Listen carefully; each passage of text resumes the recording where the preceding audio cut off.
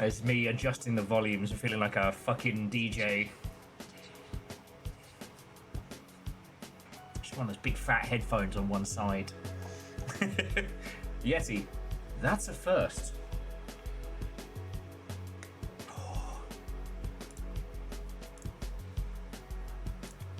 Time to update the boards. How you doing? Watto and welcome. Come on in.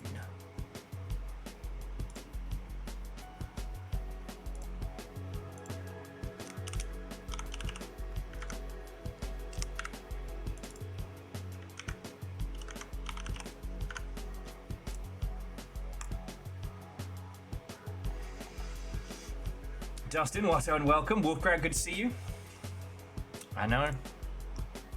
And the thing is, Dustin, I don't even have a deal with any of the animals in your near vicinity. Ultrazini, Watto and welcome. Coming in, friends, coming in.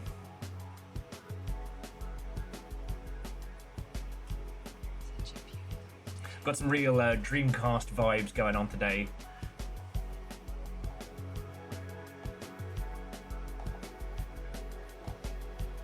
And Cinemox, Watto and welcome.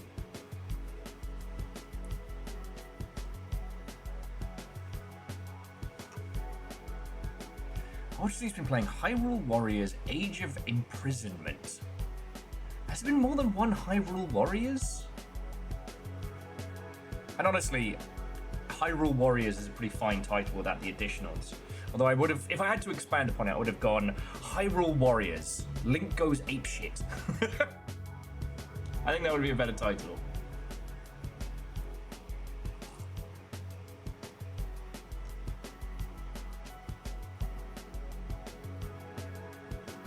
That's done 3 Hyrule Warriors? Huh. Guess people really like kicking the shit out of things as a surface-to-air tactically deployed twink.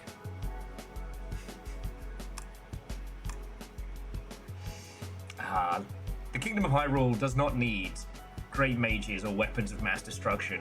They have one mute lunatic. They just drop him on a problem. It doesn't always get fixed quickly, but it always gets fixed.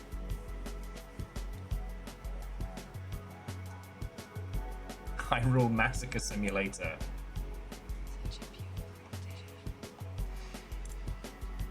Maybe we can go back to doing Unleashed. That was a good one during the 2000s. Hyrule Warriors Unleashed. And Nova, Watto and welcome.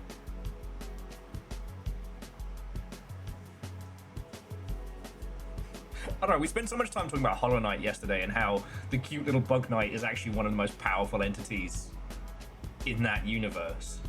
And it's kind of funny when you stop and think about it, how Link's just a little guy. However, Link is also the most powerful force in that universe. The speed at which Link defeats the problem varies wildly, but there is not a problem he has not beaten. He beat the moon!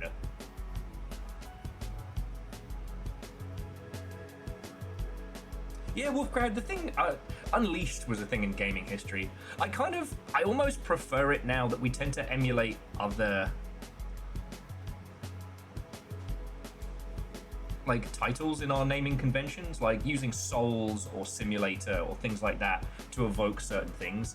The era of Unleashed was very odd. Looking back on the history of it, it probably seems like the weirdest brand crossovers of all time.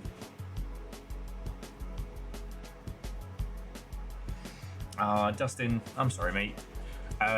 Yesterday, Twitch was being weird for a few people. And I don't know if this is just due to AGDQ kicking ass or what have you.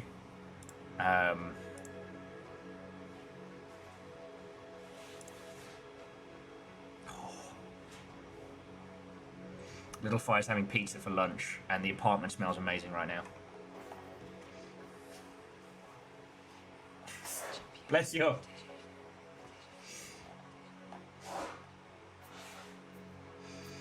Oh, so yeah, happy Weird Indie Wednesday.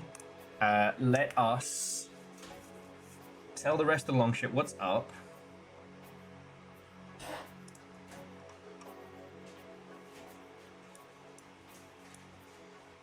Oh No. Or just that's the problem. House Carl doesn't fuck around.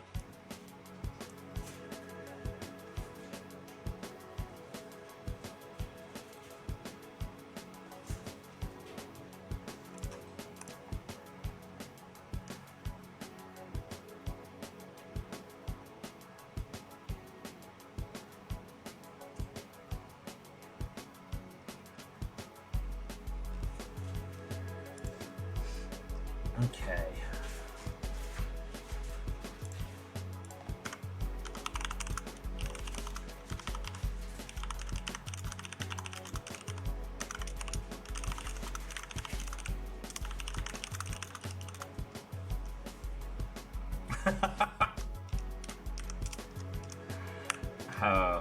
Wolfcrad was asking, are you trolling me with the smell of the delicious pizza? Of course. Little Fire says, of course. I had my pizza last night. It's alright, I think I've still got some emergency noodles in the cupboard.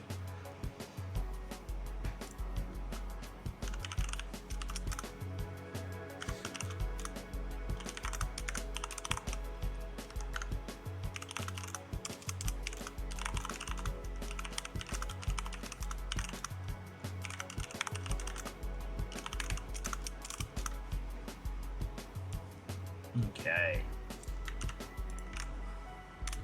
So for today, I have 2 games locked in and maybe 1 more.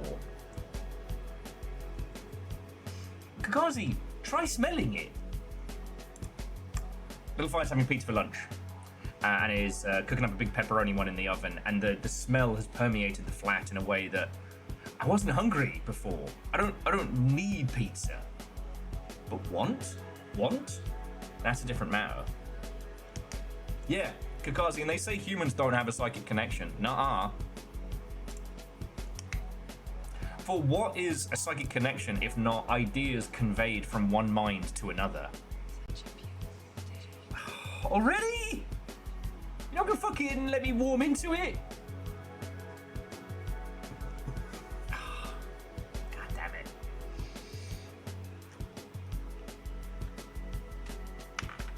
Reactor online. Sensors online. Weapons Happy New Year online. to you. All systems nominal.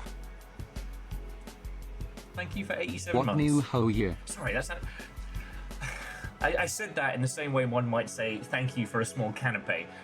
I can't actually quantify how long 87 months is, but I know that we are coming up on our 8th anniversary this year. So, woo! Yes, my legs do hurt, but I was informed yesterday that I was actually squatting too low. And what I said was, but is that not how Shorty got in the club? I was informed that that was not correct. 87 months is 7.25 years. Jesus.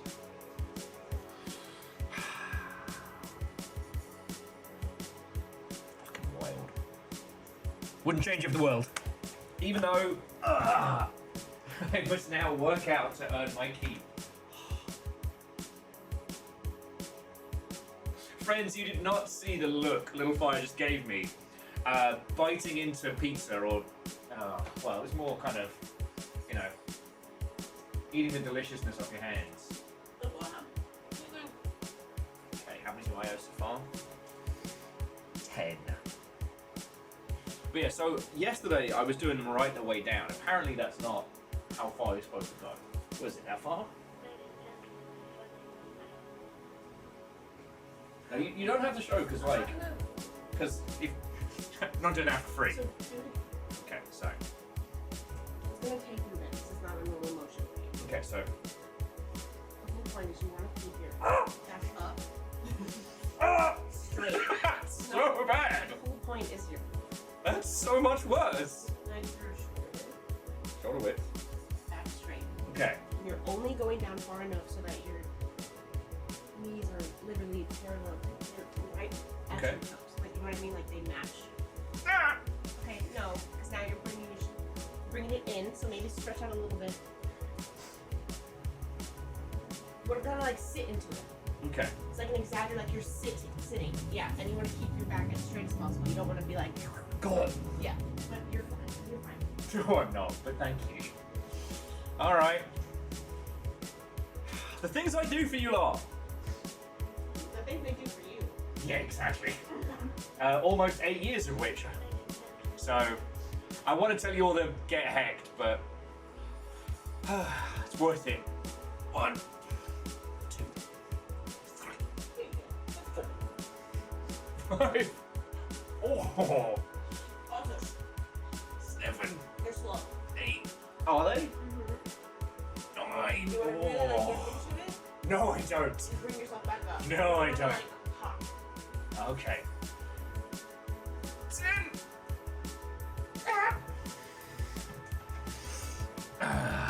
No, Grayson, dabs are still there.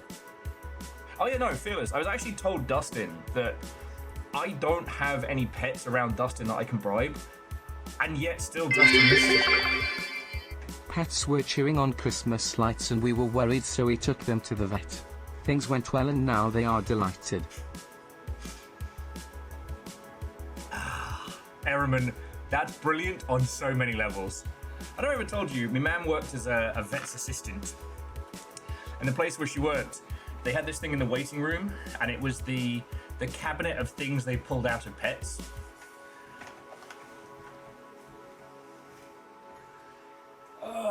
Now for this one I can say, fuck you, Grayson.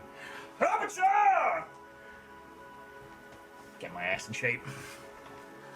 It hurts so bad.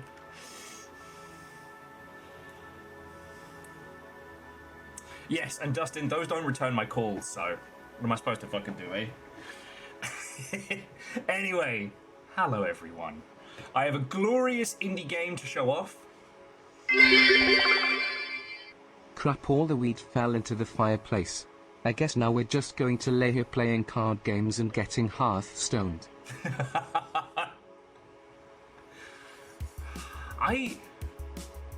Getting high and playing like Hearthstone and Magic the Gathering is either the best or absolute worst experience. There'd be nothing in between. No one would have a middling experience. Favor 6, that's a good one. Sorry, Akari. Thank you kindly for the 200. Fearless, we'll see how I'm doing in a few months. Because the rule was for 2026. Unless I have to take a break due to injury or otherwise.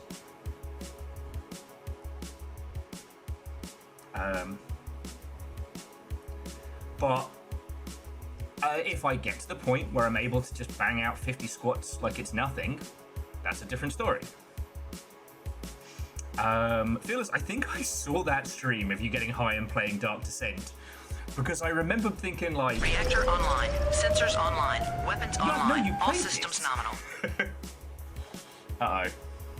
An infinite number of mathematicians walk into a bar. Okay. The first orders a pint. The second orders a half pint. The third orders a quarter pint. The barman waves the rest off, says all right, I've reached my limits with you all. And pours 2 pints. Man, a calculus bar would probably be actually a great place to get shit-faced.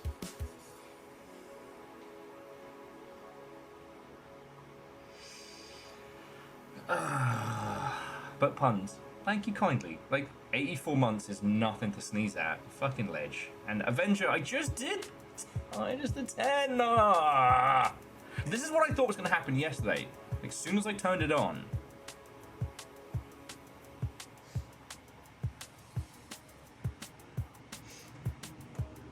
Ooh. J-Post was saying apparently somebody made it to the finals of a Magic the Gathering tournament. While on mushrooms. Now, I've never done illegal substances, and nor has anyone on Twitch.television, as it would be against the Twitch terms and conditions. But in theory, that sounds like fucking hell. A huge room full of people all making different noises. No, I'm good.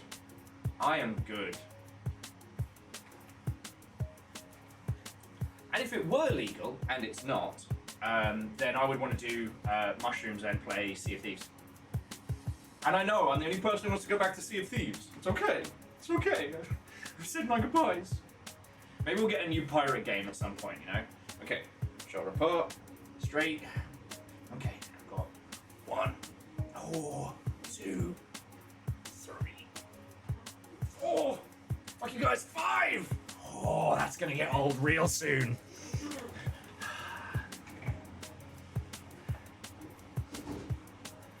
DBZ says, can you give me some advice? 5 indie Metroidvanias that I should play. I'm assuming you know, like, the obvious ones, Hollow Knight, Bloodstained Symphony of Thackeray, etc. Ender Lilies, Salt and Sanctuary, the first, not the second.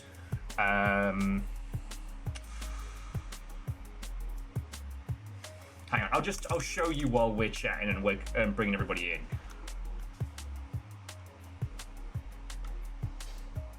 Yeah, and the thing is, we can refund stuff if it goes too far.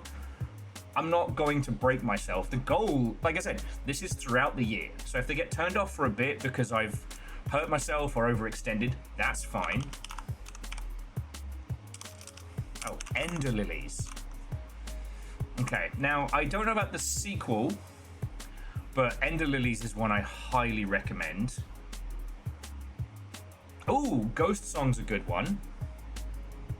Kendall played Project Silverfish High. It didn't go very well, yeah. Project Silverfish Drunk, brilliant. You get that blasé, like, you know what? I am a badass. Honestly, I think Chicken Nugget did so well because while Little Fire was conked out, I was there slamming cups of wine and being like, fucking wee! Okay, we don't need the story trailer. Here we go. So the thing about this one is that you're predominantly using summons. And you yourself are just a little girl.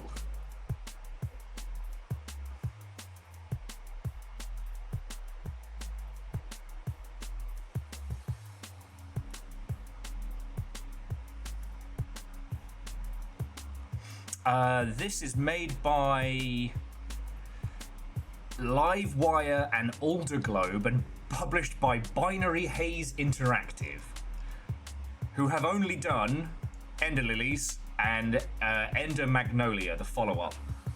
Oh, and in between they did something called Redemption Reapers, which is a tactical turn-based something. God, I'm dizzy watching it. DJ Coil, no offense taken. Although, what block am I up against right now? Because it is fun during AGDQ week of knowing exactly when not to worry. Oh, is Mario Sunshine on? Just sleep in. Don't worry about it. It's Pokemon. Okay. I am gonna say it. I'm not interested in Pokemon speedruns. I appreciate the craft and the intent, but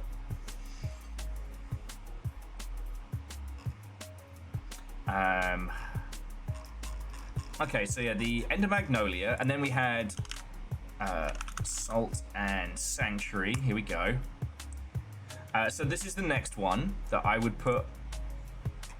And again, I'm avoiding the obvious ones. This has a fascinating paper doll art style, and whether you consider this a Metroidvania or whether you consider this a Souls game is really based on how you look at it.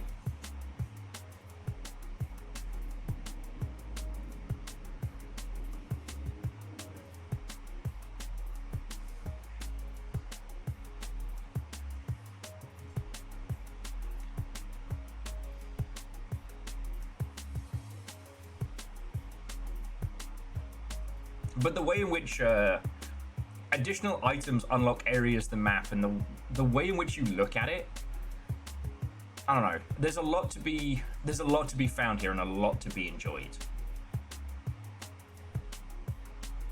Because ultimately, a Metroidvania tends to be more of a technical term, and a Souls-like loads of things call themselves Souls-like, but ultimately it's if does it feel.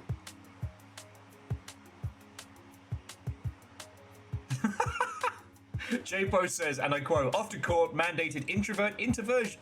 Fuck, I killed it. Off to court mandated introvert intervention dinner with friends. Have fun with Weird Indie Games. I'm gonna. Okay, just in case. Bloodstained Ritual of the Night is kind of the gold standard, as this was a lot of Mother Hubbards who worked on Castlevania who weren't, who Konami didn't keep around while it was doing its whole disaster fest. Like, the art style is fine. Oh, this is the DLC character. Alright, can we just have... Where's the proper... There we go. Proper trailer. But this kind of came off the back of the classic franchise revival. You know, when we saw Mighty Number 9 and a bunch of others.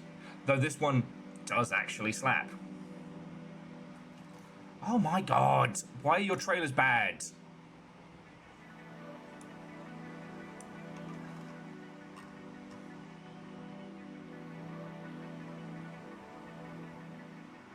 MDH, have you not heard of Bloodstained Ritual of the Night?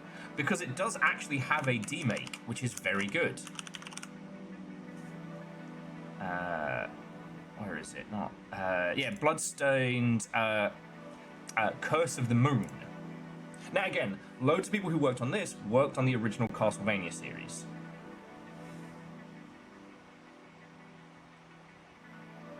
Okay, yeah.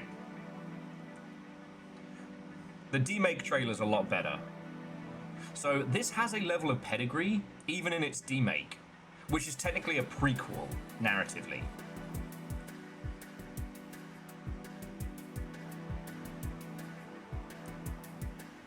I'm also trying to keep it to... The other day I was recounting what I thought was the story of Perseus to a friend.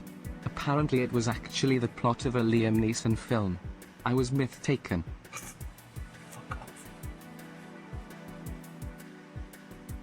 Vershi, thank you for the 200. That was terrible. Why are you like this? Thank you. Oh, yes, Infernax. God, thank you. I would have been pissed if I forgot that. Oh, I guess this is the co-op trailer. Yeah. Infernax is genuinely brilliant. It is brutal, it is unforgiving, it is a... It's been described as a horror Metroidvania.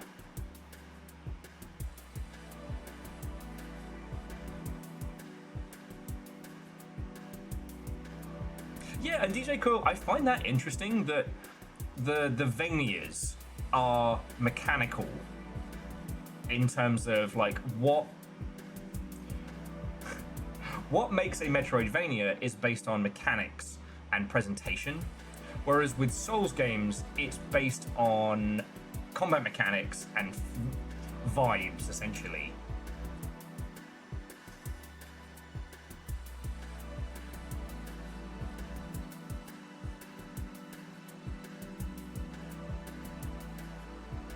It's also one of the reasons why I love like video game discussion stuff, because, you know, genre and genreification is entirely freeform.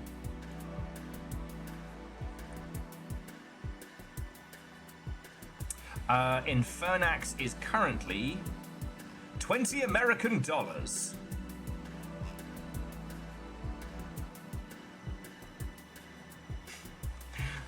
This game contains mature themes that may be suitable for everyone, ranging from saucy language, acts of violence in the name of justice, copious amounts of gore, and a half-clothed demon people of varying degrees of attractiveness. By installing this game, you hereby agree that you were cool with this? Cool? Cool.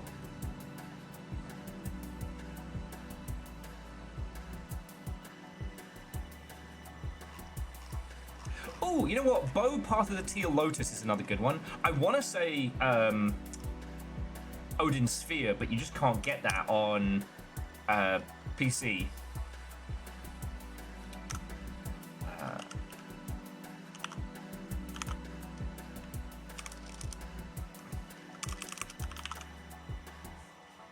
Oh, I really did not like how I typed that. So yeah, so this is Bo Path of the Teal Lotus. This had an initially hard point with Humble Games, the publisher, kind of shuttered for a hot second whilst this was being released, and the game team did not know. And while I do think that the Nine Souls is an incredible game, that one is so far into the technicality of combat that I wouldn't even begin to describe it as a Metroidvania. Yeah, and Jonas, it's one of those ones where I'm like, I'm not trying to be culturally insensitive, but I can't search for your game. Thankfully, Teal Lotus got it through.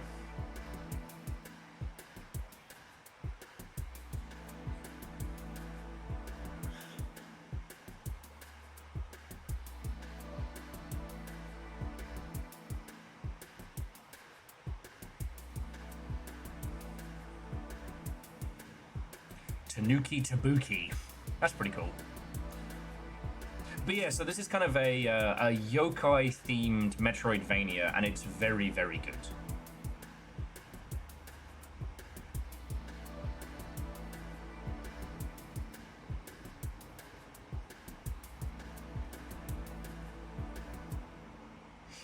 So there we go. I think that makes up for a good 5. To the rest of you, Watto and welcome. Dubaza was asking for 5 Metroidvania recommendations, and I wanted to give like a nice spread. Because I find usually when someone is asking for... If someone is asking for a specific kind of game, it's because they're looking for something to play. If someone is looking for 5 recommendations, it is probably because they are either researching it or wish to know more on the subject. So yeah. I don't see Ender Lilies discussed as much as I would like.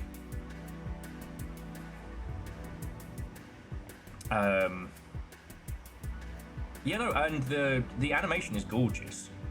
Honestly, if you haven't heard of this one, Bo Path of the Teal Lotus, that's not your fault. Again, Humble Games is still technically around, but they got rid of everybody who worked at Humble Games. So there was no one to push this at launch, which is a big crock of horse shit. Humble Games would go on to basically hire back their old team as a separate entity, but as contractors.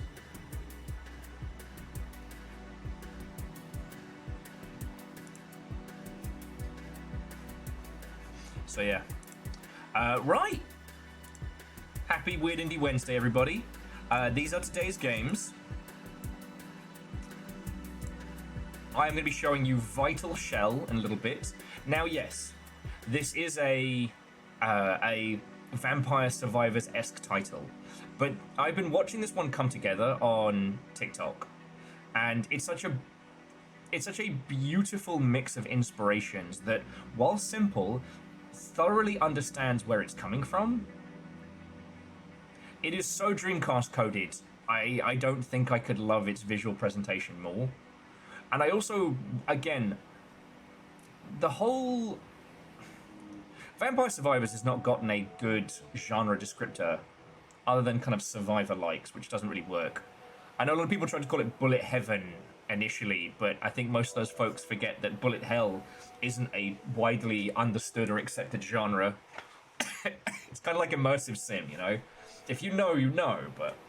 Okay, yes, shocker, it's got mechs in, and it's very Virtua On meets Armored Core early stuff. I'm not going to apologise for that. I mean, Kakazi, we'll find out together. I haven't played it yet. I wanted to wait and see how it did when it dropped. It looks good. The other one that I'd like to show you all today is called Oddcore. And someone described this as, if you'll forgive the term, the crack rooms, in that it starts off with kind of like an almost satirical backrooms environment with this broken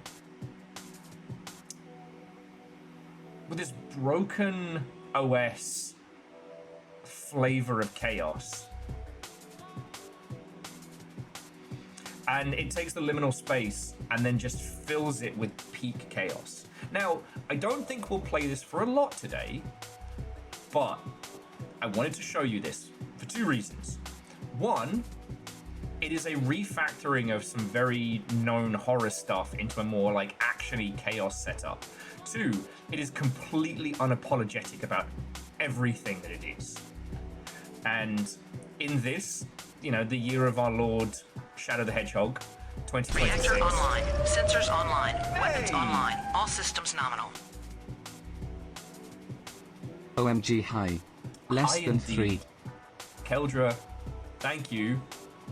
Vec and Ledge, how are you doing? Watto and welcome.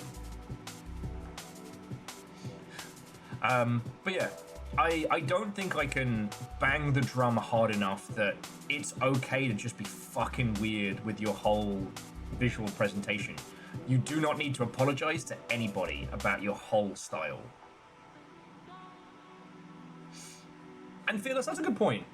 How long did we use the term Doom Clone before we settled on first-person shooter? That's true. The difference being is like, bullet hell is an old descriptor that kind of stemmed from, for those of you who are not a squillion years old, they used to just be called shoot 'em ups, shmups. They would predominantly be side-scrolling, you know, plane, guy, vehicle, tank, whatever, where you would just scroll through the arcades and shoot stuff. It was kind of popular because it was one of the non-versus co-op, you know, kind of born out of, you know, Gallagher and things like that. Had a few notable successes. One of them was kind of like 1972 or something, I forget. It shows up on all the arcade classic collections. But then, as the arcades died, so too did the shoot 'em up collection. What we did see was the Toho explosion. They made some tweaks around the formula where instead of it being your whole character that couldn't get hit, your character would have a heart or an icon in the center. Very anime themed, very much aimed at, well, the anime crowd. And that kind of kept the thing going. But honestly, like, R-Type never really evolved. And don't let R-Type evolution tell you otherwise. Ikaruga's still discussed, but, you know, I'm trying to think of something to compare Ikaruga to. You know, Ikaruga's kind of like the Ulysses of that space, in that if you go through it, it is beautiful, but it is insanely punishing, and it has a rabid fan base. They're fucking cool. Yeah, Ikaruga was remarkable and is a great study point. I can't say you'll enjoy it if you start playing Ikaruga today. I cannot tell you will have a good time. You probably won't.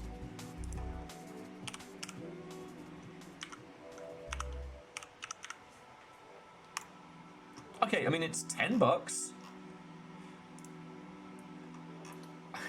On the surface, it is so simple, and that's why it's brilliant. So you have a little ship, much like R-Type and everything before it, but your ship has a cool shield that takes damage and turns it into output. However, there are two kinds of bullets and two kinds of shields, blue and red. If you get hit with a red bullet while your blue shield is up, you die. If you get hit with a red bullet while your red shield is up, you absorb it and turn it into an attack. There is a fascinating video that someone made where they spent an entire year playing Ikaruga every single day. Sorry, black or white polarity. I always remember it as blue and red because... and Austin, what and welcome. Angel Kalina, what and welcome. Coming in. But my point being is, like, this is a genre of game that people remember very... There's a genre of arcade game that people remember very fondly, but again, outside of the Toho stuff, it hasn't really grown beyond that space. Hell, one of the reasons why we talk about The Void Rains Upon Her Heart so much is that is taking this and putting it into roguelike environments. You know, giving it a recontextualization outside of the standard, you know, arcade stuff. you kind of see the same thing with like platformer shooters, you know, your post-Contras and things like that. None of them really... Like, Metal Slug never worked out how to just be. That's another discussion. But again, this game is incredibly punishing. If you run out of lives, you restart. There's no... Well, I mean, maybe the special edition has like a... what you would call it?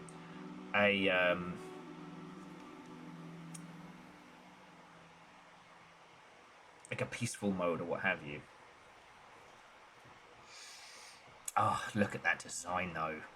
And the art and the presentation around Ikaruga is gorgeous. I mean, Treasure were the masters of their craft. I still think about, what is it, Dynamite Heady. Like, that game was beautiful. And I still think about, hang on. If you never saw, is it on here? Of course it's not. Wait, is it in the Sega...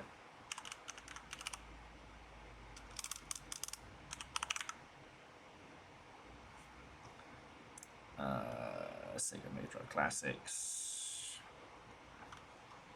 Oh, it's all been bundled together, hasn't it? Anyway, Dynamite Heady was a fascinating game because it was a classic 16-bit platformer, but the presentation of it was that you are this little... you are a little Muppet with an interchangeable head. Oh, I'm going to start this one again. This was real cool. And the world was like a stage play. So, like, you would pull down stages and sets and lights and things like that. Your health bar was a little spotlight for you that would get redder and redder until it burnt out. And the same for bosses. And it's like, you were a platformer who could swap out your head at will for different powers. Your opponent was a cat who could swap out their body at will for different powers. The pixel art was gorgeous. From a technical and animation standpoint, it was phenomenal. God, Treasure were just masters of it. If any of you find yourself in a situation where you have too much money and you would like to change that, I'd just like to point out that my personal favorite Gundam supplier, New Type, does have the Ikaruga ship. Now, I don't need this, but if you do, it's currently available. It looks gorgeous.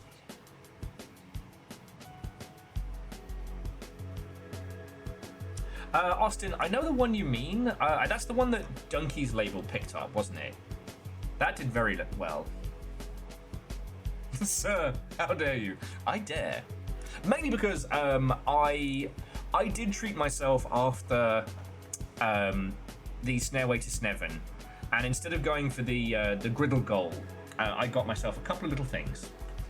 The important one that you must know about is that I now have a guinea pig calendar for 2026, because I don't know if you've tried to buy a calendar online. It is almost impossible. It's just AI slop, up and down. But this isn't.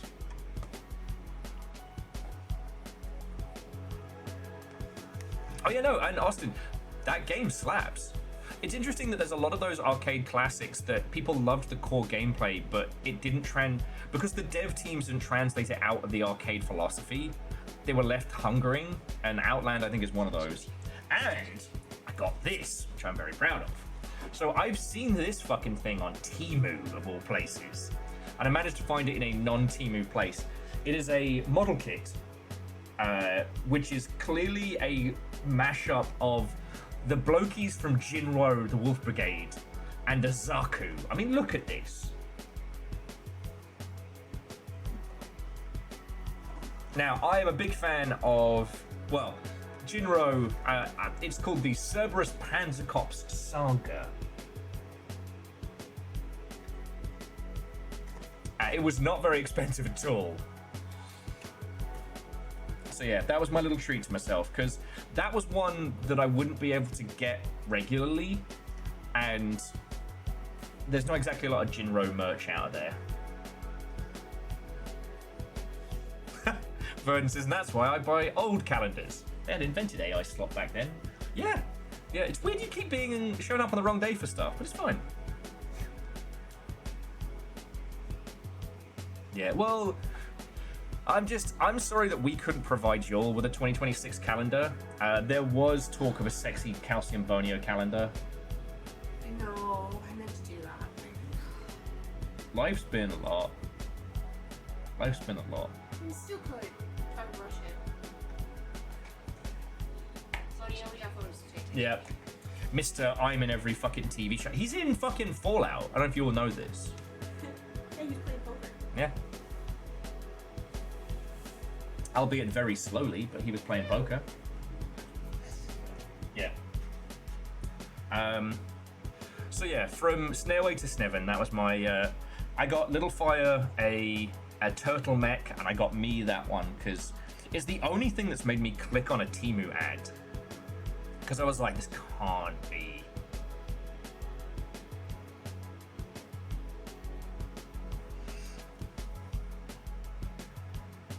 The Ikaruga kit is the player 2 ship? Huh. Is the player 1 supposed to be the black ship? Huh.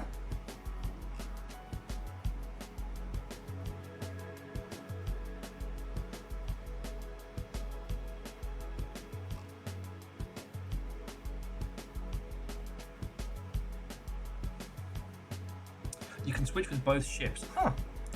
Well, anyway, it's a really gorgeous looking kit. Like I said, I don't need it, and $50 is a lot of money. Like, if that, I would spend that on food and survival. But this, I think, was like $20, and wasn't going to be one that I would be able to get again, because it's so clearly just Captain Von Copyright Infringement's mech kit.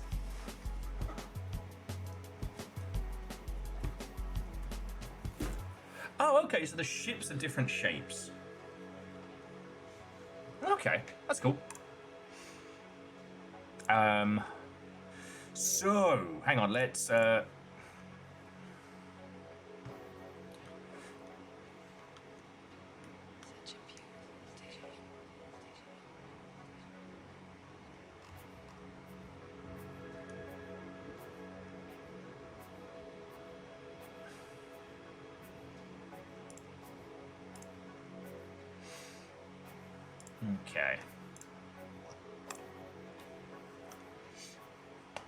Let me let the rest of the internet know.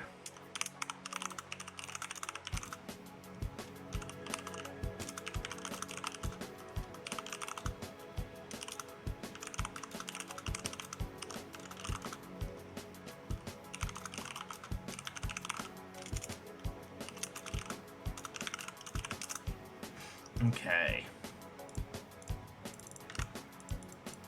I just want to post this.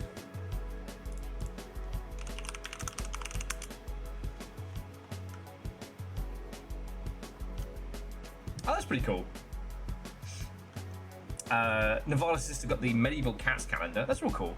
And I got the I got Goats in Trees last year because I desperately needed a calendar. So it was like,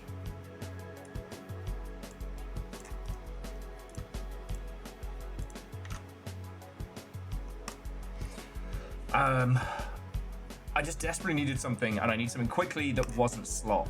And you can't just look in a regular store for that stuff now. We didn't do Wednesday, putting the wee wee wee into wee wee wee wee wee wee wee. I can't claim that. But for those who don't know, that is actually the noise Little Fire makes while eating. What noise? Wee wee wee wee wee. Oh yeah. Oh yeah, I was just gonna look at that one.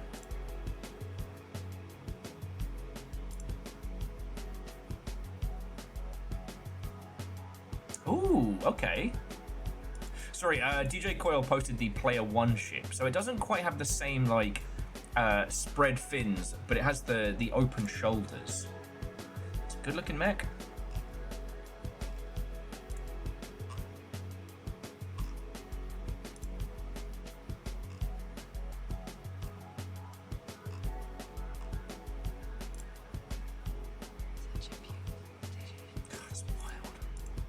Sorry, they have one of the VTOL planes from Evangelion, which is nearly $80 before shipping. Man.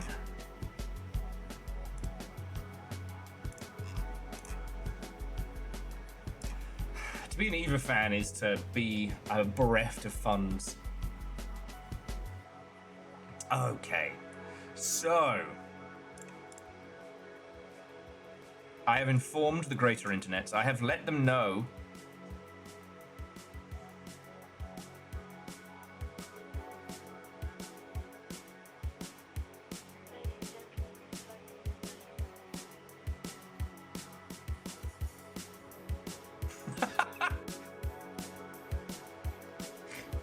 Oh. Okay. So, video game news. It's weird. I said yesterday that it's like no one's come back from the holidays yet. Well, they have. It is kicking off again. And do you want the weird... Okay, do you want Schadenfreude first? Or do you want a little bit of reasons to get angry first?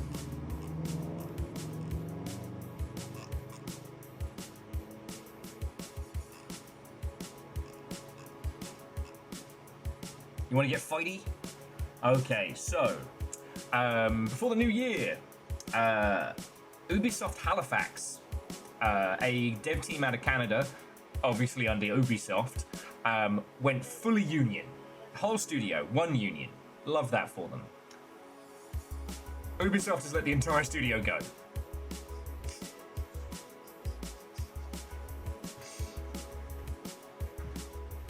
Now, they were predominantly developers of like mobile tie-ins. So they did like Assassin's Creed Mobile, Rainbow Six Mobile, etc. Oh, it's Nova Scotia, very eastern Canada. Thank you. I only know it from the song.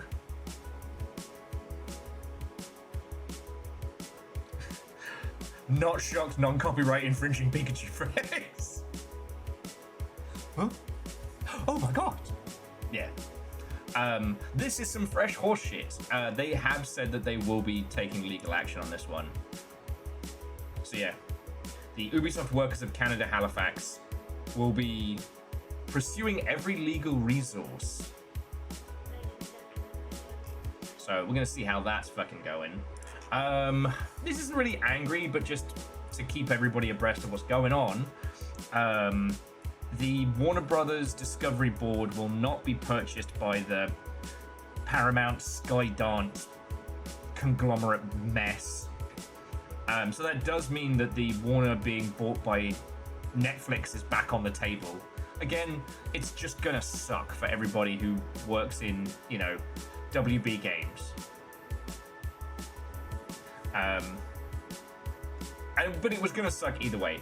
And a little bit of a Schadenfreude chase, a little palate cleanser. So you'll remember last year, Mr. Make FPS Great Again with his fucking MAGA hat shit. I want to say it was Summer Games Fest? Yeah. Basically, he was out there promoting Splitgate 2, which has been unlaunched and is going back into beta. He's been back in the news stating that actually the Steam stats don't say how many people are playing Splitgate. And let me tell you, you don't have to make a press statement that your game is being played by people when your game is being played by people. You don't have to post on social media, look at all these people who came to my party. Okay, I didn't put a picture, but they're totally here. Like, this is a really fun party, guys. Yeah. We're having so much fun over here. It's just in his hat. Yeah. Just him in his weird little hat. Everyone else has left the studio. So he's got half a moldy cupcake with a candle in it. Until the sales go through, yes. So Erriman, it could be that he's flexing to try and get Splitgate purchased, but he should have done that before he fucked everything. Right now, so many big publishers have cancelled free-to-play shooters. Like, I can promise you with certainty that every big publisher, Nintendo included, has developed, at least to a vertical slice, or at least to a pitching stage, some kind of live service shooter. Maybe a looter shooter styley, maybe just a traditional team v team. They've all done it. And then they have gone, nah, because they don't see the money in it. Now, something like Splitgate would be worth purchasing if you wanted all of the money and none of the strangle. But Splitgate 2's eaten shit, and now Splitgate is seeing a huge hemorrhage of players. And Scotty Watto, and welcome. On that, I don't know. I mean, I only really look into it if it's something I'm considering streaming. And wasn't streaming that. You know, it looked fine. Like, it had all of that Halo 2, Halo 3 vibe, but with the portal gun from Portal. Alright? That's fine, I guess. Oh yeah, Jump Space I definitely heard was bricking cards. Bricking cards and using AI voices.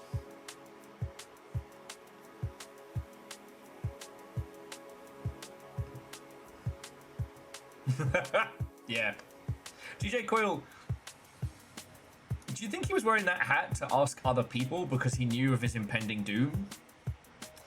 Anyway, if you missed it, he did a fucking marketing stunt at Summer Games Fest where he wore a parody MAGA hat out on stage that said, "Make FPS great again." Those who do not learn from history are doomed to repeat it. John Romero did not make you his bitch. That was a very bad piece of marketing. Yes, he then stood out there and shat on every shooter. And there's one thing you don't do on this industry: you do not make your marketing shitting on other people's games. Mums hate Dead Space 2, though. God. Dead Space 2's marketing of "your mum will hate it" was just... I mean, I guess that was the come down of the EA cocaine years. It wasn't awful, it's just stupid. Like, it didn't kill Dead Space 2. Whereas that hat and that guy's fucking monologue killed Splitgate. Because they weren't as successful as they thought they were. And so for a lot of us, the first thing we saw about this was some dickhead white bloke in mock fascist regalia marching out on stage and saying, "Fuck all your FPSs." Oh, cool. And thank you for giving me a reason to not care as the first thing that I have found out about your title.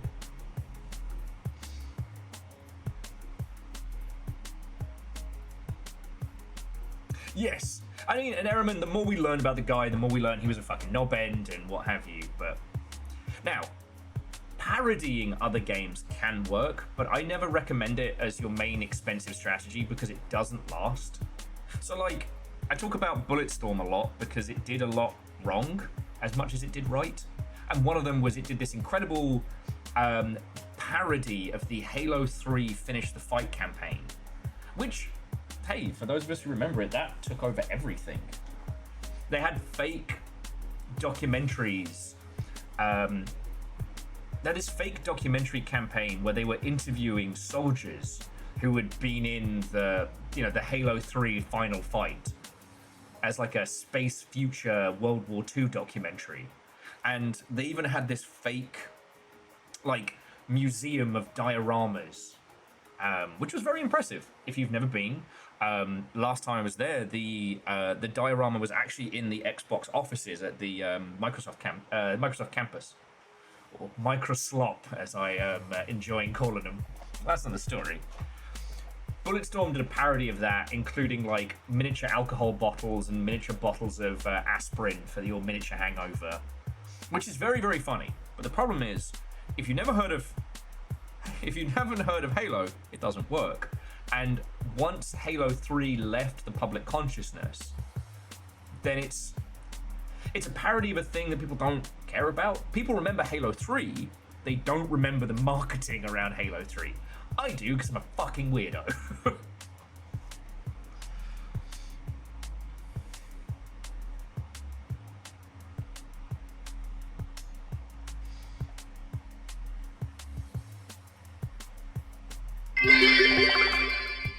As a bald person, I do still own a comb.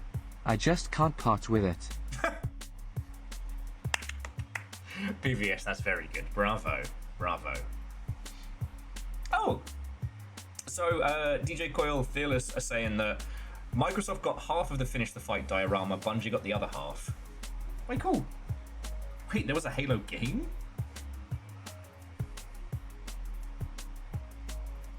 Yeah, I mean, Austin, it was a temporary placeholder in Jump Space last year, you know, and I'm annoyed because, like, I'm a big fan of The Expanse, and this felt like The Expanse of Thieves.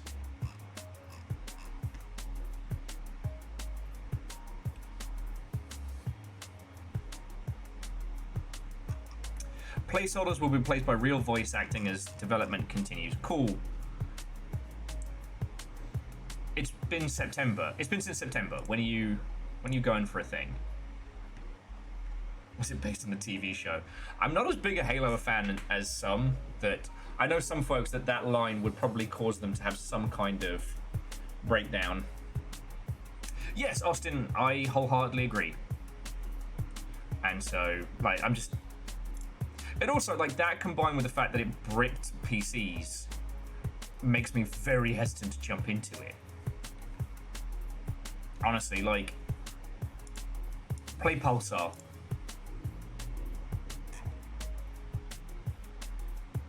Just play Pulsar.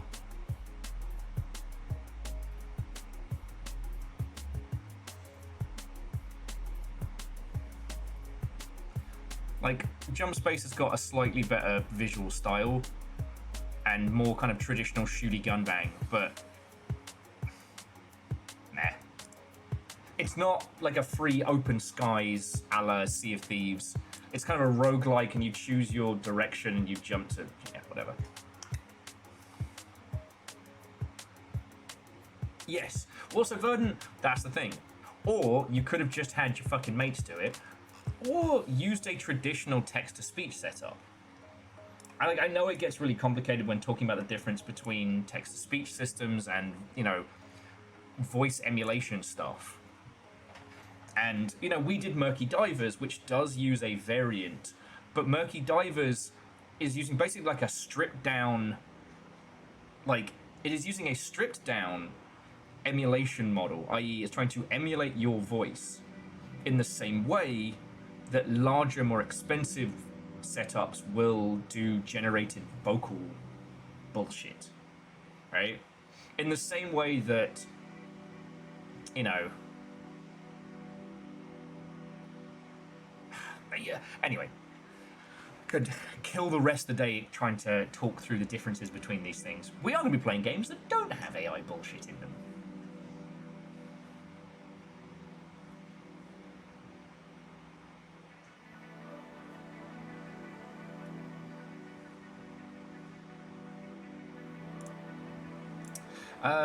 Do you think the video game public cares about the subtle difference between text-to-speech and AI voices right now? No. And I wish they did.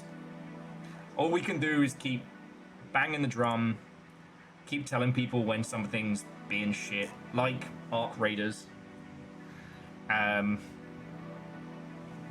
Like, this is one of those things where making sure that people are aware of the stigma around it and how much we're saying fuck that noise is important. You know, posting on a Steam forum and being like, hey, I'm not touching this until the AI stuff's out.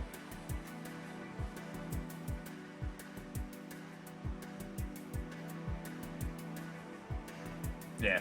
Well, and again, Verdant, like, I don't buy the we're just using it as placeholder, because you just ask Dave to do you placeholder voices.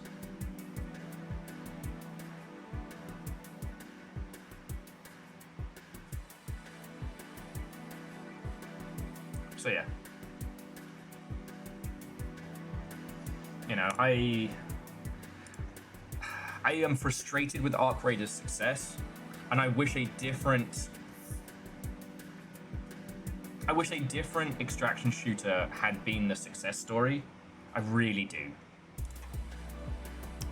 But it is what it is. You know, again, all we can do is continue to tell people, make noise about it.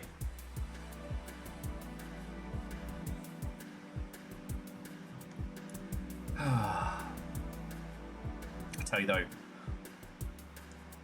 the surreality of everything right now is not lost on me. So, Little Fire and I are watching Season 2 of the Fallout TV show. Now, I'm not going to spoil anything, so don't worry. But we don't have expensive Amazon Prime-y nonsense. So we have to watch it with adverts. Most of the adverts during the Fallout TV show are products that you can purchase on Amazon. There's even a little code where you can just QR your phone to be like, oh, I should pick that up.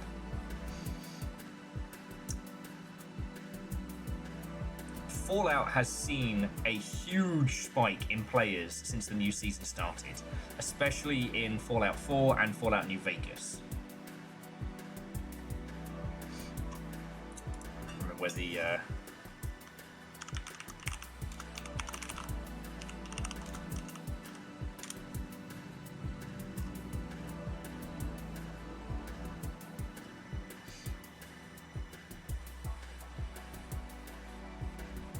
I mean, PVS, I just mute the telly. But it was just the bizarrity of the show is pushing sales of the game, and the show itself is being aired on a platform that is also advertising for itself. There was a level of nonsense in that I cannot fully begin to unpack, but, you know, the other thing that was really interesting was the Arc Riders, Arc Ball Bags, or whatever they're called, were talking about how they've been approached by multiple entities on the possibility of making a movie of Arc Raiders. Fuck off. Fuck off. But it's just the soulless atop the soulless is so weird. Arrow Griffin, what and welcome. We're actually going to start with Vital Shell today for Weird Indie Wednesday. I've also got Odd Core to show you all. And if we get through both of those, depending on how much time with, I'm not sure. There's a few interesting bangers I'd like to show you. It's wild to me that Corpus Edax is no longer a new game.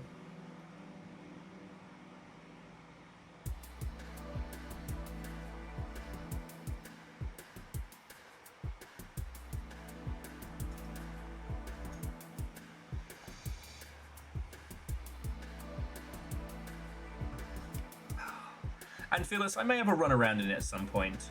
I can't talk about why I have a copy of Arc Raiders, Arc Ball Bags, but I might have a run around in it just to understand it. I will not be promoting it or paying money for it in any way, shape, or form, and I will certainly be shitting on it every chance I get.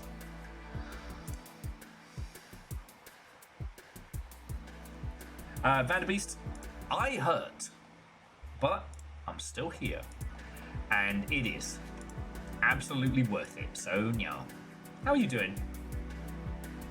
We're just talking about games industry stuff before we dive into Vital Shell, and then wherever else our afternoon takes us, really. It's our Weird Indie Wednesday.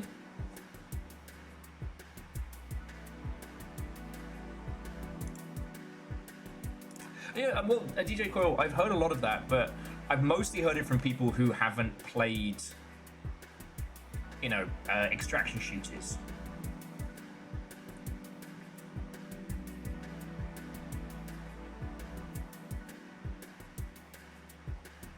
But we'll see how, like I said, I'll have a run around in it.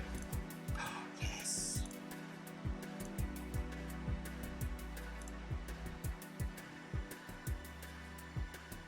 Alright, I know what our potential third game will be today, but I'm going to save that one.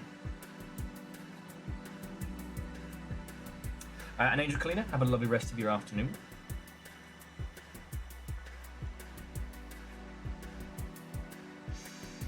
Okie dokie.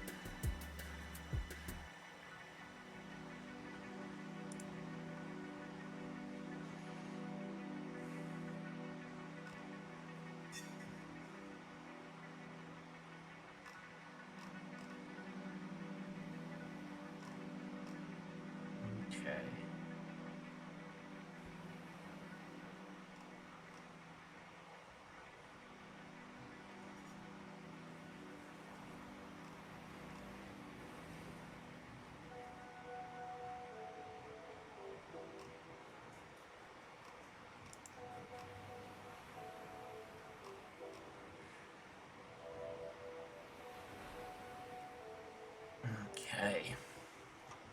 I haven't seen anything else on the hot sheets or even on the shit rags.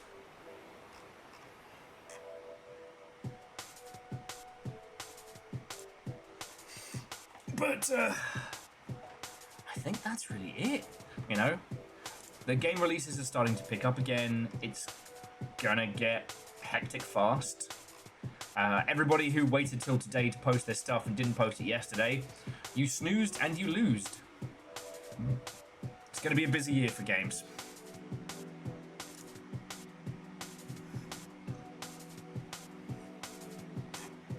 Okie dokie. So, friends, miscreants, and Verdant Flow with, there's also no news in the old print Nintendo Powers. Damn it, I was hoping for that. They snossed and they lost. Yeah. You want to see some robots doing some cool shit? Okay.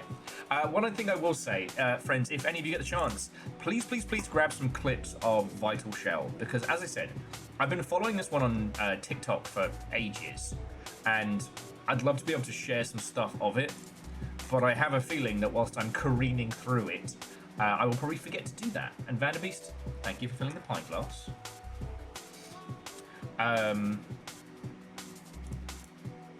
Because like the first two games I want to show you today are Vital Shell and Oddcore. Oh damn. Someone else massive is fucking streaming it right now. Good on them. The reason I want to show off Vital Shell is that it fully embraces this like early Armored Core Dreamcast style hybrid. It is so unapologetic in what it is doing. Why are you a robot in a square arena surrounded by beaches and palm trees? Shut up, Dreamcast. If you didn't play Blue Stinger, you don't know. Blue Stinger, a Hawaiian Christmas sci-fi zombie question mark on survival, but definitely game. Like, friends, it was a weird time. And right now, a strong visual style is one of the most important things you need to have to stand out in a big space. You know?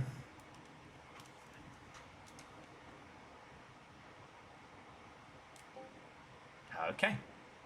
You're very quiet.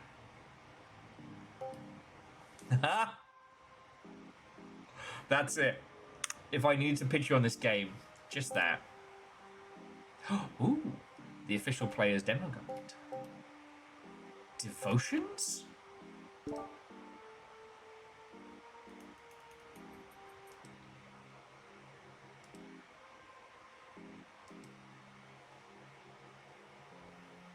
I am a streamer.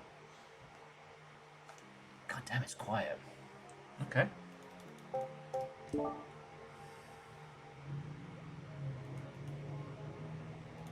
Does anyone else need their vertex snapping?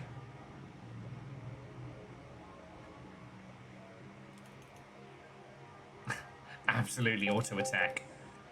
We did play more Two Crowns last night, and I had to stop playing in the wee hours because my hand hurt.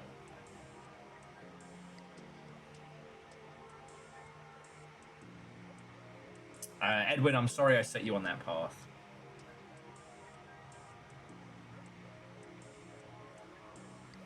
Yeah. I mean, the GameCube kind of continued that, like, unapologetic creativity that I really liked. Not that the PS2 didn't have its bangers, but the PS2 just had everything.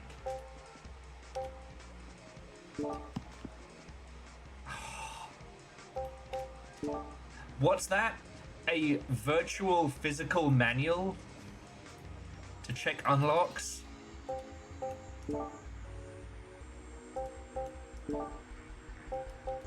The Hand of Justice, Argent Lance, Sunshard, Skyfall, Mortar, Earthforger, Fellbust, and Dave. Sorry, the Gaze of Ruin.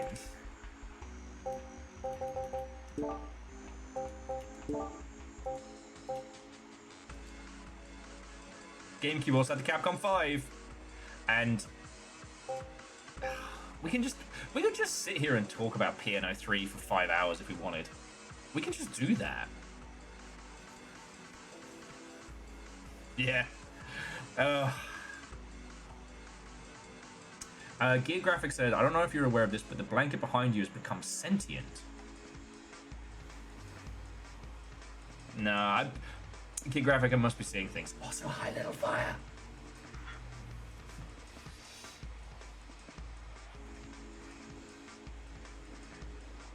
Yeah, its numbers, it's so wild to me that the counteract the Dreamcast movement was the era of the gritty reboot. When the American audience became the primary audience, this concept that everything had to be gritty is so funny. I mean, Verdant, if you... you're not in the business of getting high. Well, if you did, you could just listen to the soundtrack. It was frustrating until it was beautiful, because you can't move forward and shoot. So it enforces a cover shooter style, but you don't actually hide in cover, you just dance backwards and forwards to avoid getting shot in the gob. It's brilliant. Okay, so what have we got? Built for survivability, blocking restores HP, boosting knocks enemies back. Oh, I don't know anybody else. That's right. This fake ad is brought to you by kidnappers. Now big enough to stuff adults into now. I don't think that's doing what you think it is. Alright, let me just show you a quick run of this. See where it takes us. Island Ruins is the only place we can go. Okay, look how Dreamcast coded this whole thing is.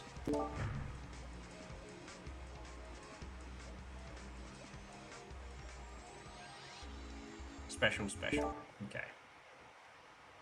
But Akari, seriously, thank you for the bits. Enjoy your fishing!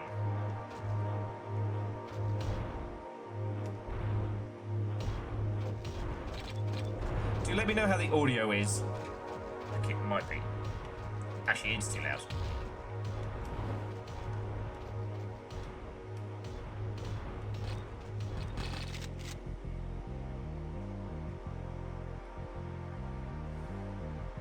No, Scotty, that's the non-copyright infringing PlayStation.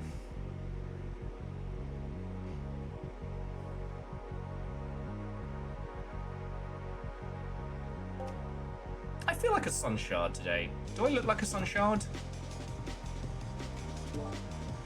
Okay, now we're playing.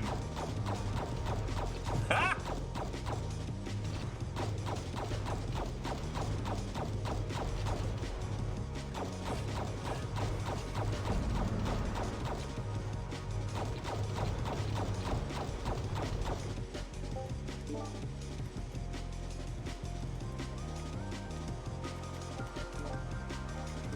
There we go.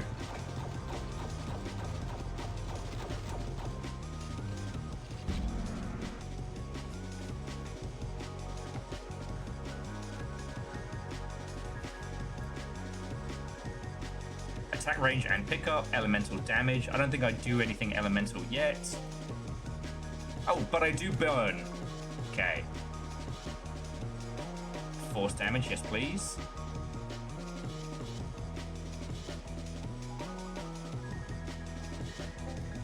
Let's go for lifesteal. Oh yeah, because you obviously put the gems inside the guns to steal. That makes so much sense. No, like I said, it's just a time of unapologeticness. Why are we robots doing this? Shut up, doesn't matter. Because it's awesome. And again, if you've not looked up Blue Stinger, please do. Because it is such a mess.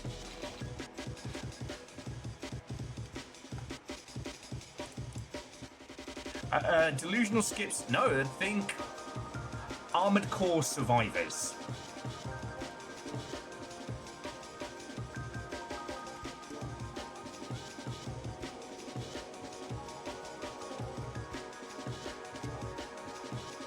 So we're going lifesteal, we're going elemental damage. This came out today, last night. I've been following it for a good little while on TikTok, and it's very good.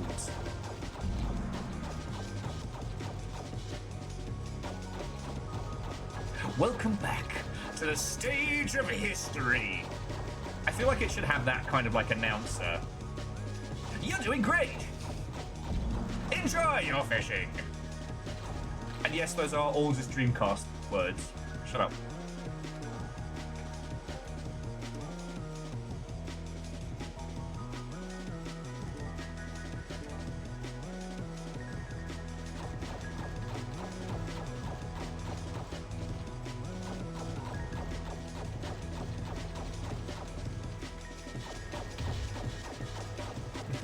Scotty, would you want to play this in VR? Oh, one cute little feature that it does have that I don't know if is obvious. Alongside the usual kind of like shoot whatever's in front of you, you do also have a manual aim. If you're a little bit more of a sicko, like me. Yeah.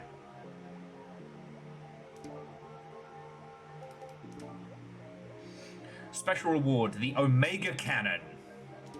Yeah, I could go for an Omega Cannon.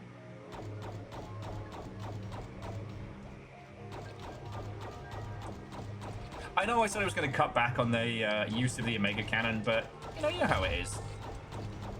It's a weekend, and you're just like, kablam! Oh, that's nice, because you can aim it and then go, kablam!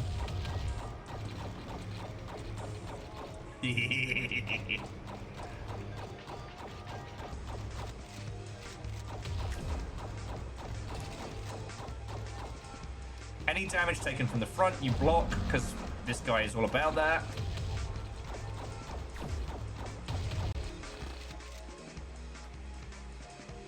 So Omega Cannon open for Blue Scorpion one summer. It rocks. Yeah, it's understandable.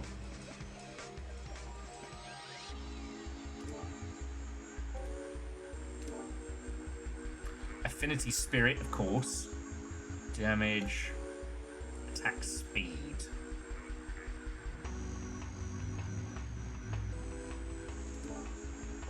Put that into the Sun Shard.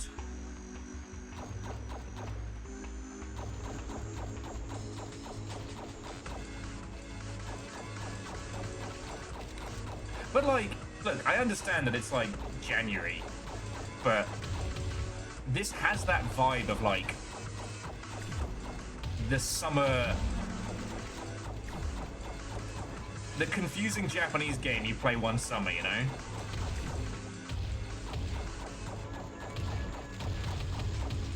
Oh! No! Mi torta! Rank F. Brutal.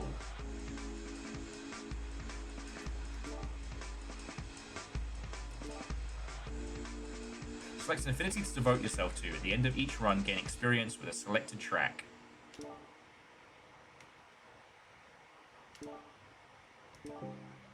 Okay.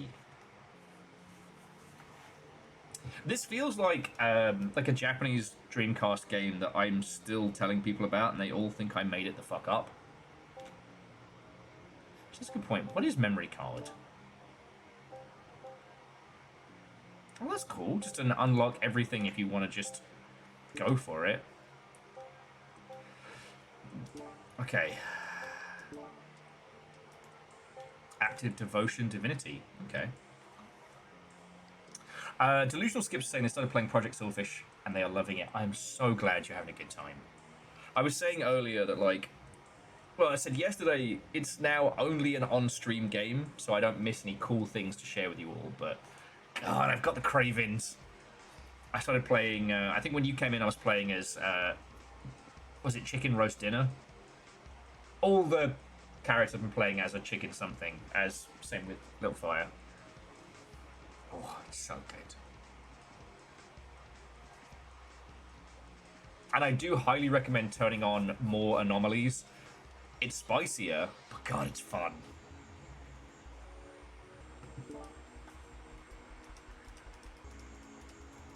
We haven't unlocked any other mechs yet, so let's see what we can get. God, the area, the vibe, the noise of it.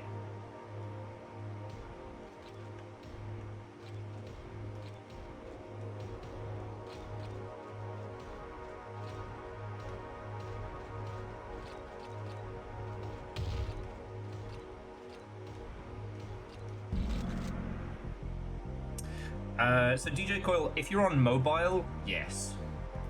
And it sucks.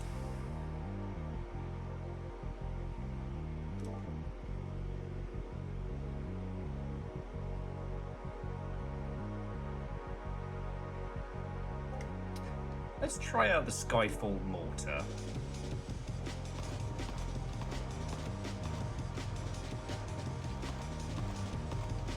But that's just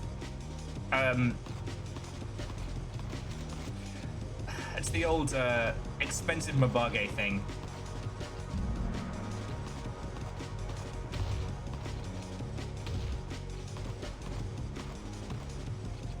Okay, if I can get this firing faster.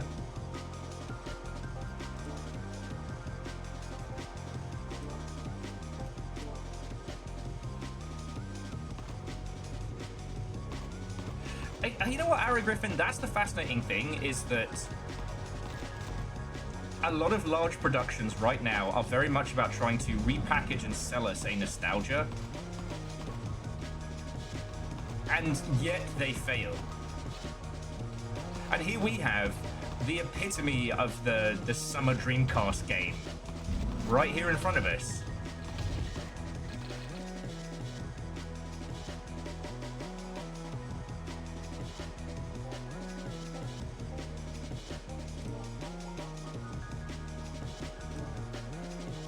Ooh. Shell Protocol. Enemies felled by critical strikes leave a pool of fire. Critical strikes have a chance to cast a spell. Grants a second life. It's not as cool as fire. And you might have noticed, I'm a big fan of fire.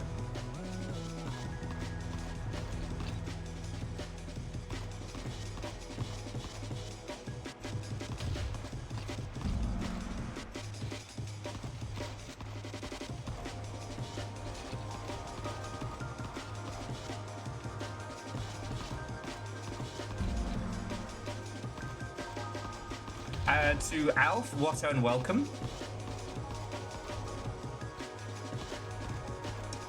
I mean, Brotato, if I remember correctly, is in waves, so it's closer to that.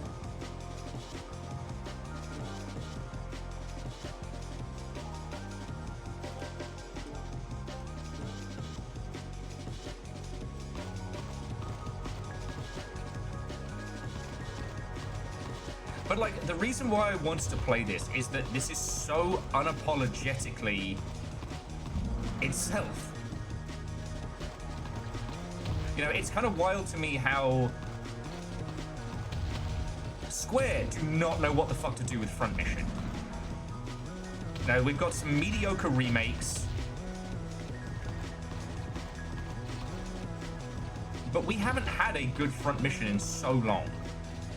They have this untapped, like, vein they are doing nothing with.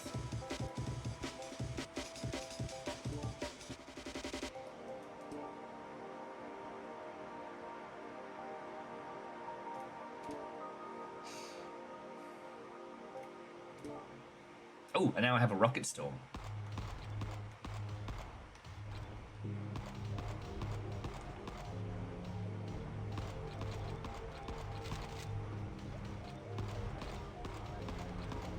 But yeah, so DJ Coil,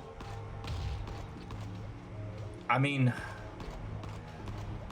donations are always extremely welcome, I will say that. And however much PayPal takes is not as much as Twitch charges. But bids are good because there's no chargeback fee for a streamer, so. He says, desperately dodging a squillion bullet. Verdant, they could have. Like, they haven't, but...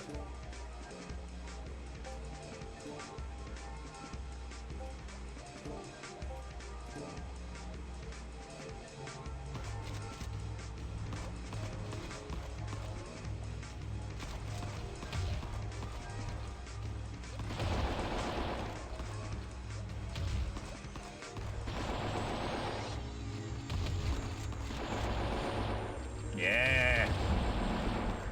Built for explosions.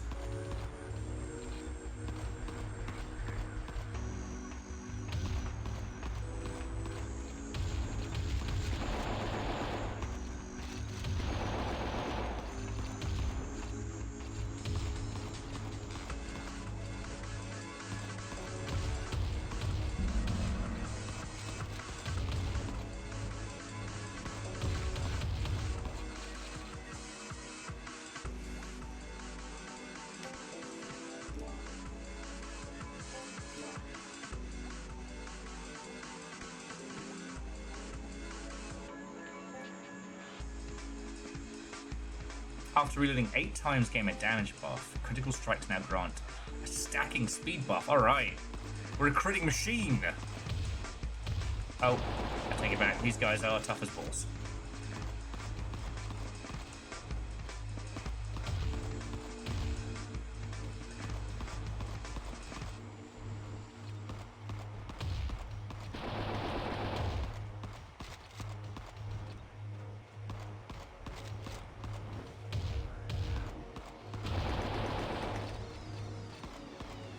I feel a lot more active than a lot of other titles in a similar vein, you know? But then again, I spent a lot of time with, I think it's now called Magic Survivor, but it used to be called Witch Survivor.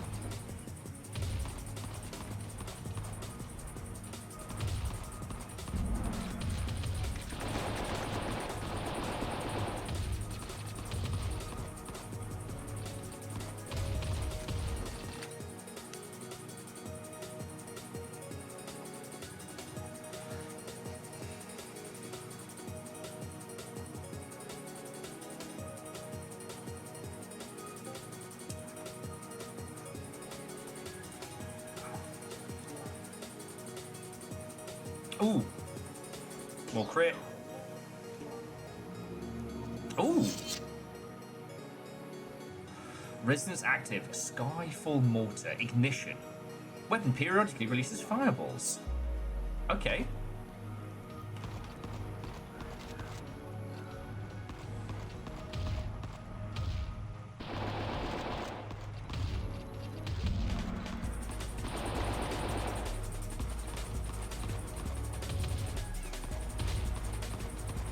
Power Grace, go!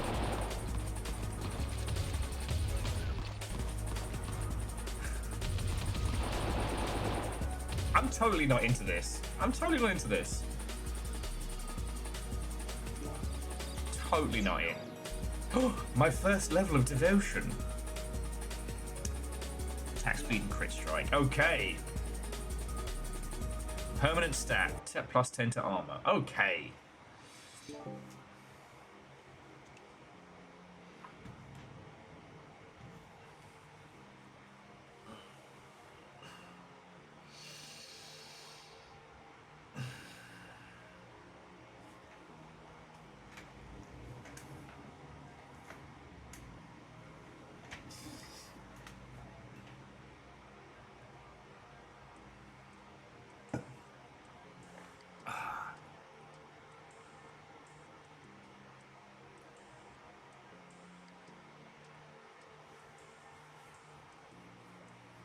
Okay.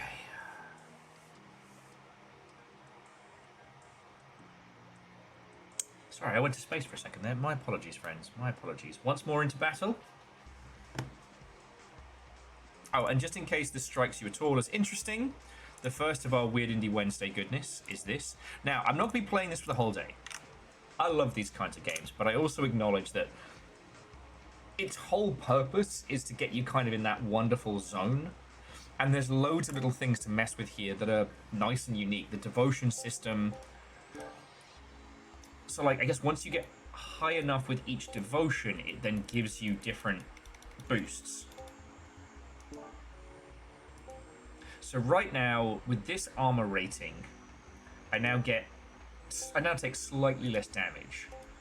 But there also appeared to be like an additional gem that makes me even stronger. Like, all of this coming together.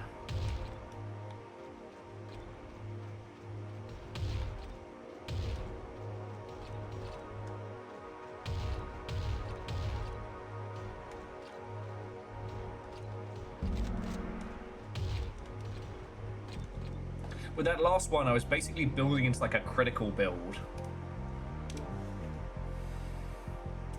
And I guess we'll take the Argent Lance next.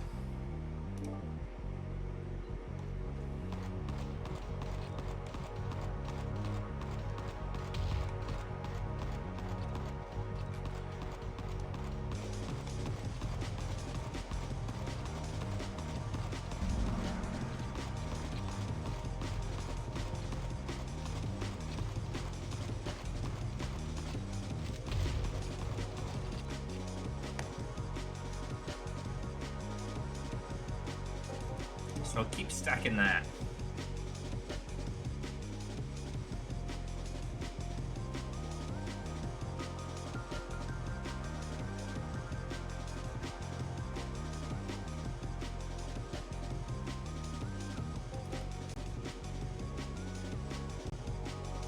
Are we critting? I think we're critting.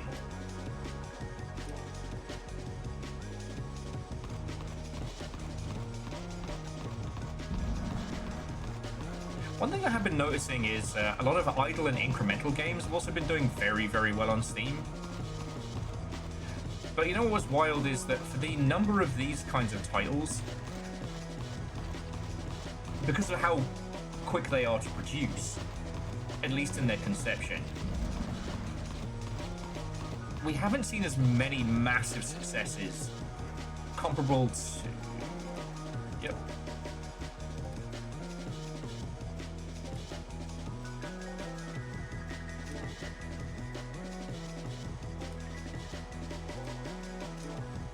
Criticals and fires. Let's go.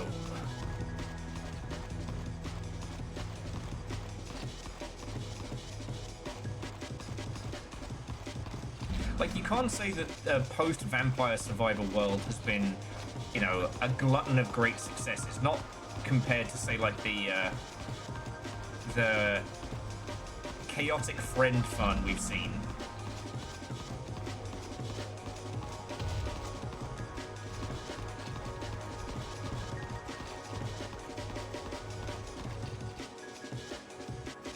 And yet here I am.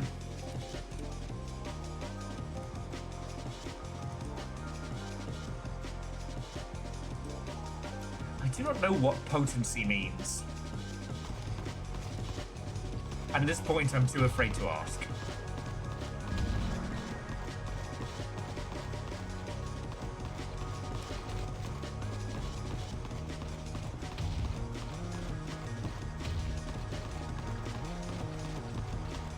yeah, Brotato did very, very well. The Deep Rock Galactic survivors also did well, but I wonder if that's just based on how feral the Deep Rock Galactic fandom are. I mean, they're totally normal about it. They're so normal. Rock and Stone, they're so normal.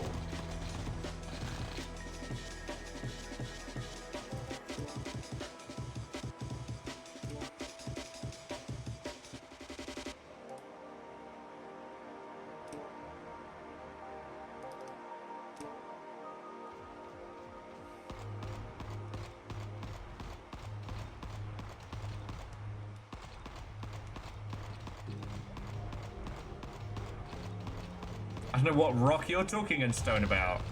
Yeah, you know what, Austin, must just be my imagination. You know how I get sometimes. Heavy machine gun!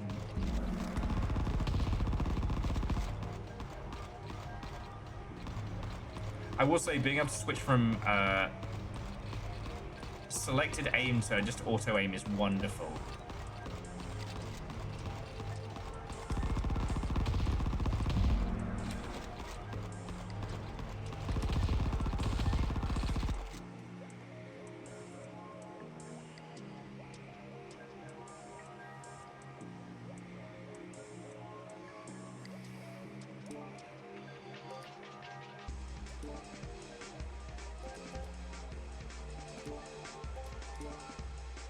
I'm kind of curious if I upgrade all one kind of gem, if that gives us something special, you know?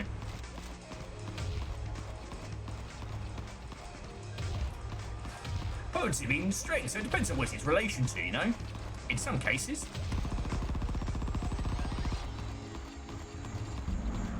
Might mean an increase of stats in a varying area. In others, how spicy the Vindaloo is, really? What about context, you see?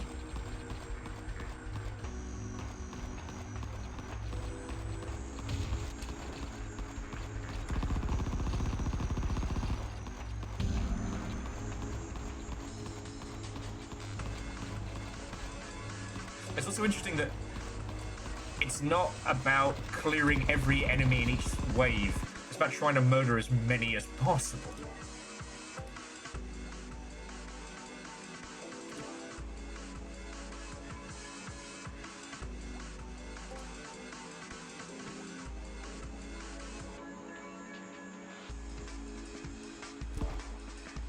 Okay.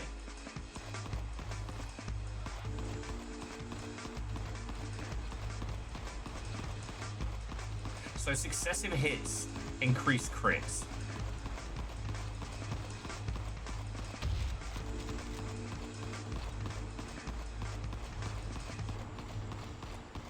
To be honest, I'm kind of enjoying it.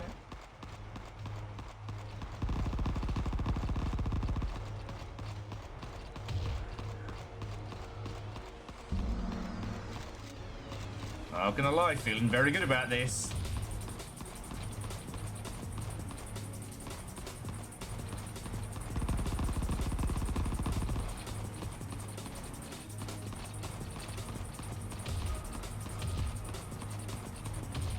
Now, if I get the crits make gun go faster, then I'm just... Oh, no, hang on. Ooh, attack speed and crit.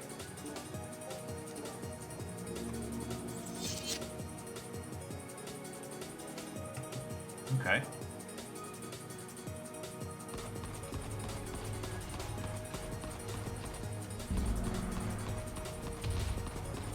God. What would be the term for this? Just vibes?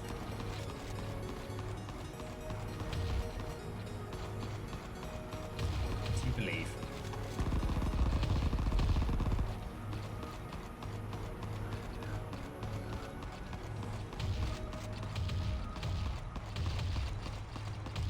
Ah, poo. Alright. Great, now I'm obsessed with this. Although we unlocked the Fate Weaver. It's gonna be hard not to just zone out and play this. Oh, you know what? Ball X Pit did leave a little addiction hole in my heart unfilled. Could this be it? Could this be it? And we haven't even cleared through the first area. We haven't unlocked a single other mech yet. And I'm going to be honest with you. I kind of want to play this a whole bunch. So, let's do that thing that we did before. The mandatory banter breaks between runs. Because the last time I played a title like this for you lot, after about 20 minutes, it was like I invited you all around to my house and stopped talking to you. I was just kind of like... You know what I mean? So to those who weren't here yesterday, what have you been playing? Tell me your video game tales. Let me live digitally, vicariously through you. Once we're done with Vital Shell, probably going to give this another, like, maybe hour or so. Just because I want to show it off. I'm having a great time with this. And not in that way that when people are having a bad time, they just repeatedly say, I'm so happy right now. Oh, Arrow, are we fucking dueling banjos on this? I am glad you picked it up. Don't forget to leave a review. Because there's like... Oh. Well, there was 14 when I started. There's 26, so... I assume whoever that person who's streaming it massive...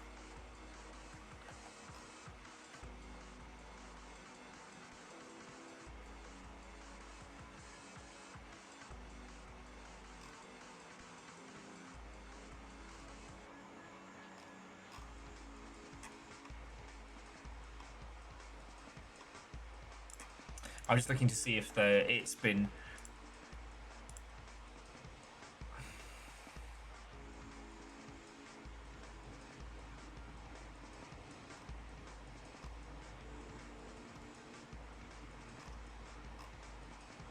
Okay.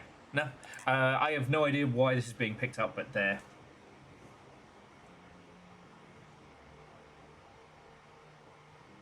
Oh, yeah. Avenger, there's a lot of things that suck about the games industry in the modern gaming space, and that those are things worth critiquing and discussing. But there are also loads of things that slap, and one of those is that mod installation now is so easy. Those who don't know what it used to be like, every mod was like an odd-shaped, self-detonating Jenga piece that you wouldn't know it had broken the others until well after.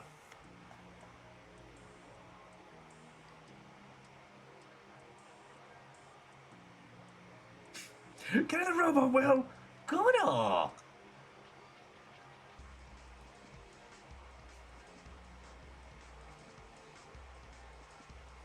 Yeah, PVS, or however long your life lasts. Fearless is on Rogue Trader. I mean, it could be one of those ones where you can hit character, you can hit level cap with characters pretty easy. I mean, I know with good old XCOM 2, it wasn't impossible. Get the robot, Will. A little fire, I'll have to do it again. Alright, alright.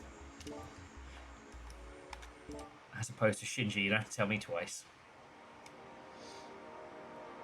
But yeah, sorry if I've already talked to you about it like a million times, but I really wanted to get Stalker Gamma working.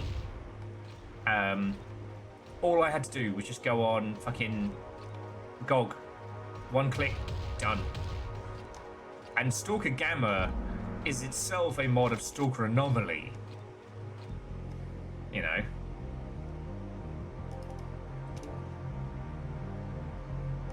Ooh, let's try out this Fate Weaver. But not Fate Beaver. That is something very different.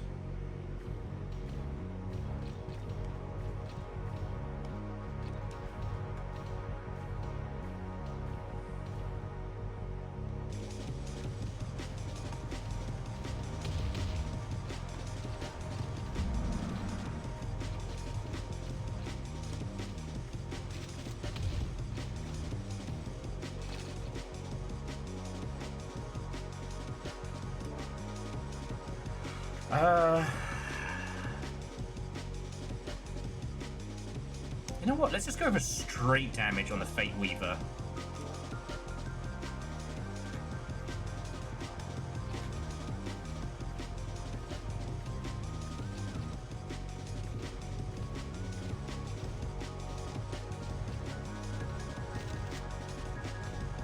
smartest play.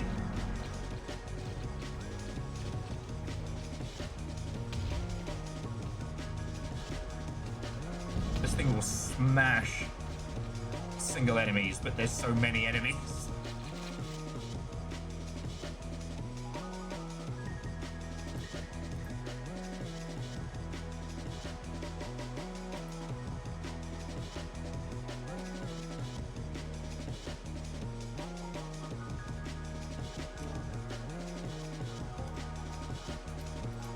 It's also very, very easy in this to check what we've got. Crit strikes attack a speed buff. Alright. So I guess we're back on the crits.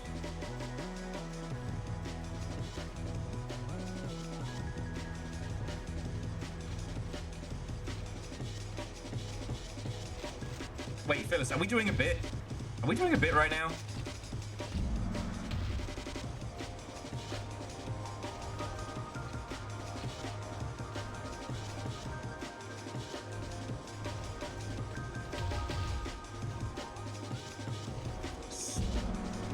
Okay, thank you.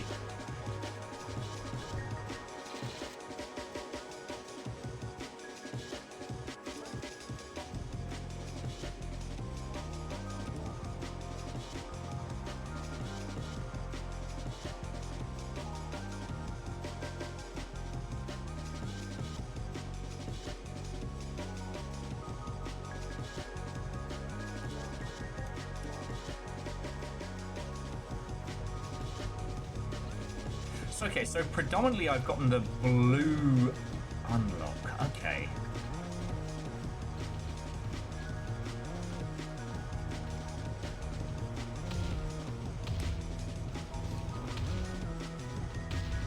This is not going according to plan.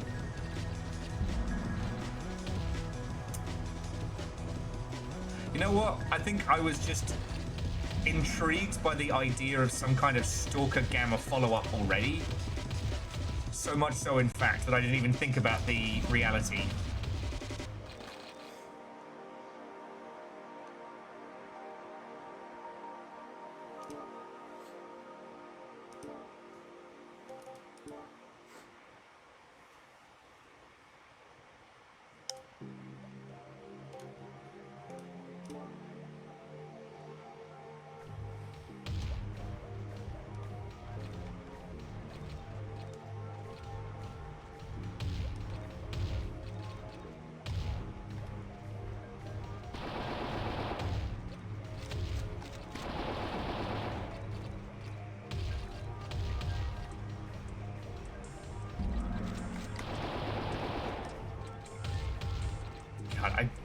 The sword and board is not my jam. Ah, poo. Worth it. Wow, yeah, I am definitely getting stuck into the paint on this one. Okay, one more run. One more run, he says, planning on playing several more runs. Ah.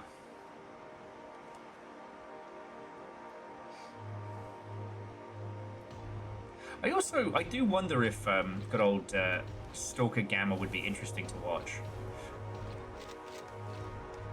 Because I started fucking around with it after I got it all up and running over the holidays, or before the holidays. No, before the holidays. And it's not the most...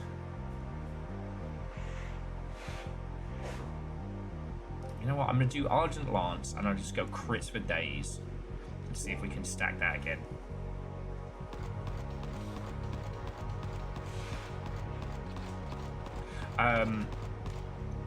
It's very intense to play, and you really have to know the world. I don't know, maybe... I was talking about it while we were playing Project Silverfish, which is... Stalker Gamma's been hard to get into after...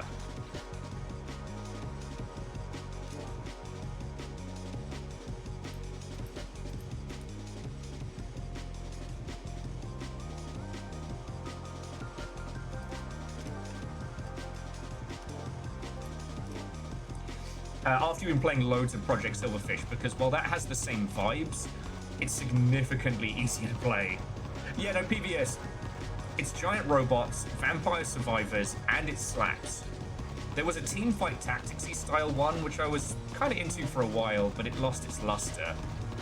This, especially with the Dreamcast vibe, like... God. Back when consoles had personalities, you know?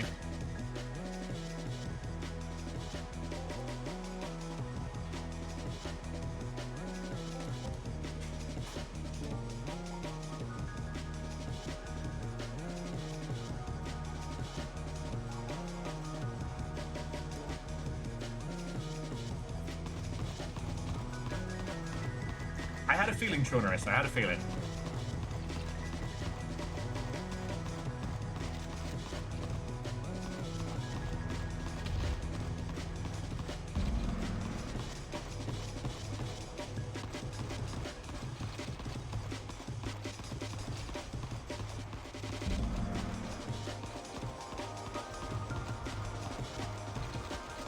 Because if I can combine the successive attacks increase crit with the crits increased rate of fire, I should be able to create some kind of nightmare high-speed super bastard.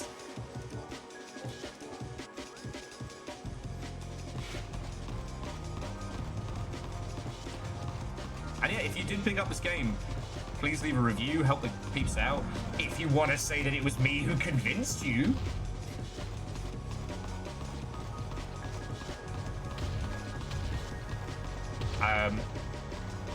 I mean, I don't need that, but it will just be that thing of, you know, in 2 weeks' time when someone comes in and goes, Will, did you hear about this game called Vital Shell?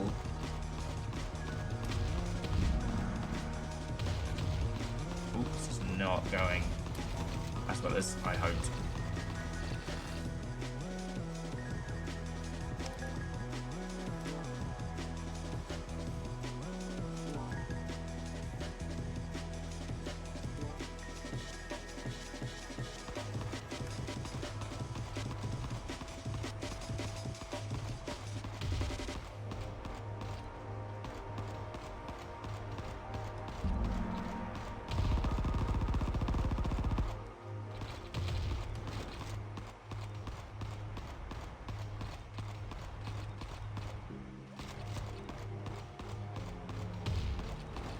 Thankfully, no one's come in and genuinely done the, Will, have you heard of this Project Silverfish?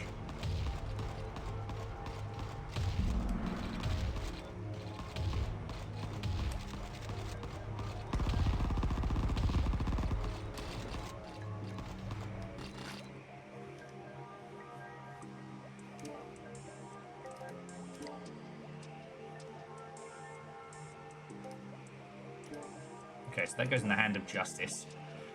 A backup panic sword. I mean, numbers, that one's not tempting fate. It's not like I used any of the known Longshipian summon words.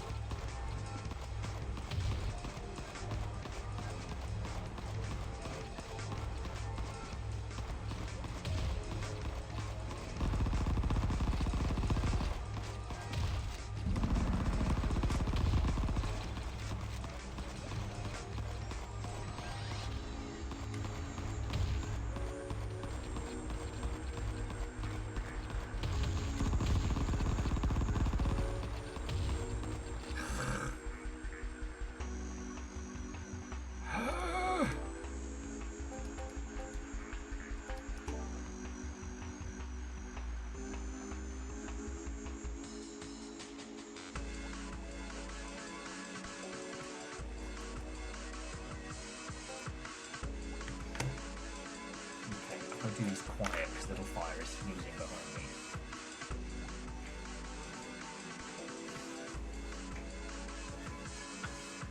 Ah, I think it's sweet.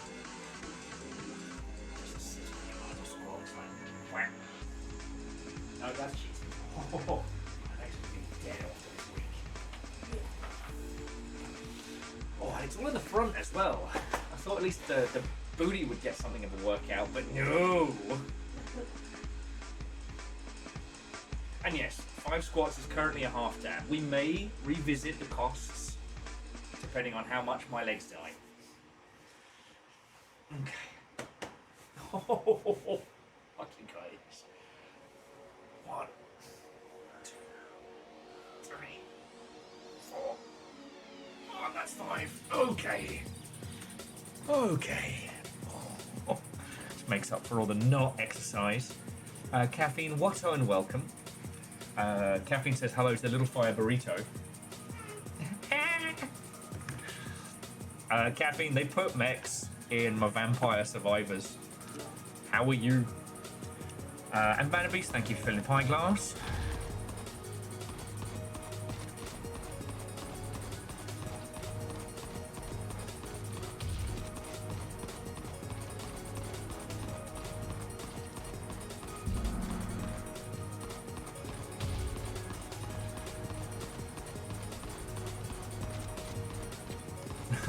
They put zoomies in your kitten. I mean, not to be an arse, Caffeine, but you literally asked for that. You went to great financial lengths to acquire... Well, no. I shouldn't say financial lengths, you know what I mean. You got that cat.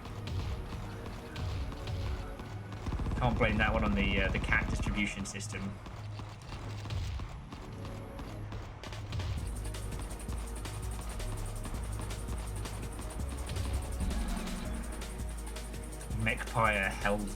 Mechpile Shellvivers. God. That one hurts to say.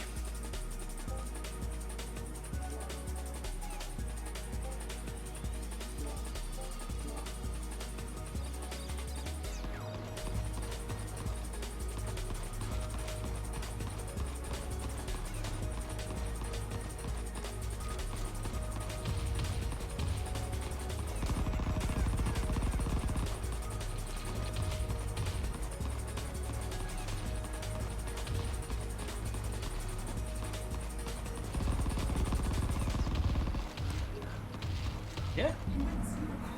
No, it's really good.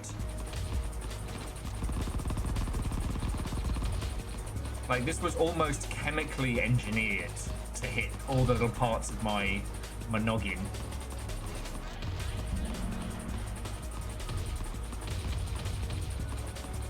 Like, it's wild that one developer would go to such lengths to make a game just for me and still let you lot play it.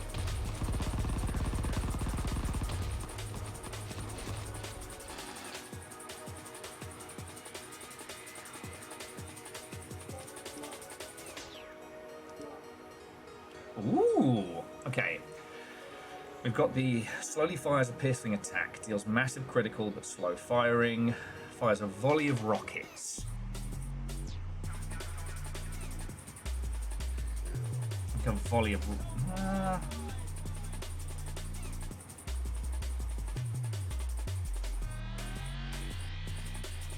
You know what? Let's go for the Earth Forger.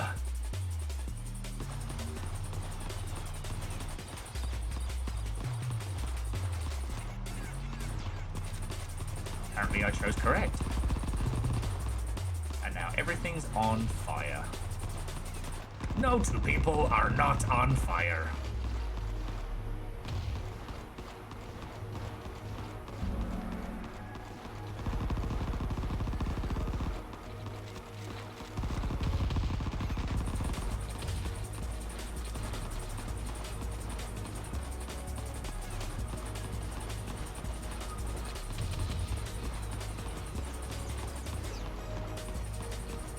Oh, it's getting a bit spicy.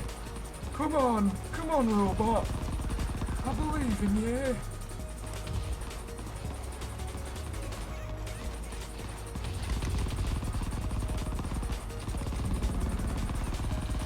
Yeah.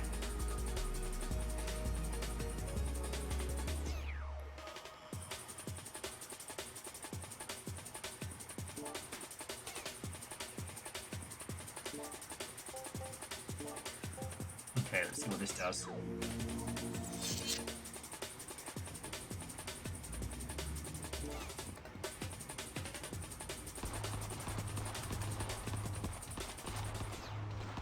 Okay, so we've got some stronger problem children here.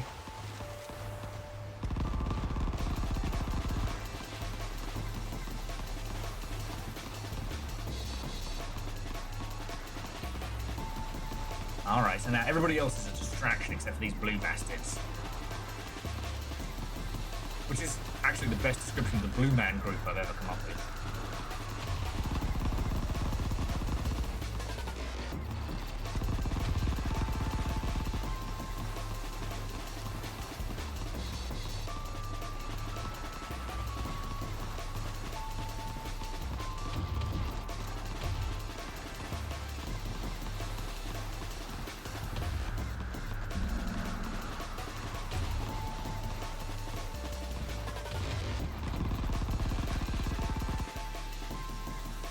Survivor, diver, hellpires. Blech. That felt very bad to say.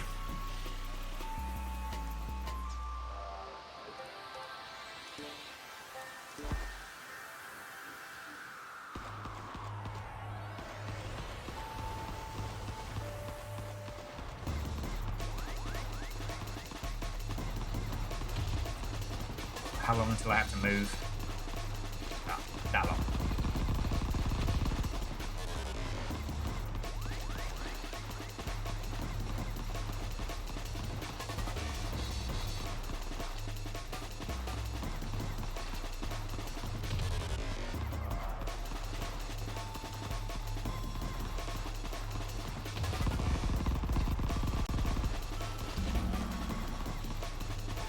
While when we have these long conversations about huge games with, you know, arcing plots and stories and expensive voice casts and whatnot, and it's like, what are we doing right now?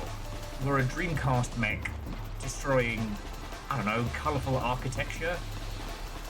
Like, I'm so glad we never lost that part of games, you know, the part where it's just okay.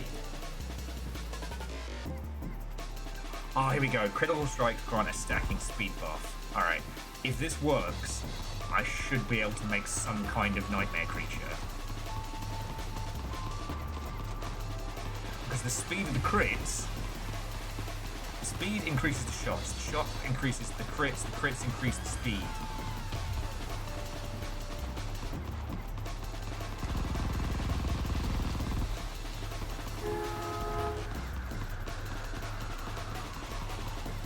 I'm a genius!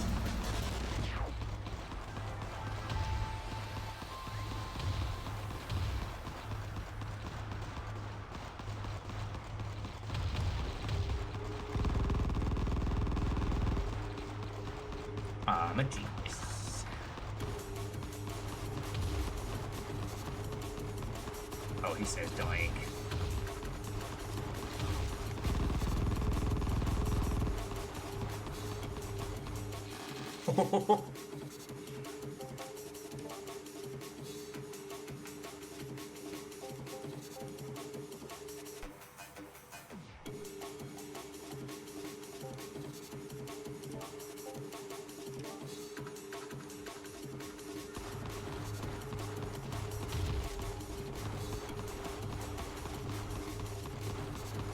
We have tentacles now. Don't even worry about it. Why are there tentacles?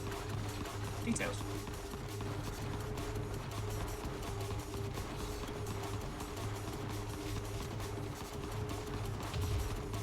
Neckbiter champion, shoot to survival. God. This feels like a crap load of titles that we would have to put on permanent ignore on the Switch store, you know? For anyone who was talking about how, like, the Switch actually hasn't gotten better for its, like, digital offerings. Like, of all the things Nintendo is so careful of, why is there so much garbage on the Switch store? Like, are there just certain regions that just get, like, a free pass? Because it used to be getting anything on, like, on the Switch was a nightmare.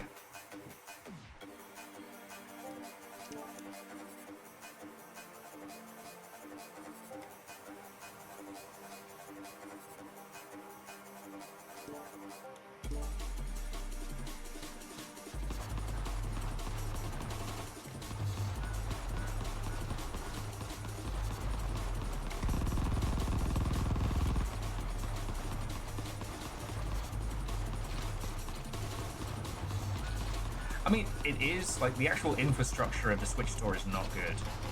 And, yeah, like, one of my dev friends was talking about how, like, there's a whole bunch of, like, basically AI insta-slot shite on there. Which, obviously, I'm against, but, you know, it's Nintendo. They're supposed to be the hard ones to get your shit with, right? Right?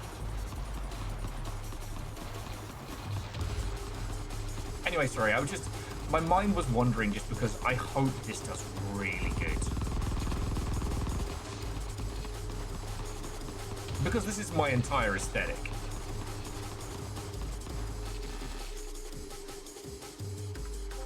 So I feel like I'm doing good here.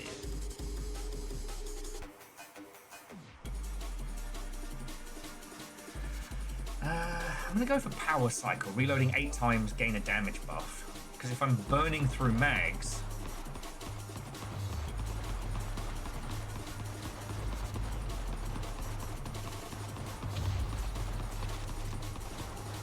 Okay, there we go.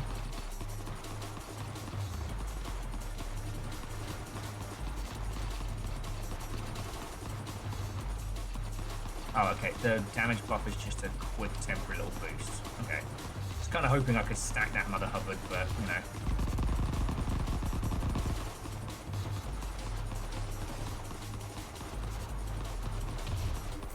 Yeah, I mean, the PlayStation Store's not much better, but I don't know.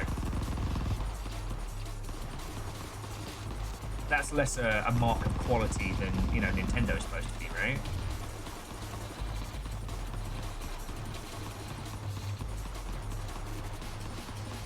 Like I said, I wonder if it's just one company that has a really good deal with Nintendo and they just keep sneaking through.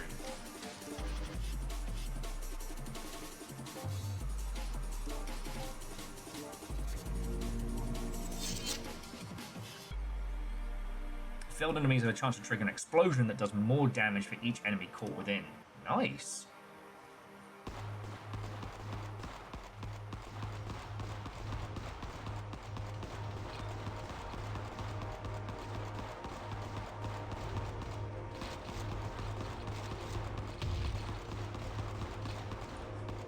So clumped enemies die better. Okay.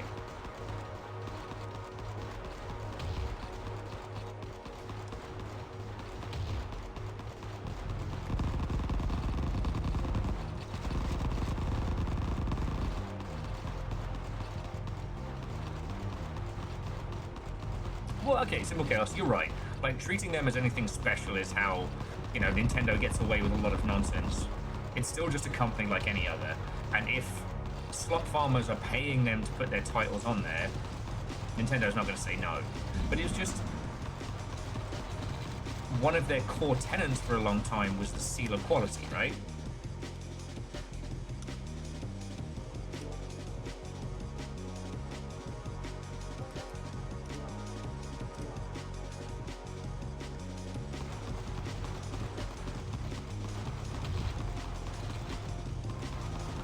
And the idea behind the seal of quality was so that they could counteract the perceived, like, rise and fall in quality that was seen during, like, the Atari crash. I mean, shit, maybe the AI slot farm will end up creating another proper Atari crash. You know, with consumer confidence in, like, main products just going down the shitter. Because, you know, for those who don't know your history, or maybe you do, fuck it, I want to talk about it, it's my show. The Atari crash was born of essentially treating video games very much like toys. You know, it didn't matter what was in the cartridge, it didn't matter what was there, just as long as it was on a shelf, you know, the idiots will buy it. And so they farmed out... Ooh. Damage and attack speed. What did I do? They farmed out devs pumping out games as quick as humanly possible. You know, with E.T. being the most famous one, I've done on, like, one guy did it on holiday or some shit. No, he did it in, I think it was 3 months, and then they sent him on holiday. But that's another story. But ultimately, this results in a situation where consumer confidence in video games plummeted, and people just stopped buying them. You know. Now, the Atari crash was more akin to like like toy crazes and things like that. It has more in common with, you know, Beanie Babies than software development type stuff. But it did, you know, speak to user purchasing habits for fucking sure. God, I'm in a rhythm now. When it all clicks, especially with a meta progression system you're not used to, God, it feels good. But yeah, so Atari basically nuked their own value.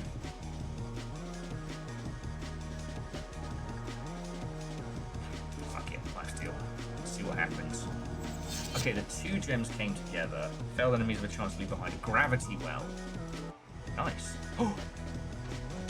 Who's this cool guy? Corrupt Bloodfang! Man, I love Corrupt Bloodfang. I think they had one of their albums.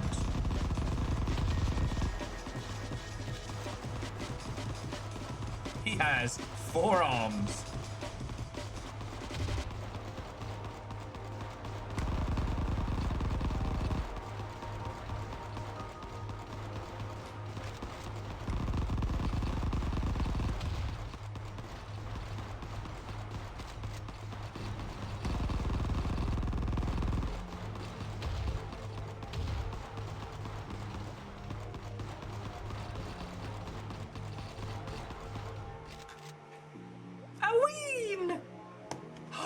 Yay! I got a reroll gem and a rank A. Let's go. Yeah, Air Dragon. Get it, have it, love it, find it, eat it. Welcome to Vital Shell. The names were Blood, Fang, and also Lefty. Look how devoted I am. Devoted level 4. Less General Grievous, more Major Myth.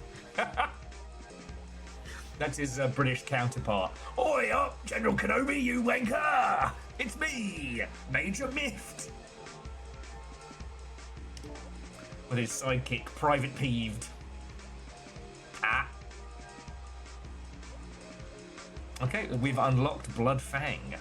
Oh, and the Eagle Eye Shell Protocol grants a large damage boost, but incurs a penalty for each enemy within a short range. Better gem.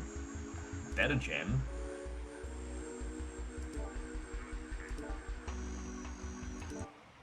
Oh.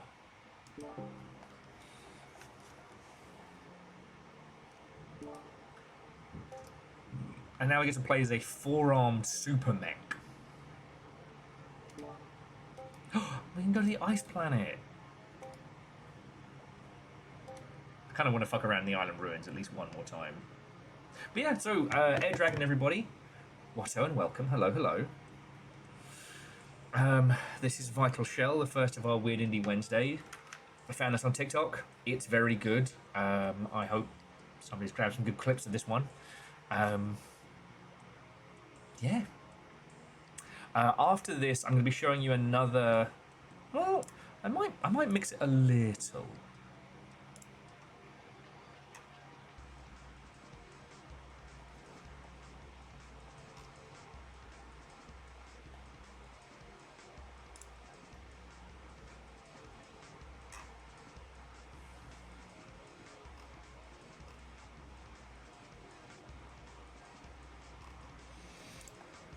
Oh my word! Sorry, apologies for going to space again. There, it's been a day. It's been a day. Hey, Virals. I was wondering if I was going to be able to summon you because we were talking about bullet hells and the evolution, and I did say that the death of kind of the bullet hell, or at least the death of the shoot 'em up arcade, was an interesting one, with Ikaruga kind of being one of the few noteworthy non-Toho to come out of that space, and then mentioned how Void Rains. It ends up adding more to the format beyond the initial kind of Toho, like, standard. And then I forget where the point was going on that one. Anyway, this is Dreamcast Vampires Survivory Brotatory Virtua On. And it's fucking good. How are you?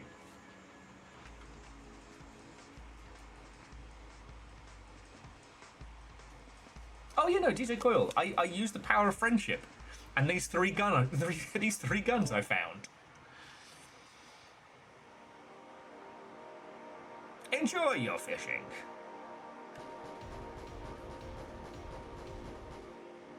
He's just a little cowboy man.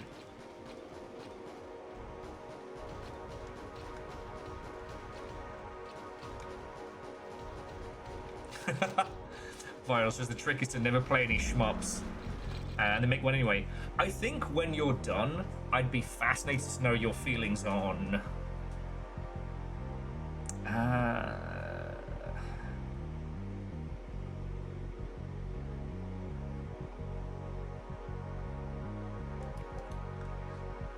we going explodey, or are we going...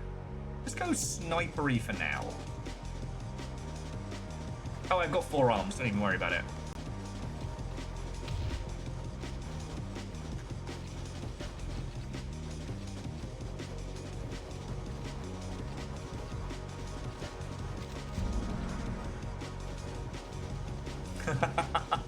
I don't think done is in Viral's vocabulary. Very true, friend, very true. But I'd just be interested to know your thoughts on it.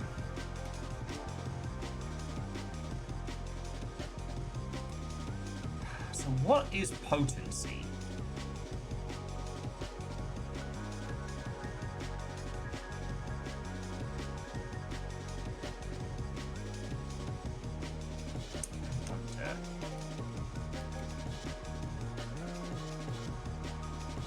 But fuck it, we'll go for the crit on the Crimson Duet.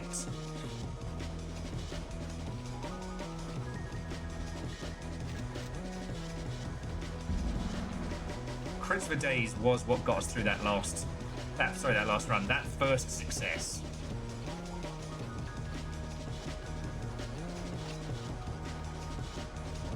Oh, okay.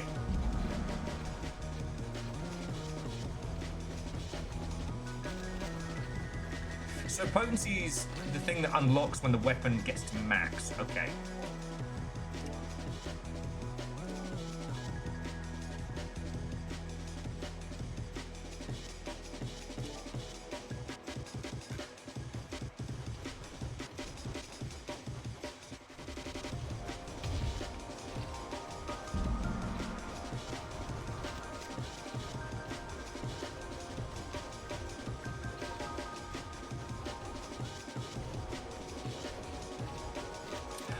Yeah, potency affects Crimson Shatter.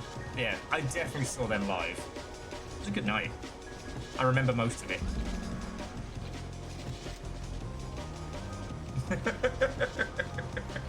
I think I'm so funny.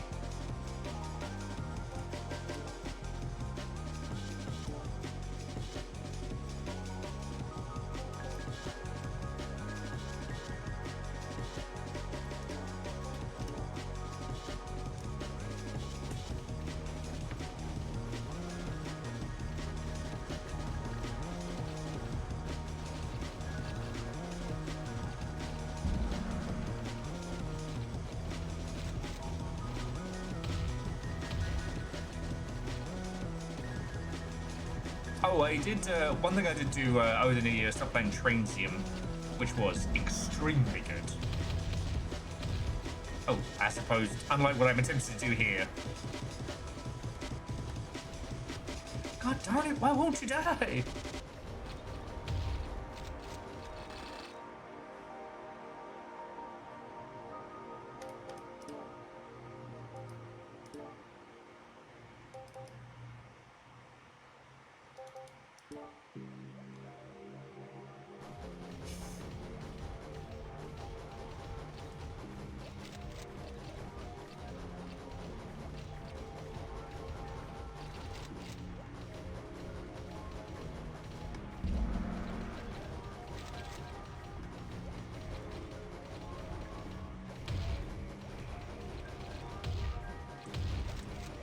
Okay, okay.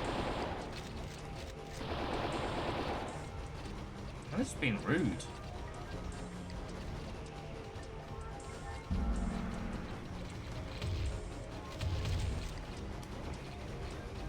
Wait, what? You thought Heisenberg had retired, but no. He's back with all new Crimson Shatter.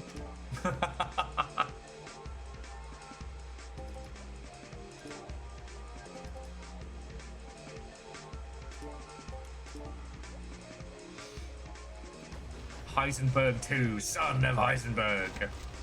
Don't think about how that works. You know, I gotta say, at least the ending for, like, love it or loathe it, the ending for Breaking Bad was brilliant. Weirdly perfect.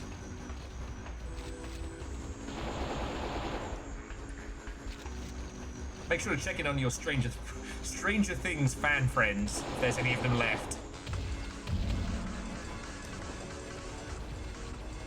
And for it, what a welcome. How you doing, friend? If I didn't see you yesterday, Happy New Year. Everything's kind of a blur right now. Heisenberg 2, blimpin' ain't easy.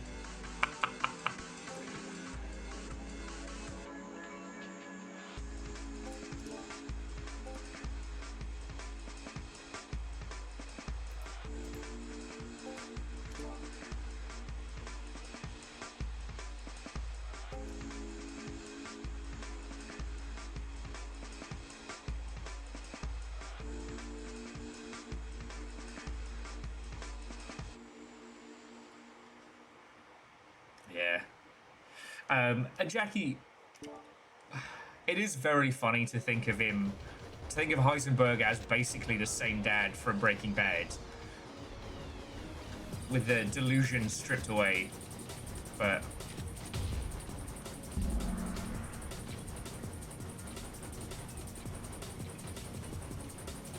man, if Malcolm in the Middle doesn't feel like now the whingings of a kid who has it real easy.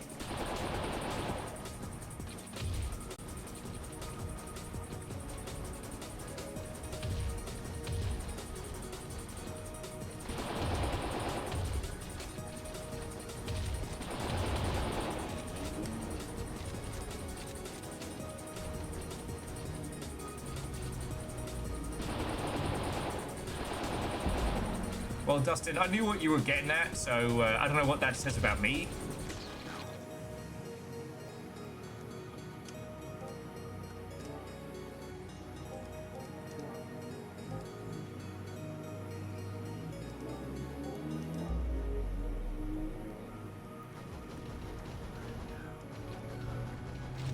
See, I don't know, maybe Avenger.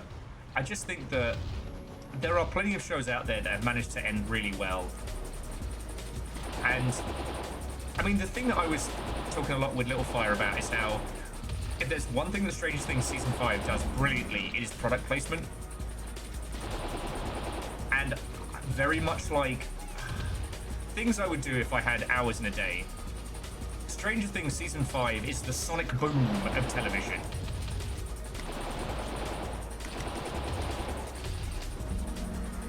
For those who don't know, Sonic Boom was wildly successful. Not the video game, but the brand.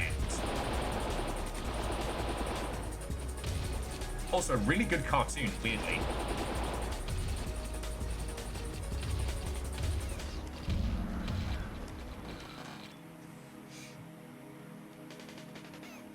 Also, Jackie, I'm tempted to mention like One Piece, Attack on Titan, etc. But if we're being honest, those were based on source material.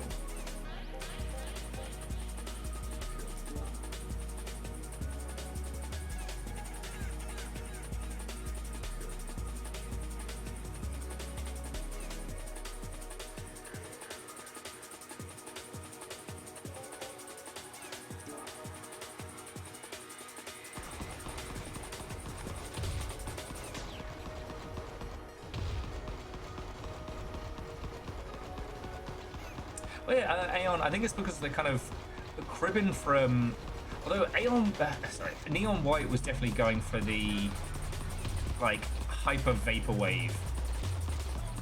The jungle vibes of this are very console. But the Summer Sun combined with the nonsensical action magic. Sign me up.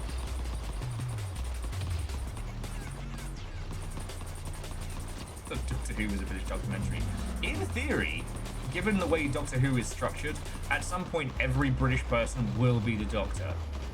And one American bloke. Who was... Well, that's another story.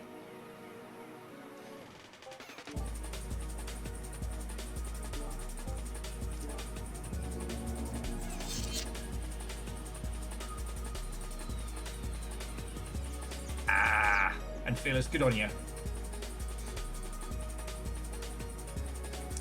But no.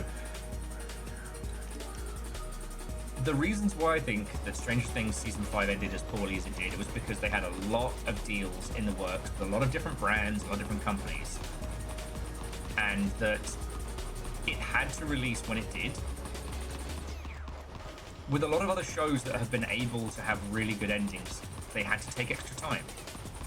But when you're pumping out the corporate machine, the idea is that each season will be cheaper than the last, not more expensive. You know, Netflix actually said this morning, that they're not doing any more seasons of The Witcher. It's ending now. And I think it's because they finally hit what they see as like the cost benefit. It's not going to make them the kind of money that other stuff will, with brand deals, licensing, etc. But seriously, I actually recommend watching Stranger Things Season 5. Just, if only so you know what I'm talking about.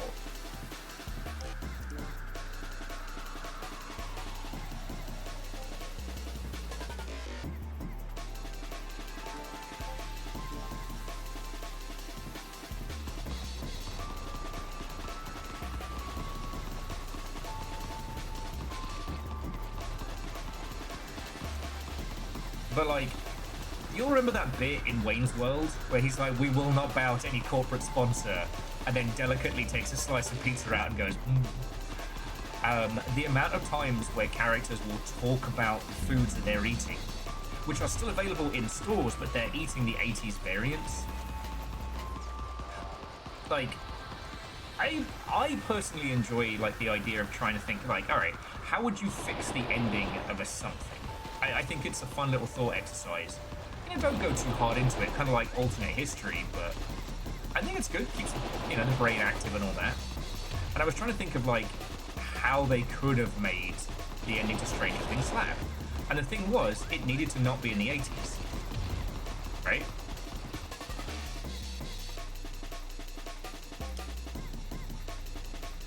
And DJ Coyle, it's not. Yes, it can be crass, and it's pretty crass. But it's done well. It's just if you know what to look for.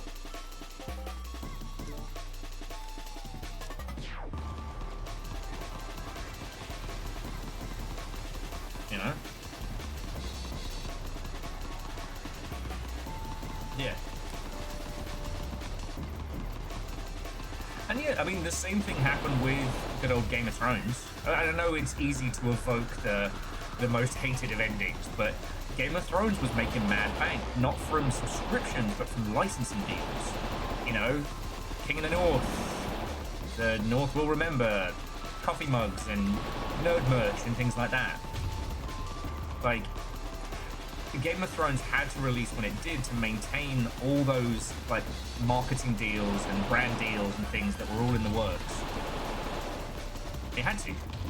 And so it did. And so it ended up being a half-baked ending and a bad time. I got cocky. 99 reported bugs in the code, 99 reported bugs. Take one down, patch it around, 205 reported bugs in the code.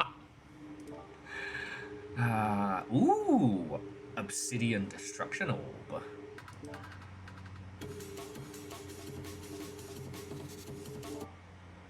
God, this whole game is my fucking vibe. I love it. So now we've gained extra armor and extra block. So this devotion setup is probably supposed to work with the other blokey, Mr. Swordman. But what's really cool with the different shells? So he has one free hand. His shield hand also can hold a gun. He's got 2 shoulder slots, right? Matey boy here doesn't get the big shoulder weapons, but he gets 2 additional small weapons which can be combined. Fuck knows what the rest of them do. How is there an error in line 4000? There are only 2,700 lines. Ah. Simple chaos, I tried there. I tried. That was me falling down the vocabularical stairs. Right. I desperately need to pee. Dustin, thank you for the bits, you fucking ledge. DJ said their old team at Blizzard had a rubber chicken called the Build Chicken. It lived on the desk of the last person to break the build. Ha! I'm Scotty, I'm going. Aw. I want to leave you all something cool to look at. And the tune slap. There. I must have bit my tongue in the night. That's cool. I love the human body just does that sometimes. Right, you glorious terrors. I'll be back in just a second. Don't go anywhere.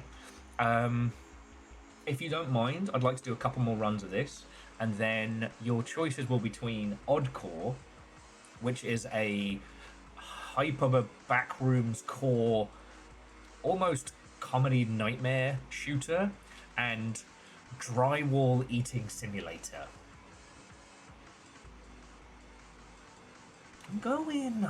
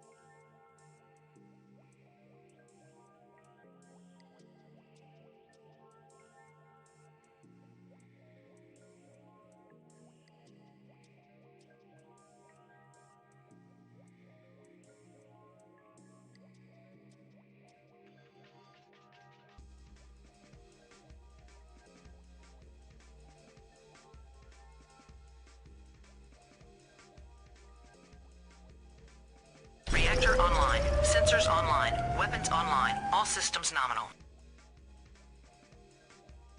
What ho?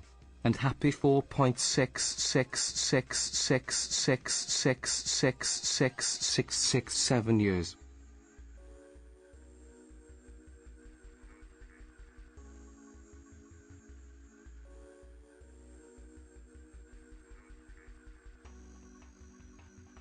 Hello, hello. Orzine, happy 4.6 recurring years to you too. This is Vital Shell. I'm addicted. How are you? No, sorry. I broke my own rule there. We don't describe games as addictive.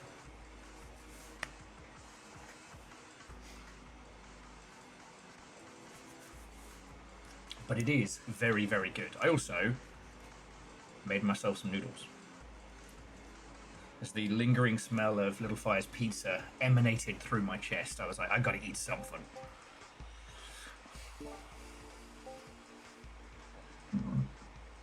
I really think I can make this guy work on the first level. And Orzine, that's good to hear. I mean, everything is extremely hard all of the time. But and video games are good. And I was thinking, because I didn't kind of finish my point about the Atari crash, but if AI slop does end up eroding everyone's confidence in commercial games, people will stop playing them.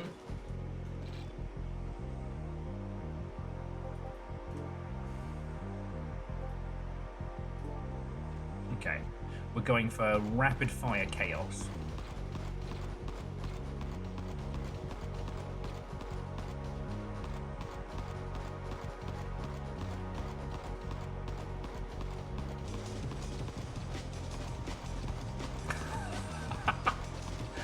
Not describing games as addictive. What about that cigarette peripheral?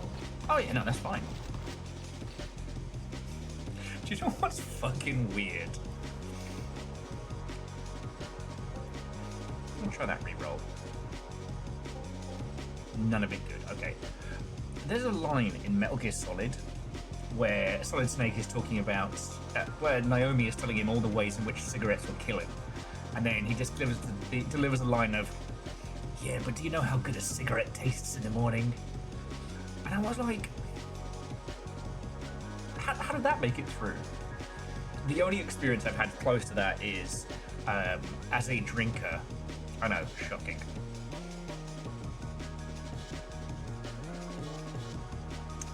Yeah, there we go. We want red gems. So we want attack speed on the Argent Lance. We're going to try and get that red.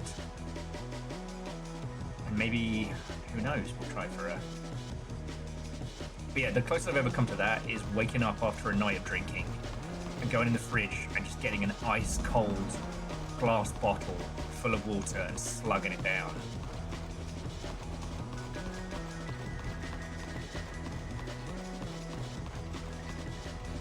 I just felt like, with how strict certain things are in media, how did they manage to get that one through?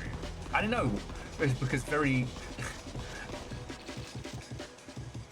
with the sheer amount of content in that game, they probably never actually heard that line.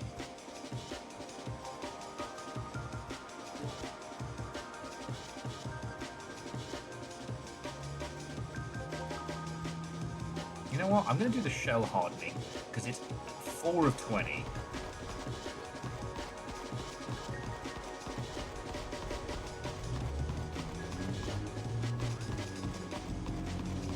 Huh, Scotty, I never knew that.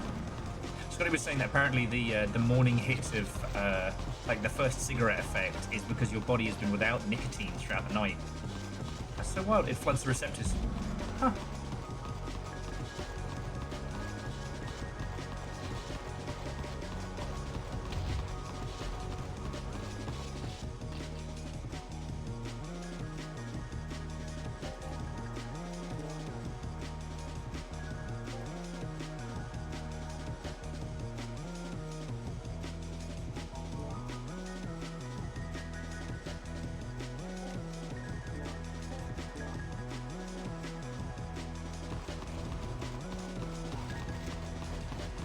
Yeah, it's like Austin, sometimes with games rating stuff, it really, you can feel when they didn't really spend any time with it, kind of phoned it in. But that's how it can happen.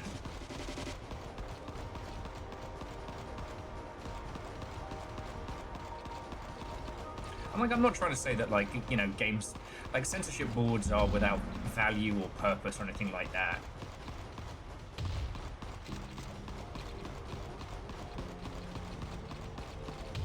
I sometimes get arsey because what does and doesn't get flagged often feels so arbitrary.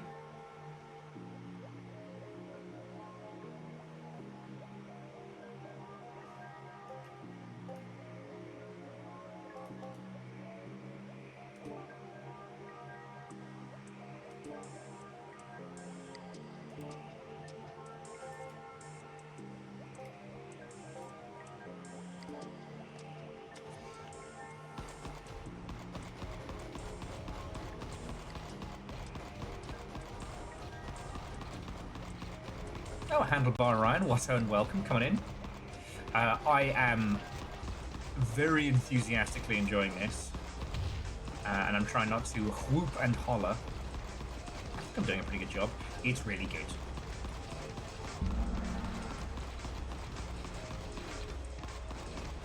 This game has the spark, for sure. Also, if anybody wants to send me a dinosaur sticker or a commemorative, I don't know, trophy, I managed to sit next to Little Fire while she was playing Hades and not spoil or explain anything.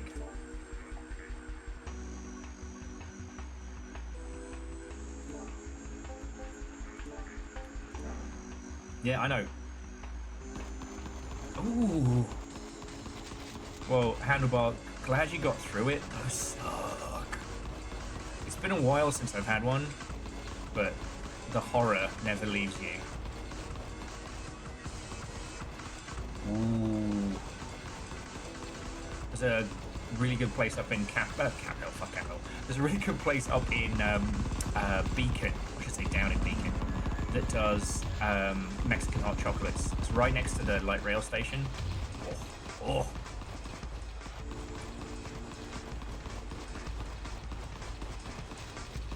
Now, personally, I go for kind of like the Mexican mocha style, but fuck yeah.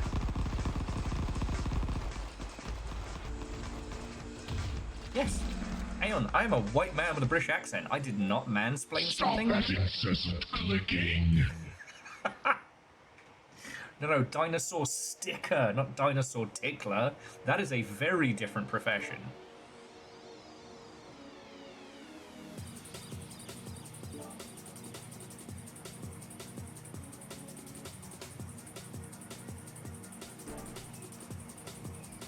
Whoever that was, thank you.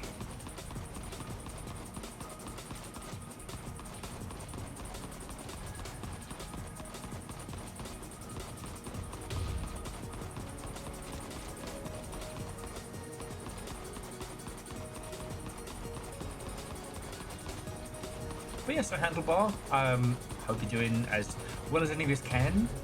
What have you been playing? What have you been up to? I'm kind of picking on you lot, because there was game news today, but it was very quick. It was Ubisoft does a bad, and it looks like Netflix will be buying what is left of Warner Brothers games, along with the rest of Warner's.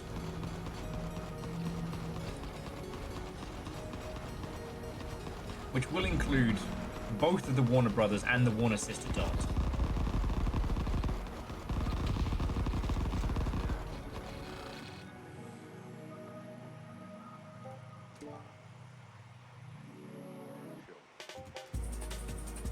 You know what?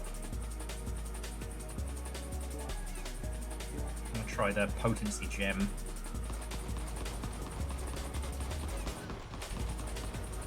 There's one thing people say about me. Stop that incessant clicking.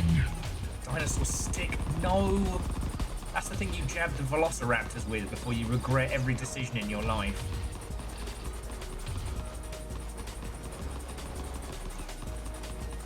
I bet the guy got his arm bitten off by a velociraptor in Jurassic Park. But didn't even have like workman's comp or anything. Oh, that's the bit. Fuck. I knew I fucked up there.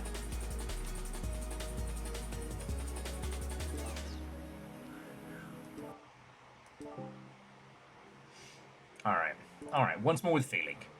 I've got to be able to do it with this bloke. He said, knowing he would be doing it more than once.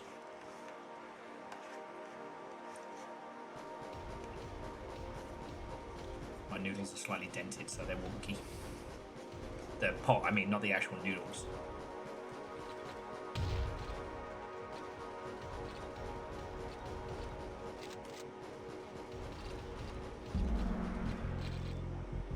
It is wild to me, Akari, that they did say that they were looking to make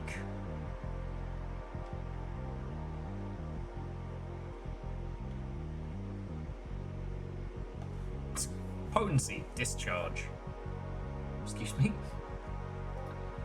Okay, so the increased potency, so on this one it would be the size of the explosion.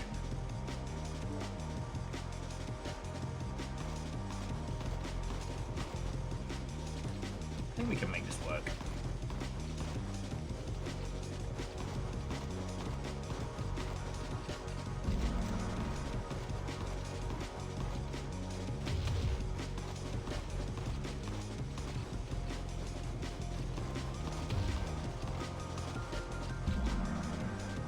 But honestly, like, there's nothing really to discuss with it all.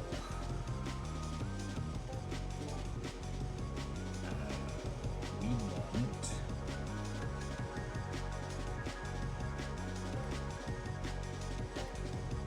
Oh, we didn't finish the full red, did we?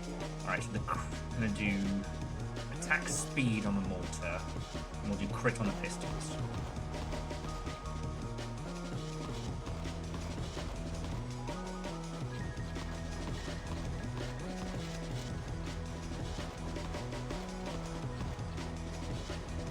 Oh yeah, are you kidding me? Like...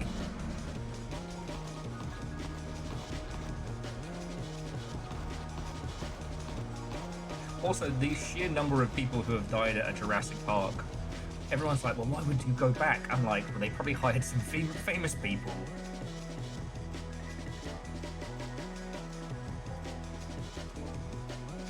They did some Mr. Beast crossover.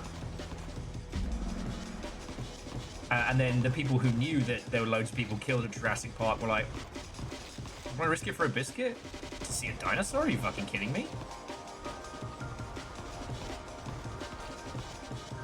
I've lost track of the Jurassic Park film, so I tried to watch a recent one, and Chris Pratt lives in the woods with his, like, Velociraptor best mate, and my brain was like, does no one know about the cocaine hippos?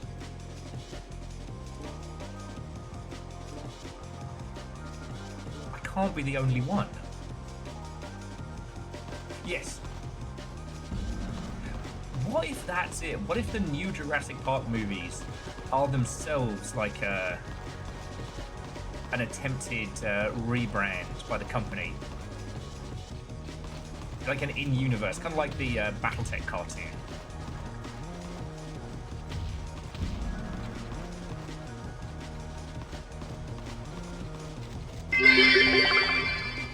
You always have to go back to Jurassic Park to meet the Triceratops and the Velocipastor.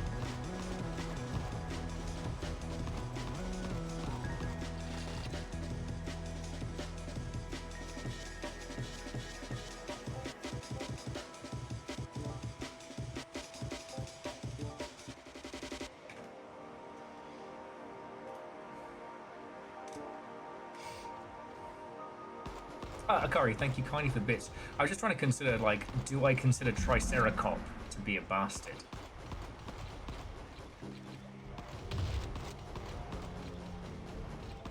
The eternal question.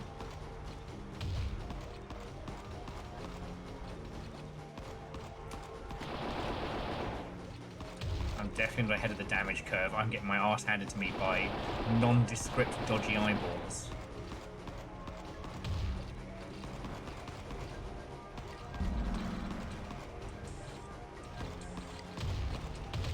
We still didn't get a Kung Fury sequel, did we?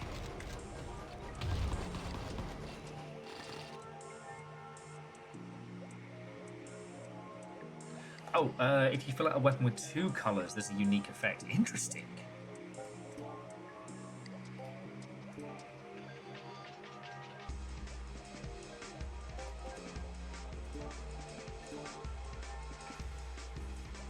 Oh, maybe that's where the blended gems came from that I've been unlocking.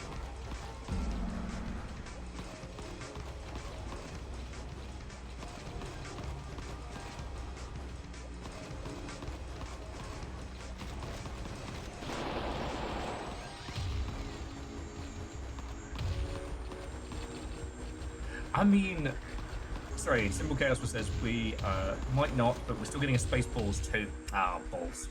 Spaceballs. Spaceballs 2, The Quest for More Money, is the most honest thing anyone could be doing right now. Because, like, there was a teeny tiny teaser of a trailer for the new Avengers movie, and it's featuring all the X-Men from the old X-Men movies. And there's a bit with Cyclops doing his whole like, cool. But I can't help but feel, I don't know, weird about it. They're even making a show about trying to do a reboot of a Marvel series where a person who is a superhero is pretending not to be so he can make it in Hollywood. And that's some The Boys tier nonsense right there, but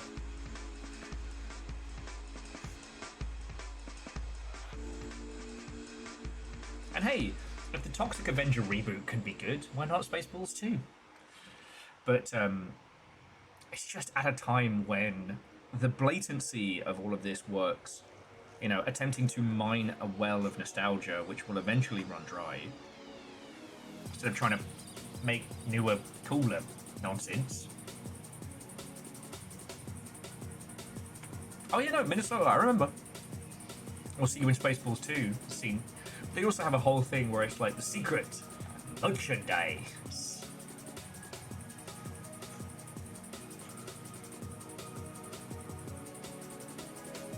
Like, I don't know if Spaceballs still holds up. I haven't watched it in a long time. Obviously, there's a few eternal lines like "we ain't found shit," but I don't know about the rest. Young Frankenstein is obviously perfect with no flaws, and I will continue to say it's pronounced Frankenstein. Though, what is quite funny, if you get the chance to watch the new Frankenstein with Poe Dameron, no. Wow, okay, I remember the character of the person. Anyway, I highly recommend it because it's framed... Oscar Isaac, thank you, Numbers. Because I honestly think... Because the whole point, the whole structure of Frankenstein, the original novel, is, you know, Dr. Frankenstein telling his tale before, you know, on a Norwegian, like, ice expedition ship or what have you. Ah, and Restless Roots, Wasso and welcome.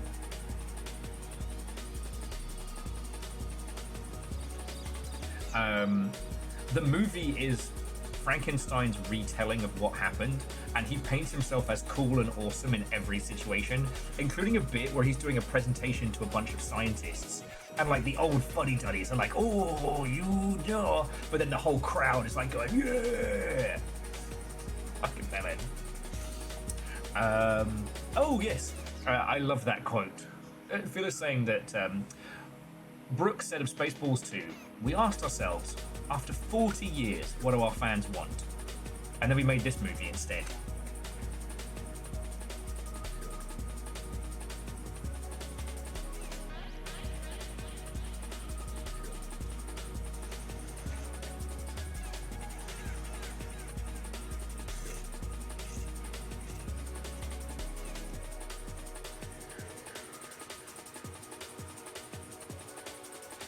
So Restless Roots, how was your stream? What were you up to? Tell me your tales. I'm having a little noodle break. I'm thoroughly enjoying Vital Shell. I'm kind of unapologetically in love with this game. How are you? You know the drill. How was your stream? What's going down?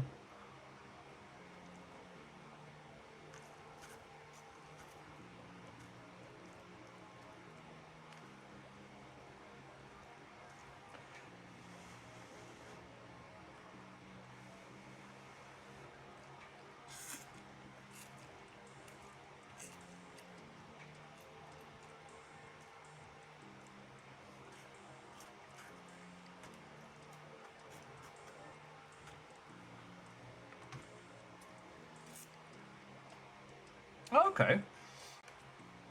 How are you finding Tactical Breach Wizards? Because, God, the writing is phenomenal. I haven't seen Tom Francis in like a million years, but fucking great bloke. I just love his whole arc being Game Journo, who was like, what if I started making games? And then he did.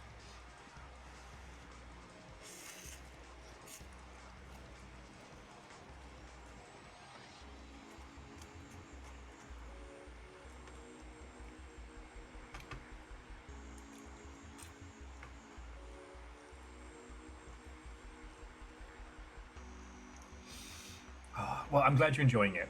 And it's interesting because we got the XCOM Breach game, which didn't really go anywhere. And we got Tactical Breach Wizards, which is phenomenal. But it's probably more like a time loopy puzzler.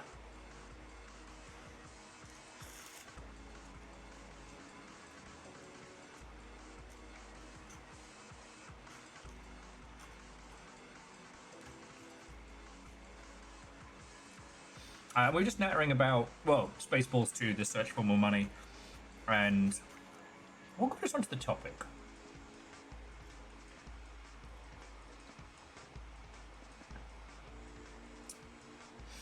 I apparently lost my long train of thought, but I mean, it was probably around the Avenger Doomsday teaser that's all just, you know, X-Men nostalgia clips, and yet we're playing something like this, which is the spirit of nostalgia rather than its emulation for the sake of financial gain. This feels like the best Dreamcast game ever got a re-release. I feel like I've known this game for so long, but it blends, you know, more modern genre sensibilities together and makes something really special.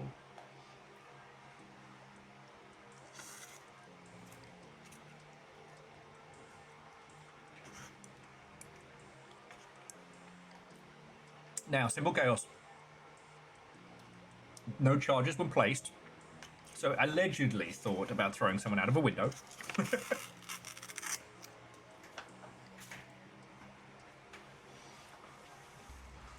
I really, really enjoyed Heat Signature, and God, Heat Signature is one of those things where I understand creatively. I don't want my homies, unless they want to be making the same game for 10 years, unless they want to. I'm looking at you, Virals. But I wanted more. Heat Signature was the start of something that should have been so much bigger.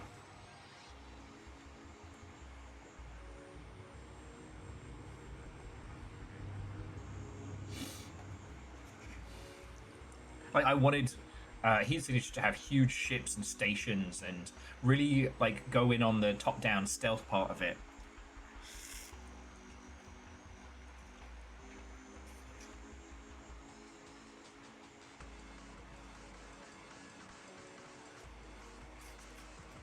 Anyway, before you have to skedaddle, if you have to skedaddle, let me show you some of this.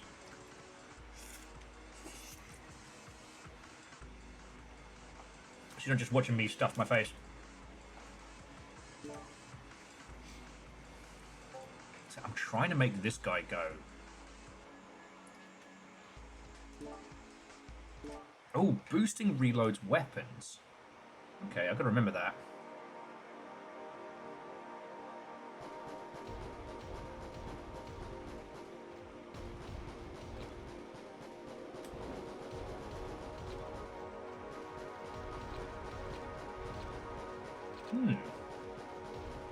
I see, I'm trying to go for like rate of fire and crit, but I wonder.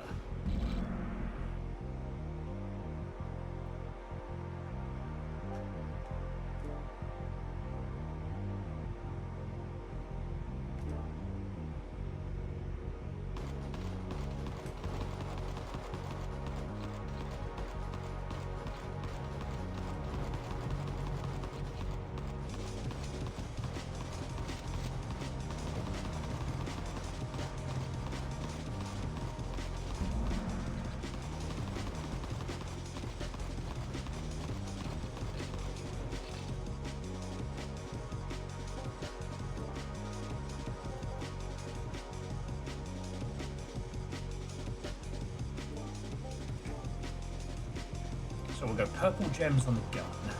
Because that does the... God, I can't wait to dive into, like, the glorious nonsense of all of this.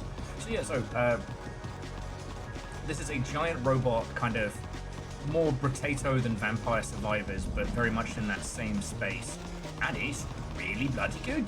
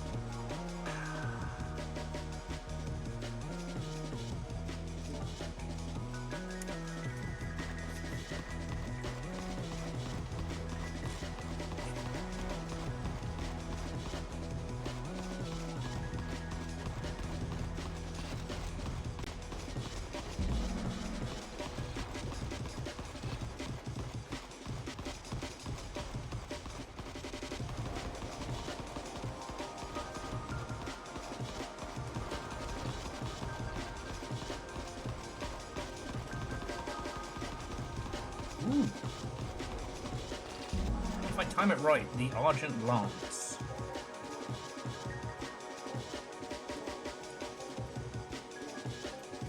Okay. The Argent Lance runs out of ammo just before my dodge, so I can basically keep firing ad infinitum, as long as I remember to dodge.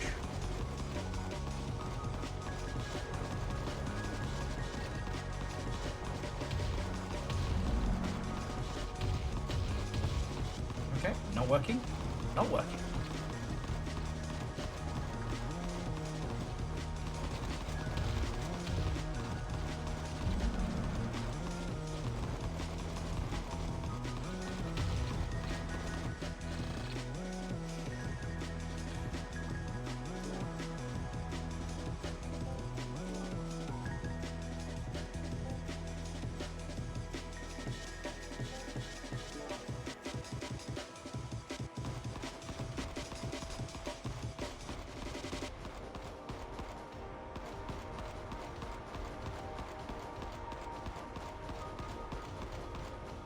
See how long I can hold the central point.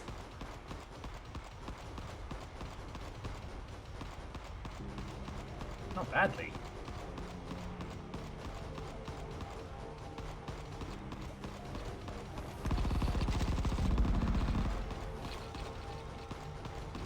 I don't think anybody knows how cool I am.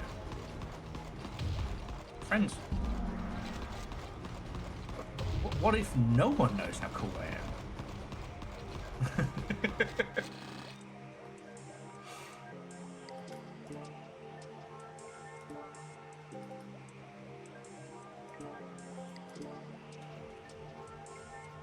This is Gundam Survivors. You're the second person to ask that. This is Vital Shell, and it is a very good.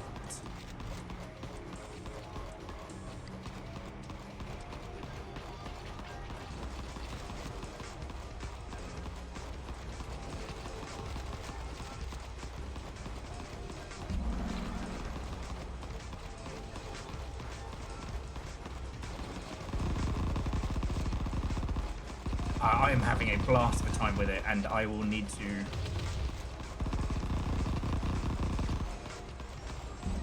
make sure I take a break between rounds to talk to you all, lest I become a complete monosyllabic zombie of a creature. Also, we're eating drywall a bit. How are you? Sorry, what?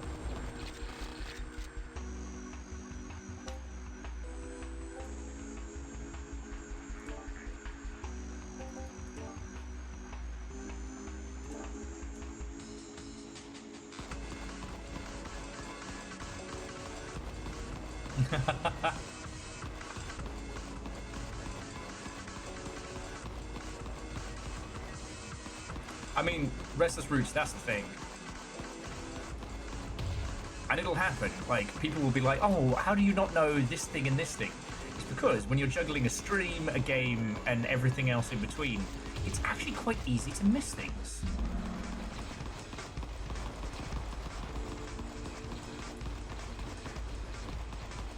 Which people are very surprised at.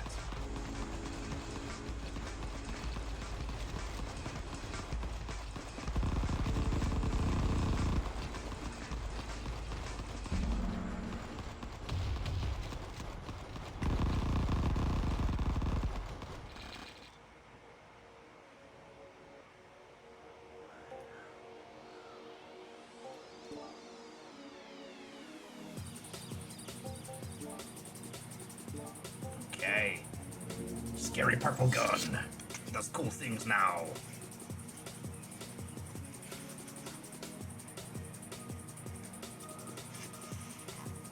That's also a good point.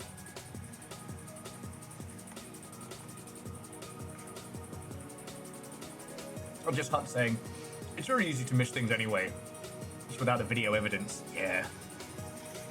There are so many things I love about doing this. One of the challenging parts is that anytime you've done something really stupid in a video game, that's there forever. Like, oh, I don't know, realizing only a decade later that the N gauge is actually a pun.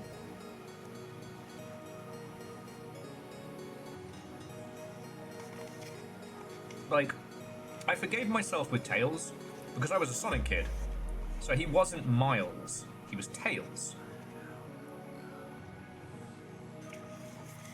And Prowers was a stupid surname.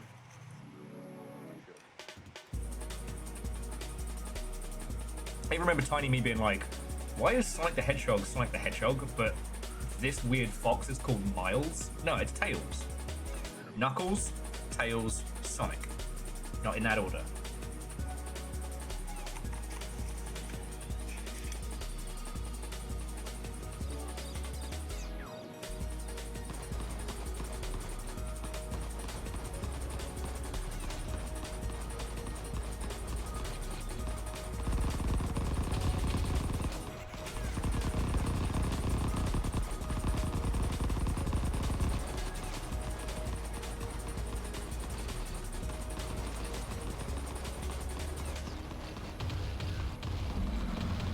Ooh. I just can't get hit.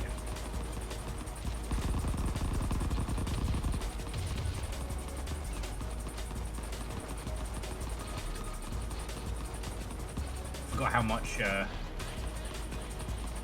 my armor in previous runs was saving my ass.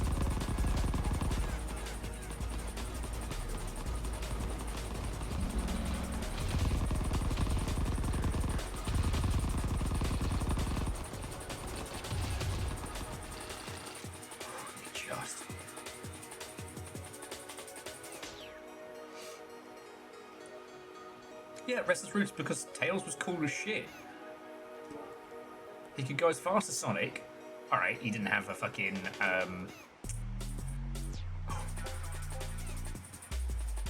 Oh, we can dual wield? Oh, rude boy indeed. He could fly, which meant all the bits that Sonic couldn't get to, he could. And, I mean, sure, Knuckles could glide, but whatever. What's gliding ever done?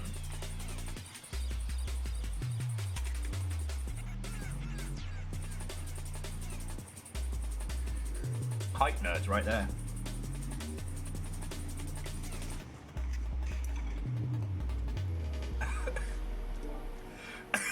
All right. Dual wield, he said, dying.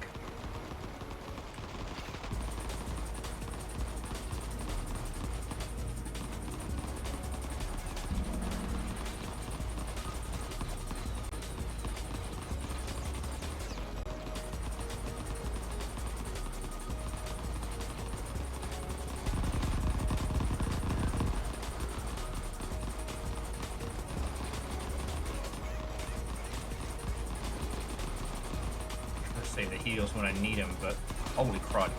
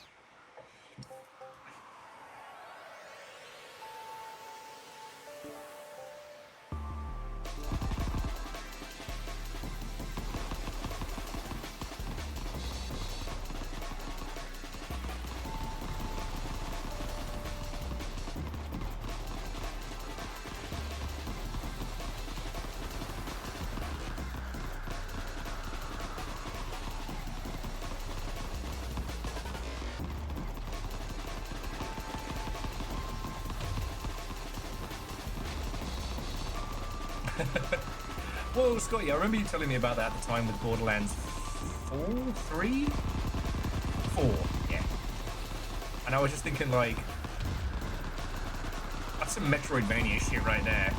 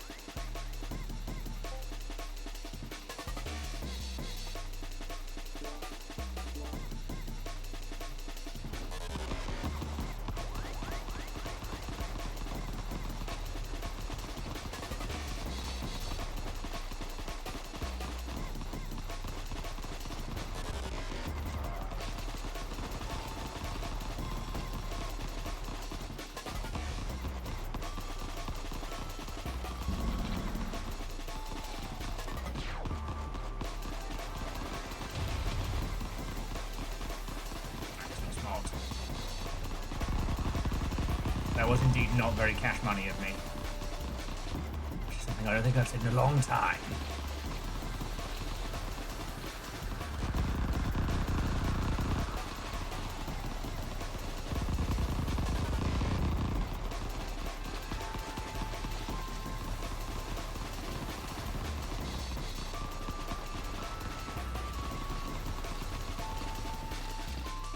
Okay.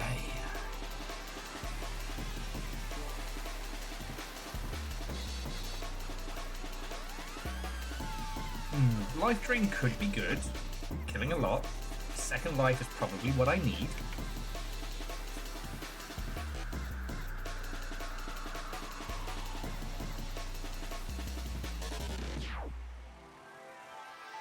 The reload after 8 times.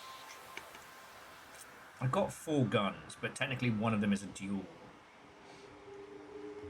And you know what?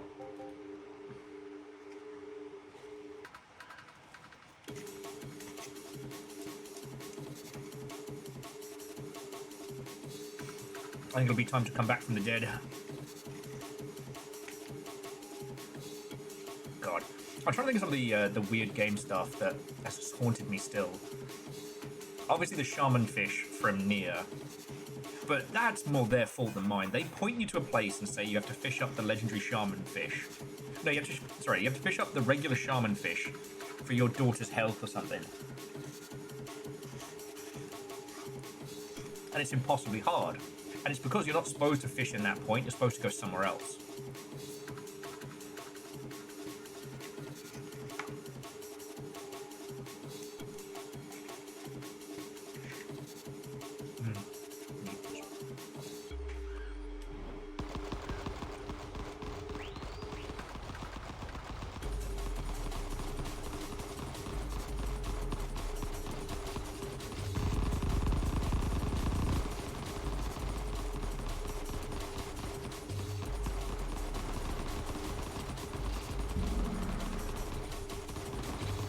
Right, as long as they keep shooting, don't stop, I can never die.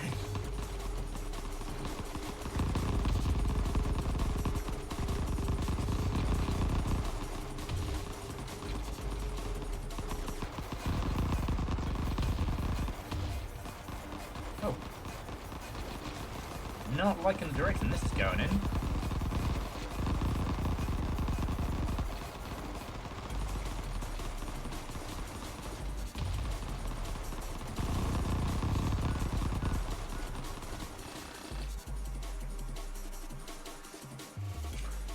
That must have driven you near insane.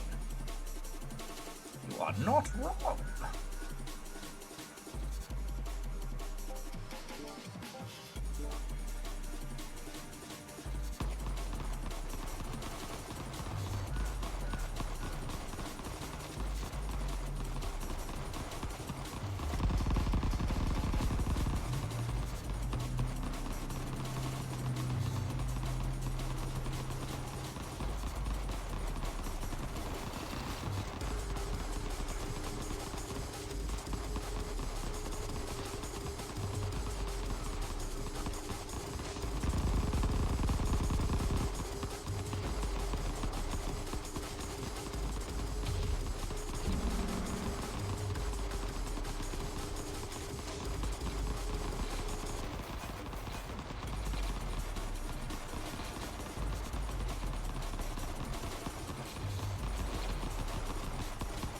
getting a little spicy now.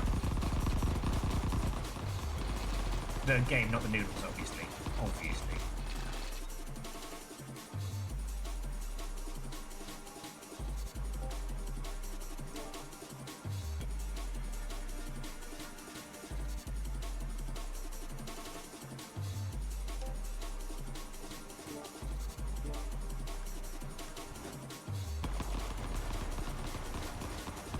Ooh, fire damage as well.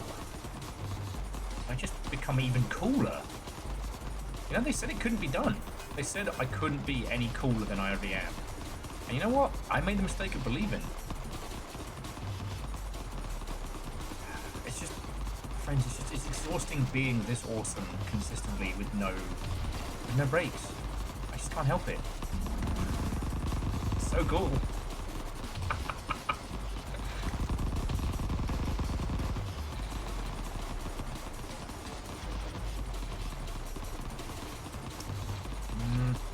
Also, I gotta warn you that I might actually be enjoying this.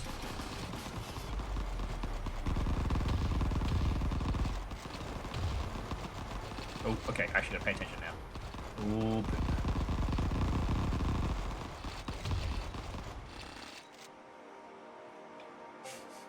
oh yes, I forgot Nova has the quick draw of anytime I start feeling like I'm too cool.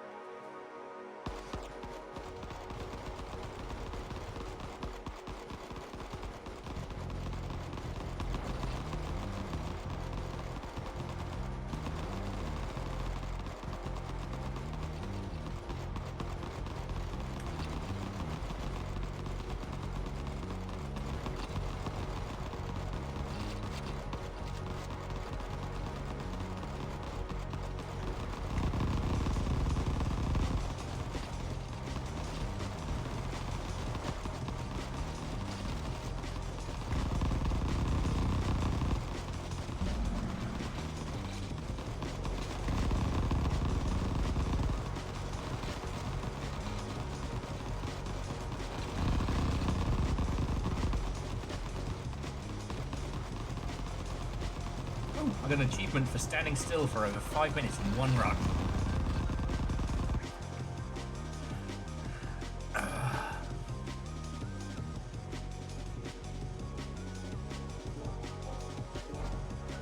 Oh yeah, I was going to ask, because was it Nirvanus you were messing with this, or Chonorus? Sorry. But you mentioned that different gem combinations can have different outcomes. Is it based on the order in which you add them, I wonder, or is it just the number of?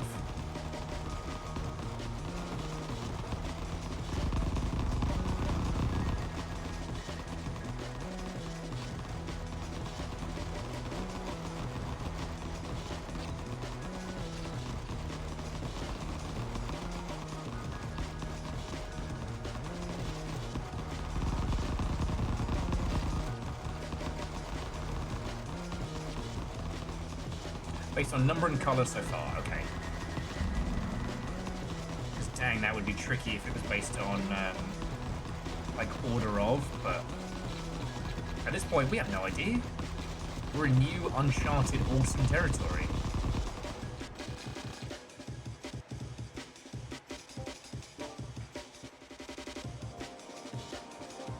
So let's tie 2 garnet,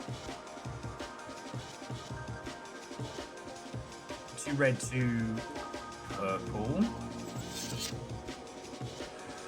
Failed enemies have a chance to trigger an explosion and does more damage. Ooh. Ooh. That combined with the oh god. That combined with the absorption is going to create a glorious, beautiful nightmare creature.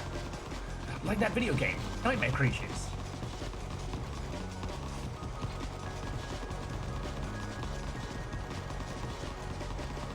Oh, that's very handy.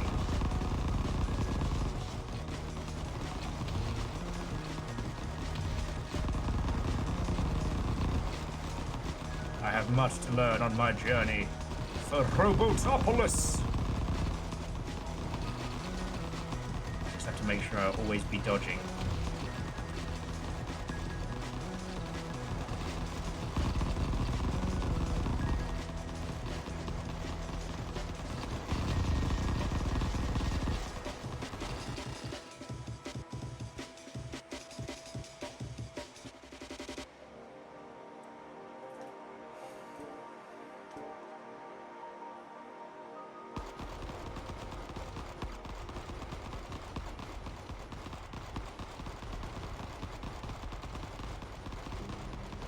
I'm also using the devotion tree, which seems much better suited to sword and board die.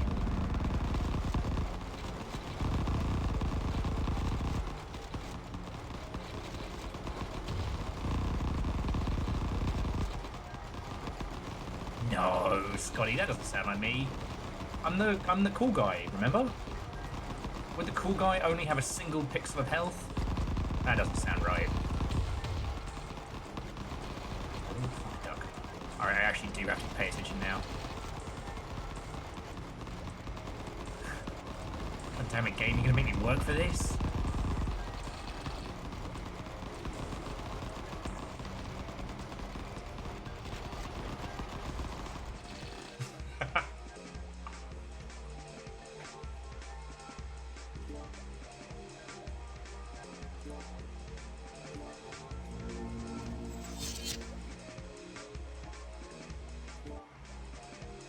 Okay, who's in next? Oh, okay. So we have to defeat Corrupt Bloodfang as the final boss of this area, even if we ourselves are, in fact, Bloodfang.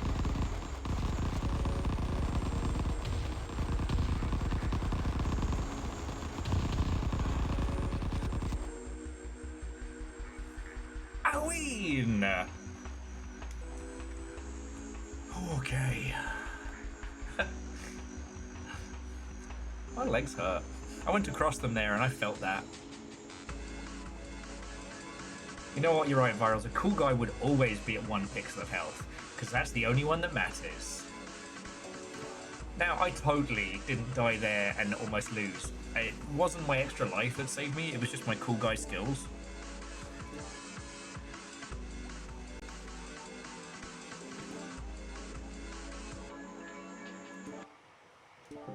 Okay, so I think I finished... Have I finished this devotion tree? No, but I've unlocked the fury tree.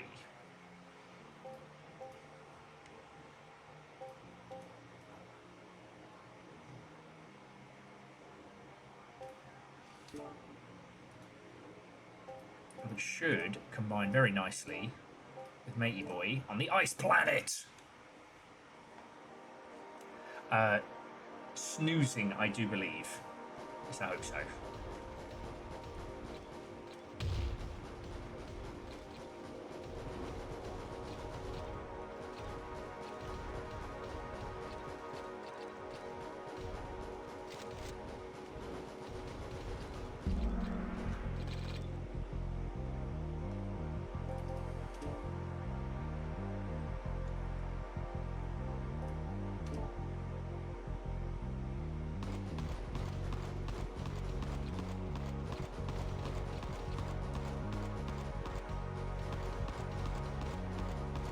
It's fine, I can stop playing this game anytime I want to.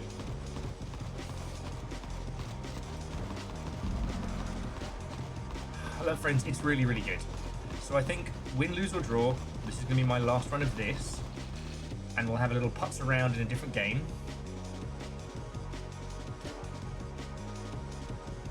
Darn it, we've done all of these.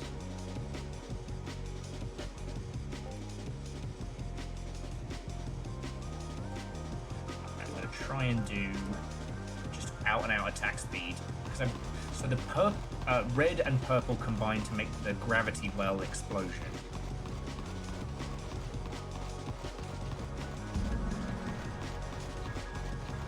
Try and do one of these just pure red.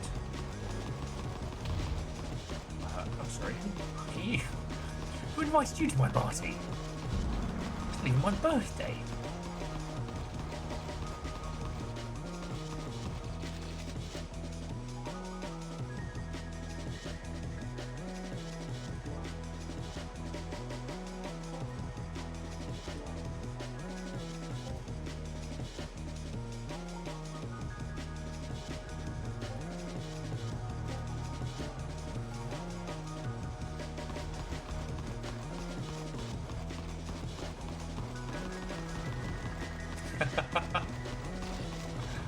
They were asking how you were doing, and I was trying to be coy as best not to awaken you.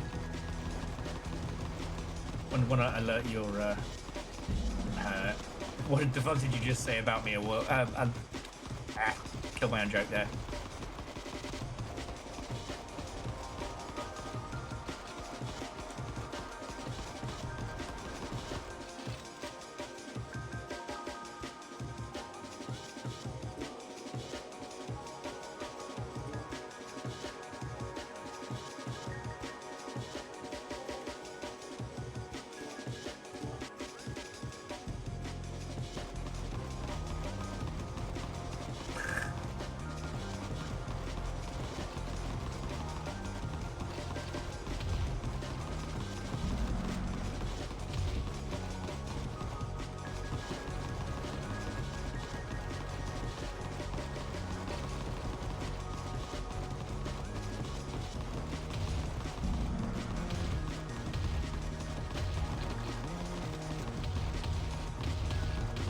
I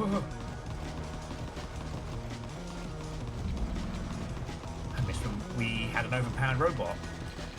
Oh, that got spicy.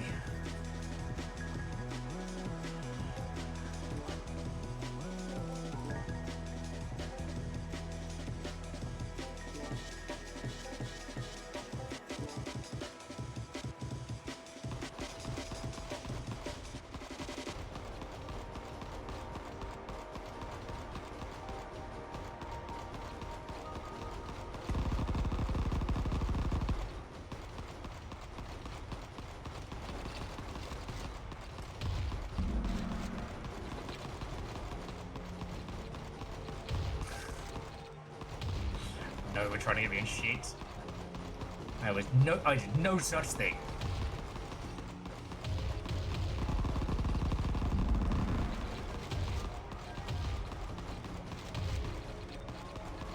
Keep up this mischief. There'll be no drywall for anyone. Oh, how did I not die there? I should be extremely dead.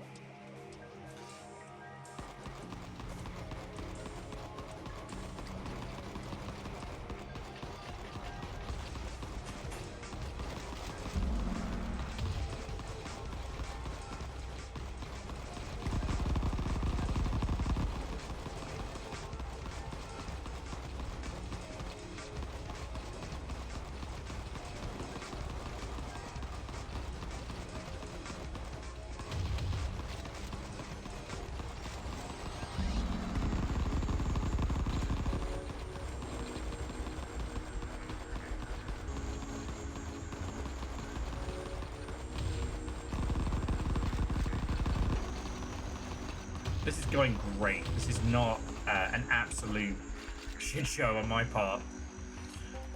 I am not panicking. Ooh! Accumulate potency while stationary resets each wave.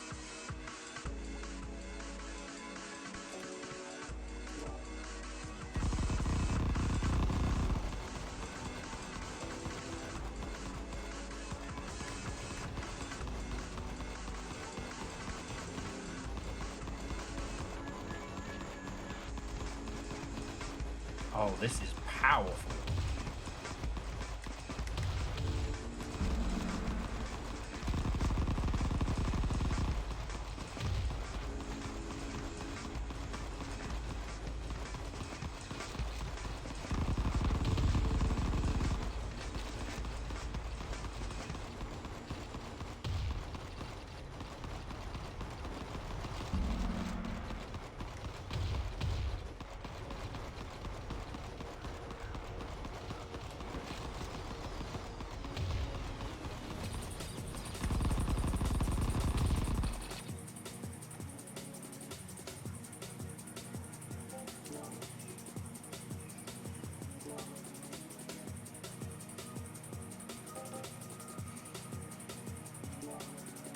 Of course, now I get no red gems, but all right.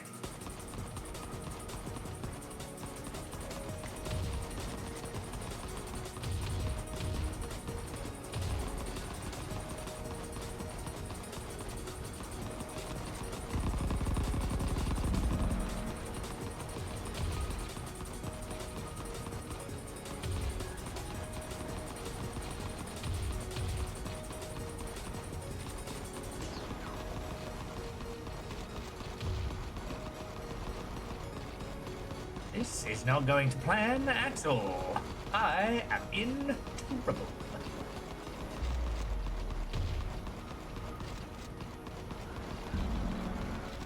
Oh, cool. An ability that makes me do cool things if I stand still. Everyone is immediately kicking my ass.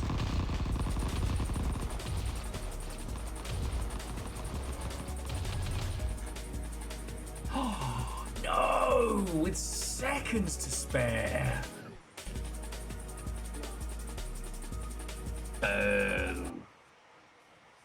No, Scully. No. I could have done it. I could have been a contender. I could have been the guy. Plan? Since when are we ones that Okay, have well, a that plan? last one didn't count. But this is definitely the last run. Bacon, we totally have a plan. We have loads of plans. So many plans. Bacon, thank you for the bits, mate. Oh.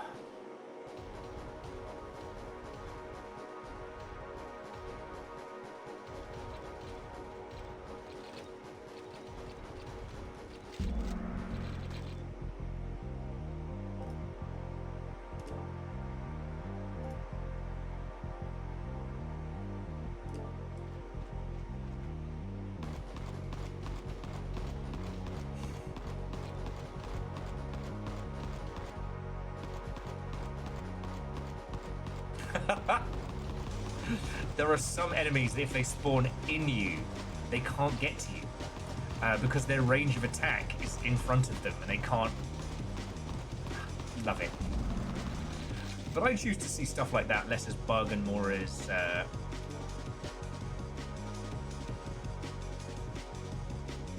I'm gonna go pure Argent Lance purple.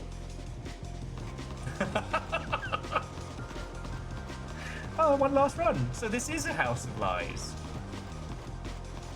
Shit, I made the same face I made in the fuck. God damn it. We all have to see other people now. I'm sorry.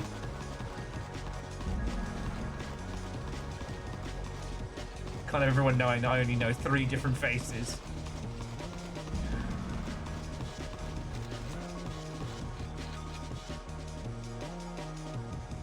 Yeah, it's fine. I was wearing a...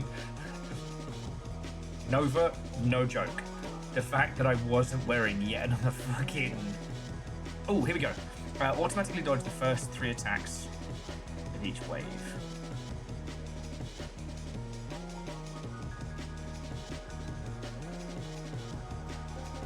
Gain a damage buff while stacks remain. Okay, that could work really well at the beginning.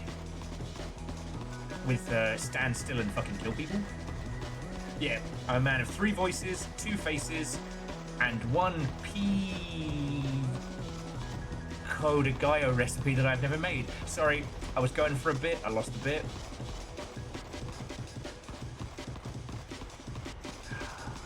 You know that emote you have of my face going... I pulled it at the exact time, the exact same time Simple Chaos wrote, one last run? I was to turn this into a House of Lies.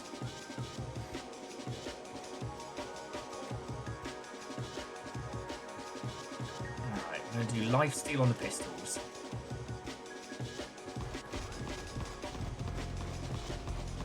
I mean, friends, it's Weird Indie Wednesday. There's no rule that says we have to play a lot of Weird Indie games all at once. Shut up!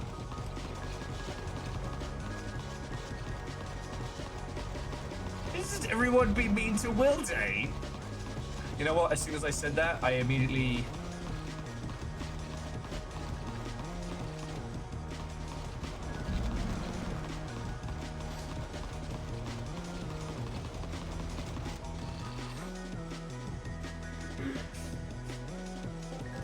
I have 2 games for you, maybe a 3rd. He did not play any other games. It was very stupid of me to start on this.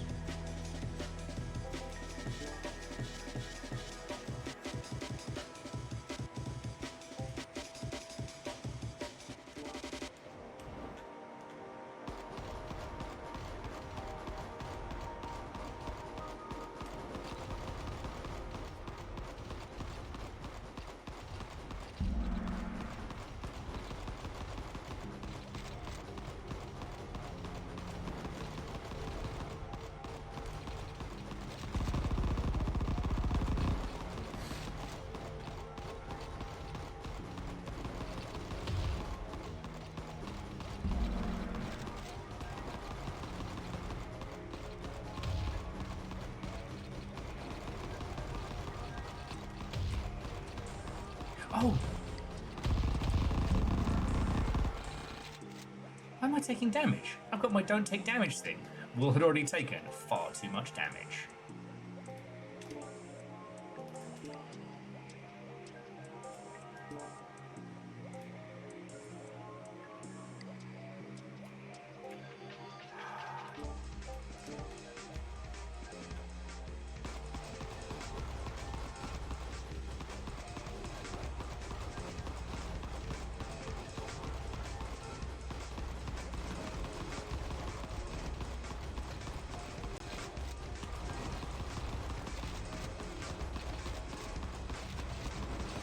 I'm just worried that if I continue with this, I'm just going to fall into further and further into a monosyllabic state.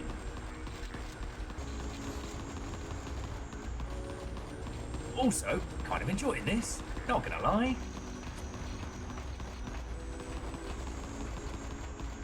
And I'm not saying that this game came up with it by any means. You know, I know this is pretty much how Brotato went as well, but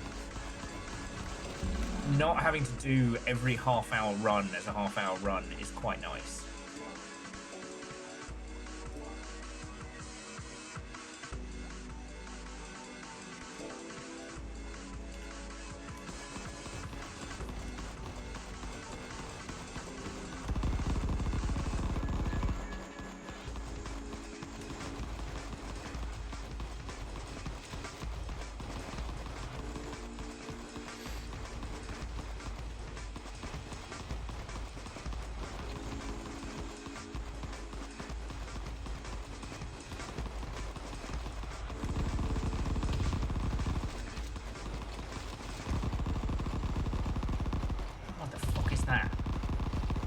It has a skeleton and a wheel, officially a Souls-like. That's the rule.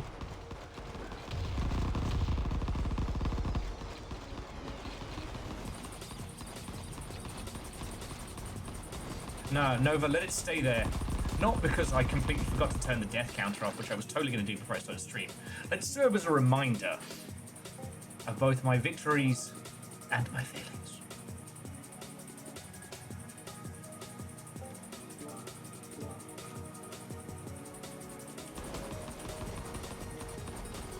Also, that there's a soft edge to the texture of this map that lets me know where the middle of the map is actually really fucking good. Ow, ow, ow, ow, ow, ow, ow.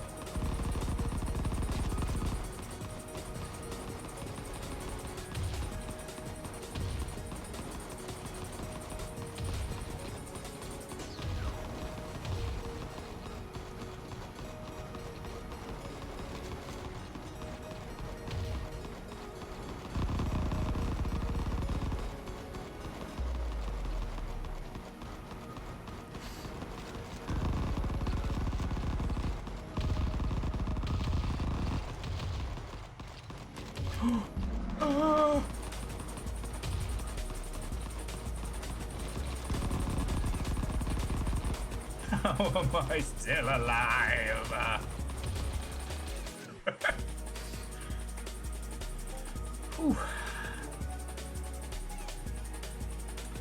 Lovely friends, this is not looking good.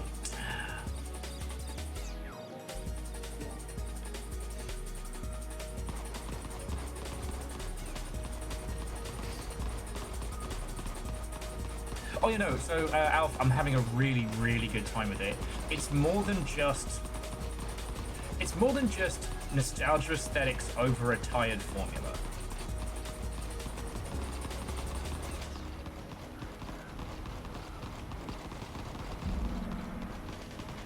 I mean, if we were going to compare it to other titles, so basically, you have your Vampire Survivorian, you pick the weapon, but then you pick the gems that upgrade it.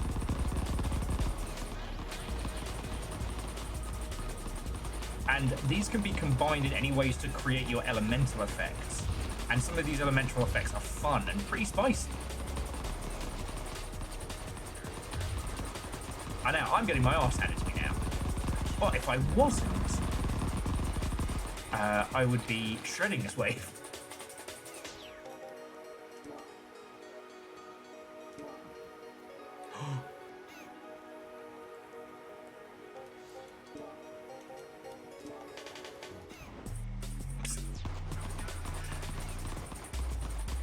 I could be good at video games. The game said I was a rude boy, which I'm assuming is good.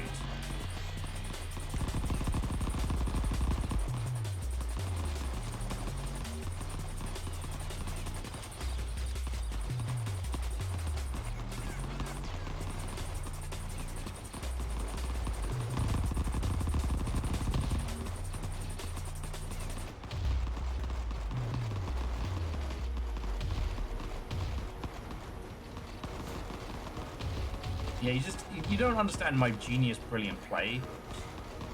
I'm playing to a level you all can't understand. In GDQ, this would be called damage boosting, and 3 people on the couch would be saying how cool I was, and would be waiting for an audience to clap. You know, so it's fine. You all just don't understand my brains. I'll build that environment.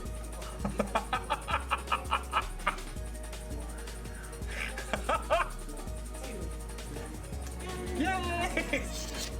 Do you mind if I go on large screen? Little has got the axolotl and the shark to make my own AGDQ couch. All right, we've got time for another donation. All right, save the animals.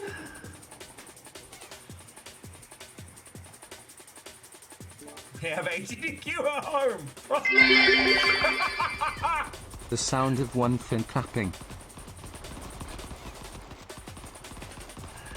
Yeah. Fuck yeah, Nova. Fuck yeah.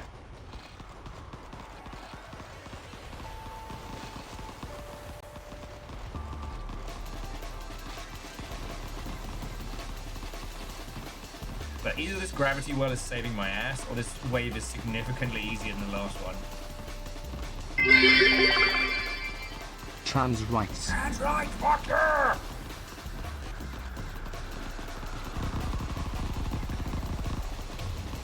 I don't know. I don't want that to become a meme because, you know, that's some shit we stand for in this household, you know.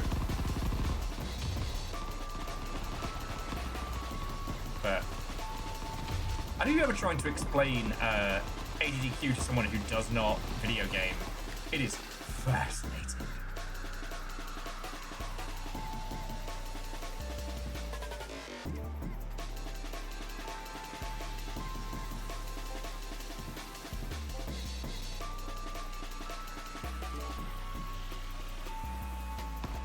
Speaking if I end up with another wave of bad words.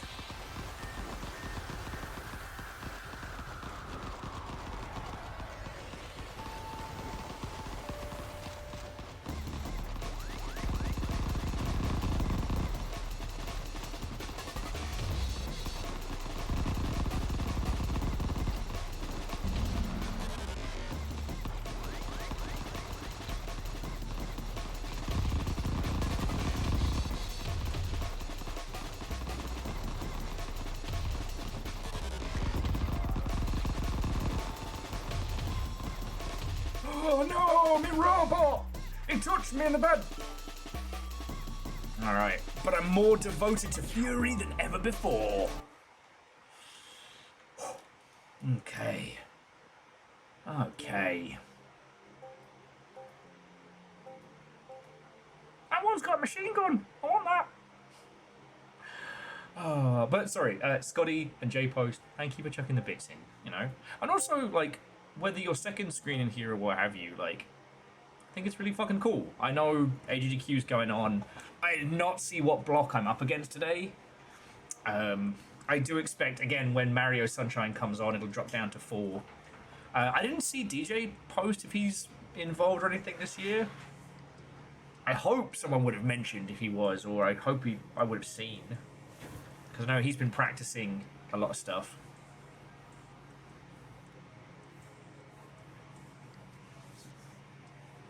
Pokemon went on for about 6 hours. That's fair.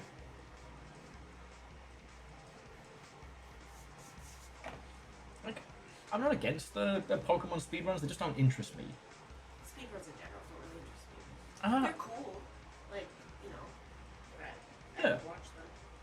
I like, obviously, the weird game speedruns, because they're just fun as. And some of the high tier ones, because the way in which they can break, like, especially physics in games is fascinating. Yeah, the only person I would watch was Java when he did all his Fallout speedruns. Oh god, that must have been funny. Okay.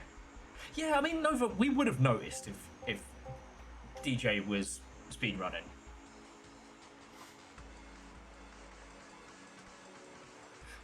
Some kind of Kaizo ROM hack. Ah. Those are always fascinating if you're already a huge fan of speedrunning. Wait, are you not allowed to swear on AGDQ? Well, I'm fucked. No fucking way they'd have me. Not allowed to swear. Yeah, what? You're way more likely to get through something without swearing. Did I ever tell you when I started doing this, I kept it swear-free? Cool. It lasted... Nova, how long did I last before I dropped the first... 3 minutes? It was longer than that. Okay, 3.5. Sorry. It was definitely a few... at least days, maybe weeks, I'm trying to remember, before I dropped F-bombs. A day. Okay, it was a day. But I lasted so long before a C-bomb was dropped. You don't know how hard that was to take out of my vocabulary. My guinea pigs. Not my guinea pigs, but the guinea pig calendar I got for this year.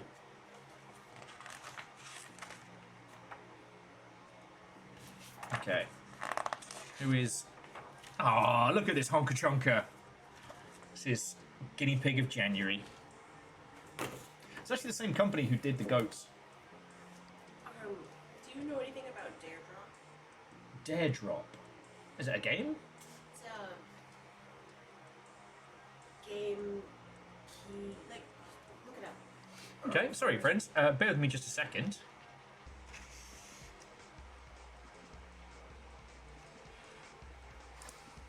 I mean, Alf, honestly, learning to be family friendly. People who swear friendly is in a family friendly manner is something I find fascinating and so funny. So use Dare Drop. One word? No,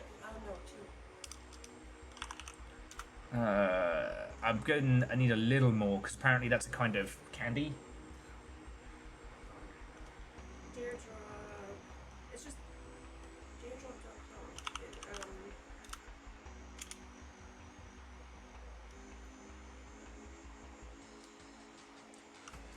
Daredrop.com. Mm-hmm. Okay, what the hell is Daredrop? Oh, the gaming influencer market platform where brands grow communities with their influencers and fans.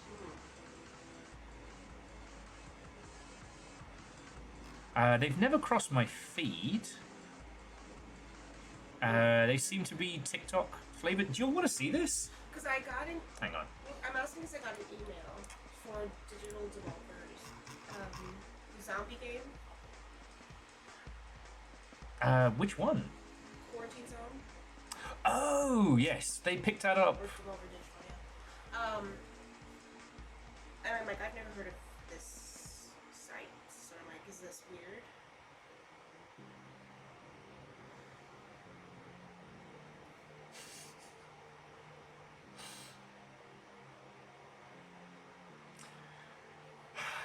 But their show reel feels like, I don't know. It feels like a deep fake of give me a show reel of influencers because they all look a little bit like someone but just slightly off. I want my insert favorite streamer. We have that streamer at home. Yeah. But with this Temu discount card,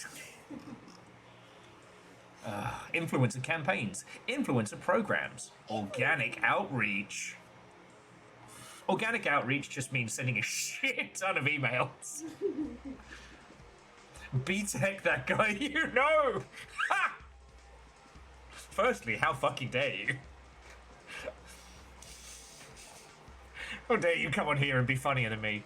So basically, if you've never worked with a company like this, game studios will usually work with like 3 or 4 of them and just give each of them a budget and just let them kind of do their thing.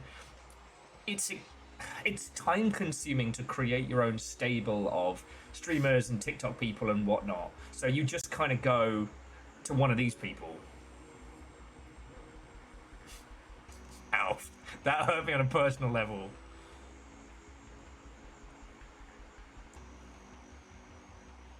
And it's always weird these days where they have the icons of all the different people together. Because I think the age of the powerful icon is gone. Yeah, no, that doesn't exist. I don't, but that could just be me. So testimonials. Oh, friends, if you've never seen this kind of stuff, this is the epitome of lies, and damn statistics. Daredrop could be awesome. I don't know them. I'm not shitting on them. But this kind of stuff where it's like drives player engagement. I promise you, you can make the numbers say whatever the fuck you want to. You can't make some numbers say whatever the fuck you want to. He's a free spirit. Can't be controlled. Can't be tamed. Alright, so let's... So they're just offering a key, right? Now, did they hit you up because of TikTok or because of Twitch? Because they look like they're predominantly a Twitch operation. No, just leaving. Twitch.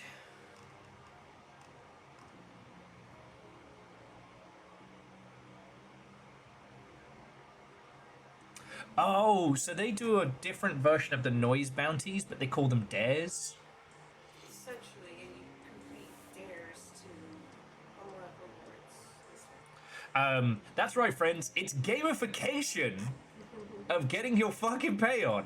So I've not done anything with them for ages, but there's one group that I followed called Noise, or are they called Noise Makers? Noise GG. You just had it.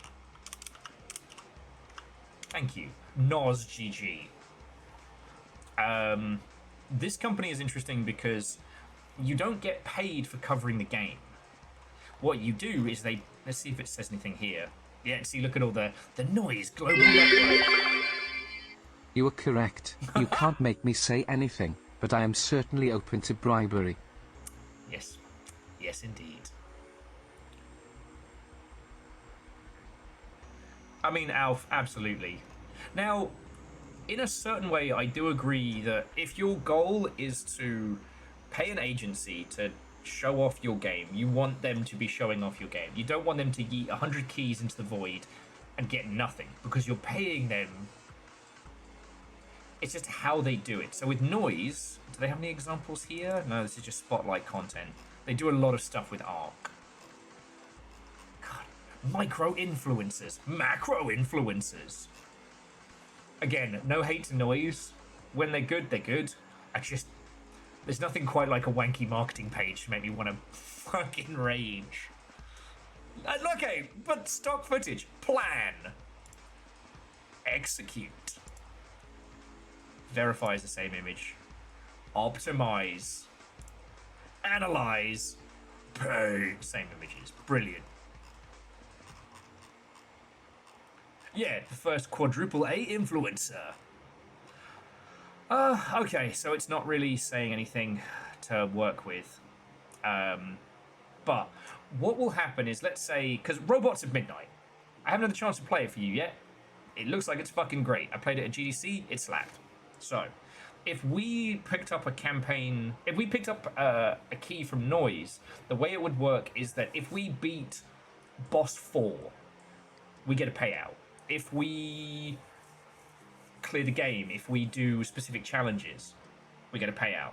With Daredrop, it's like, yeah, did you solve the main puzzle? Did you dress up as a character? Dress up as your favorite detective and play the game on stream. Italy's finest. Enjoy a scoop of gelato or a shot of espresso during your stream. And then they'll pay you if you do those. So rather than saying like, hey, I want you to stream a game, here's a chunk of money. It's, hey, here's the key, and you have to do these things. Now, the game that Littlefire is talking about, oh, it's called Zombie Checkpoint, or... I'll just go to Devolver. I think obviously legally you have to disclose all of those things. You can't get free things without disclosing. That's a legal thing. Yes. That's not the point. Yeah, no, we're not asking about the legality of it. It's, is this, somebody worth working with? Now, this is Quarantine Zone, which I would love it if it would show you the game. Now, what's fascinating about this is that this was, I want to say, an itch.io title first, but it was... Devolver picked it up after it was announced. And it's very much in the Slash Simulator vibe. You run a checkpoint trying to let people into the quarantine zone of a city under zombie attack. And so you have to work out, what... does the person have an infection? If they do, is it a serious one or is it the zombie bite? And then, like, what do you do? So, like, with some of these, you just send them over. If they're zombie infected, you send them over to the special tent. They're not coming back. But they might go berserker at any minute. So do you need to just fucking gun them down there? If you do that, the others will panic and run away, so far as I understand. And then you don't have the people to then man all the different setups. You know.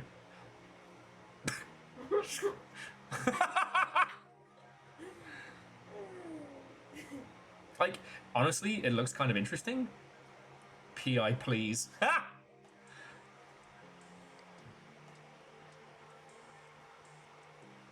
So, yeah. I mean, how much are they offering? Are you allowed to talk about it? They haven't announced the terms for that particular drawing. Okay. Because it could be worth it for the title. Well, that's what I was thinking. Even if I just get the title out of it, like, that's cool. It's the same thing as all the keys I found off Keymailer. They didn't pay me for any of that. I just played them and got free keys. Yeah. HIPAA please, I think is way better. Yeah.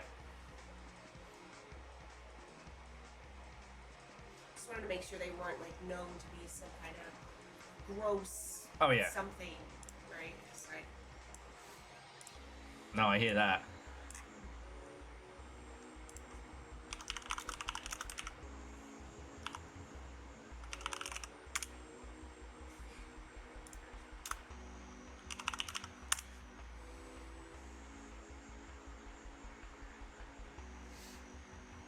I didn't see anything weird when I googled it. Yeah. Because, I mean, you all know the drill is if you're thinking of working with someone, you search for them, and you read their official stuff, and then you add space drama, and then you add space allegations. Yes.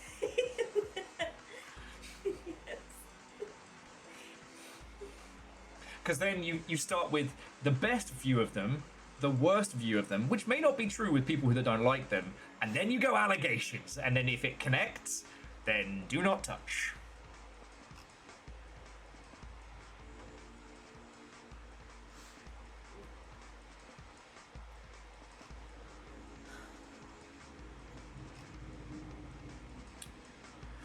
Yeah, everybody's saying that they didn't make any crazy money on it. It was nothing massive, but it wasn't awful.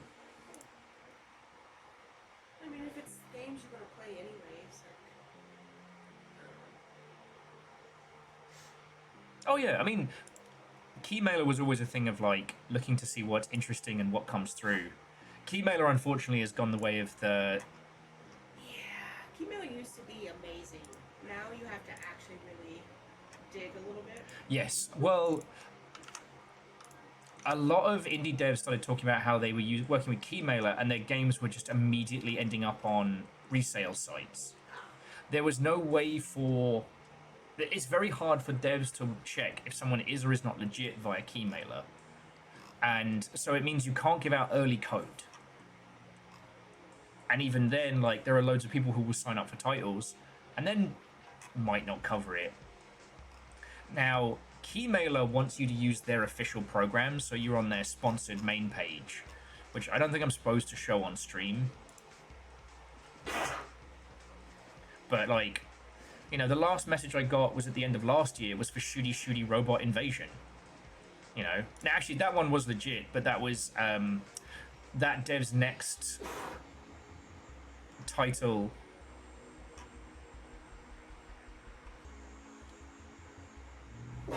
Bless you. Which was... Oh, apparently that same person worked on Brazilian Drug Dealer 3.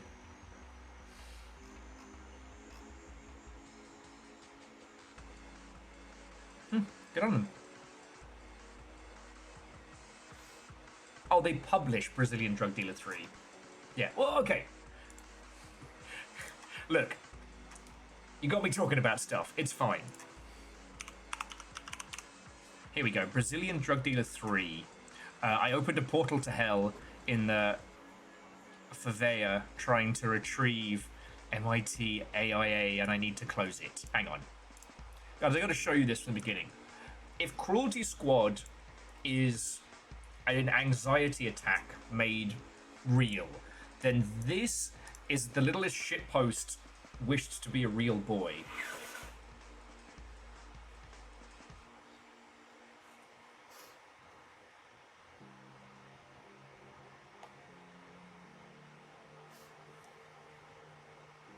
I mean, it's an old-timey... It's an old-timey, messy shooter. It is an unapologetic shitpost, but there's something wildly genuine about it.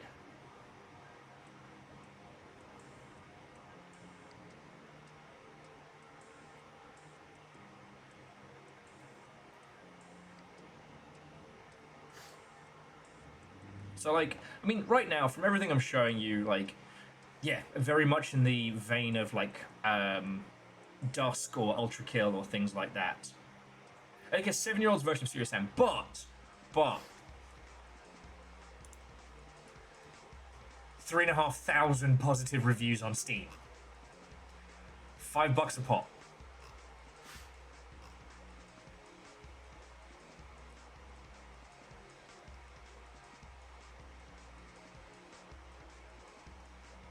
Like, this game has done fucking numbers.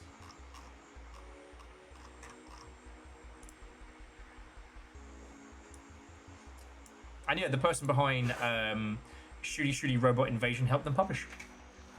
I don't know if it's something I would ever stream, because I think it would give me and all of us some kind of, like, fierce attack migraine, which is like a worse migraine up. But before your brain fully divorces from your body.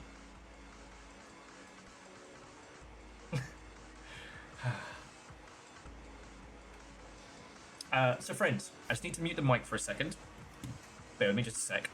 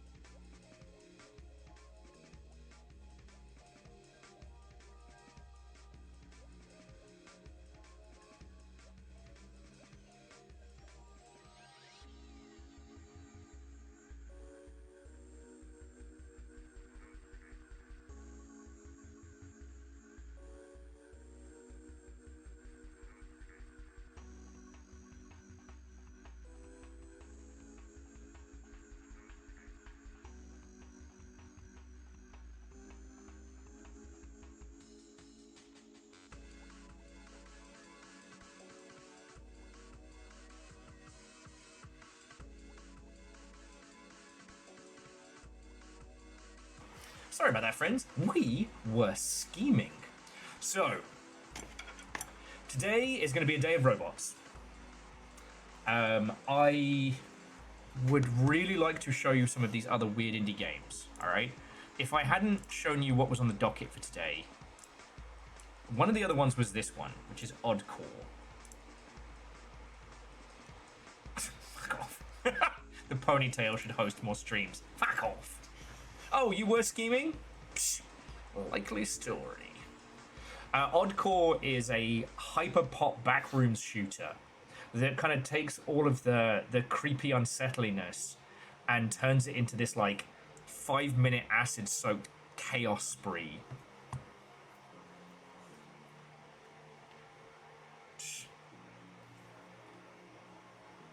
You couldn't scheme up a plan if you tried.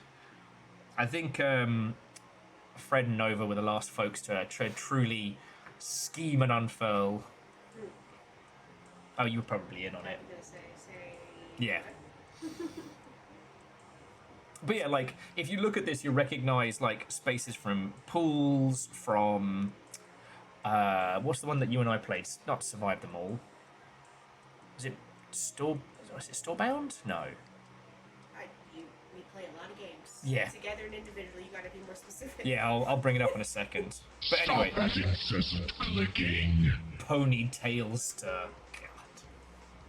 Out of my house! Isn't that your name in high school? I'm pretty sure Jesus gave you that nickname.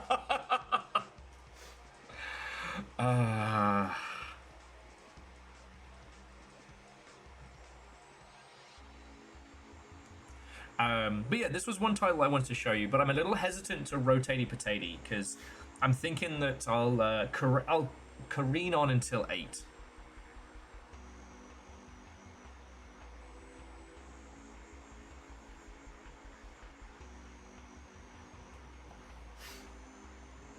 Now the other one, whether or not we come back and stream this for a Weird Indie Wednesday is another question all entirely.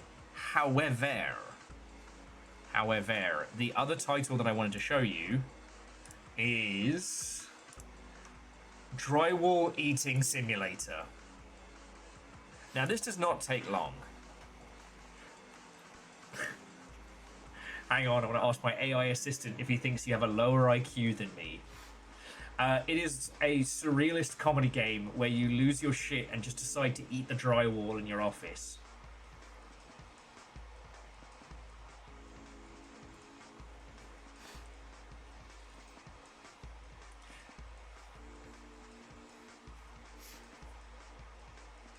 Fuck off, my cooking's great. So yeah, it is a game where you literally eat drywall. You never responded to my Zoomies invite.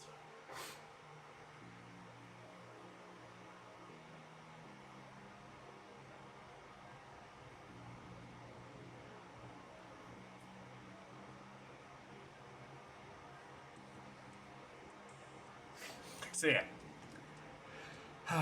The only reason why I don't want to jump into this right now is because I know it's going to be incredible, but I don't know how long it truly is. Like, most of the reviews are weighing in at, you know, an hour, but then there's like, played it for 8 hours, 2 hours, 4 hours. And if it ends up being, like, hilarious and fucking brilliant. And you always have to account for your chatting. Yes, I play games slow. Well, PVS, I wasn't even going to mention that because it's so painful. It sounds like a real thing. A crypto app where you can bet on rideshare drivers does sound like something a fucking tech bro would pitch at you in the fucking office. I guess a wannabe.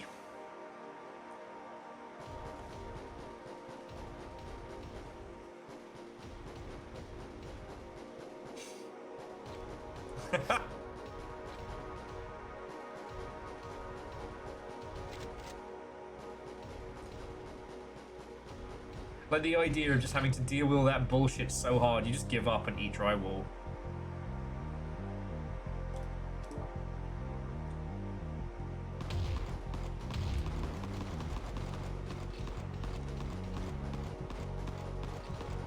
God. Because, like, not into...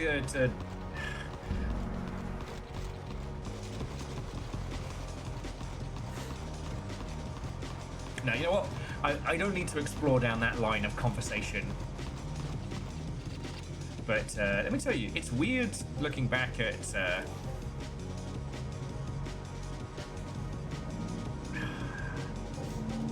Alright, I need that destructive lance. It's weird looking back at Death Race. I still find it wild that they remade fucking the Running Man.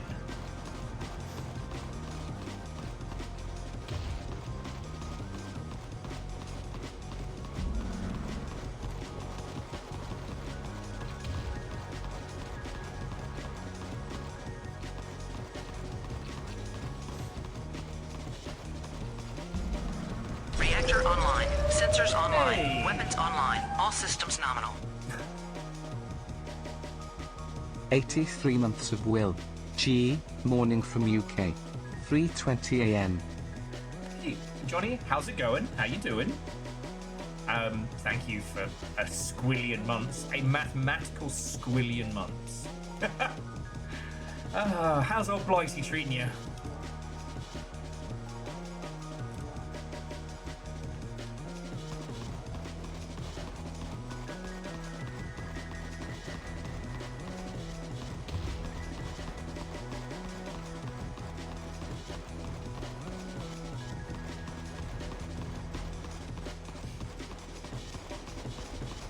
DJ Coyle, I'm just happy that Splitgate is there to kind of give us something to rip the shit out of. It's the gift that keeps on giving.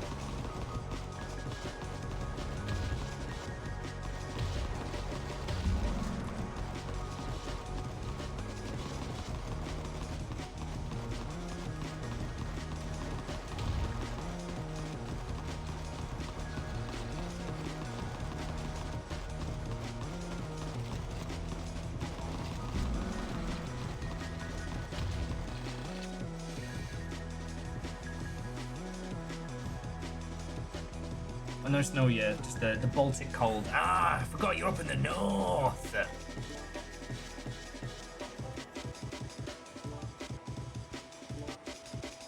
Up in the north. Ah, okay. PVS says they kinda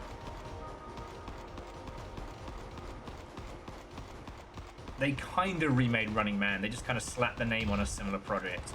That makes sense.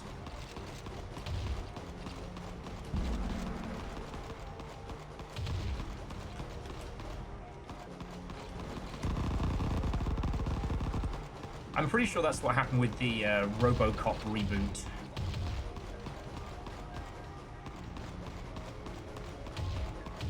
Oh, fuck. That's what I get for not paying attention.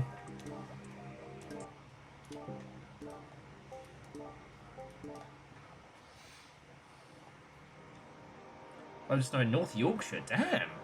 I haven't talked to the folks back in Old Blighty in a while, so I hadn't really thought about it. I haven't really been out, so Seattle's probably going to get full spring soon before we get the real wintry snow.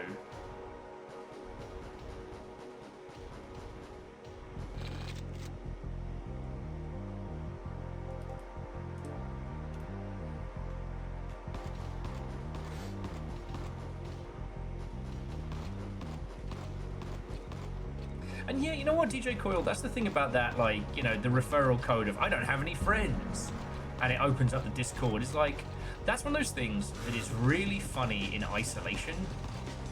Sorry, DJ Coyle was pointing out that, so Splitgate, which is doing fucking terribly at the moment, which is very funny.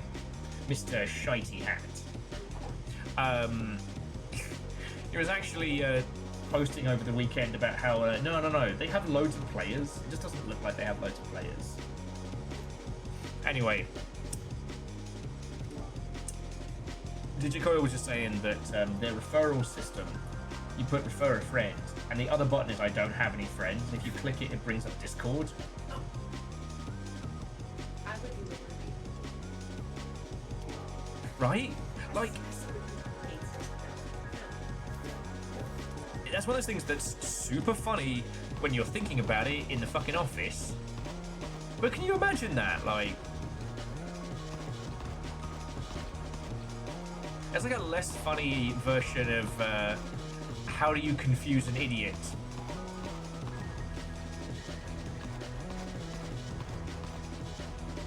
Sorry, I'm trying to remember what CD it was on. It's like, how do you confuse an idiot? Turn over CD to find out, and it's obviously it's a mirror surface.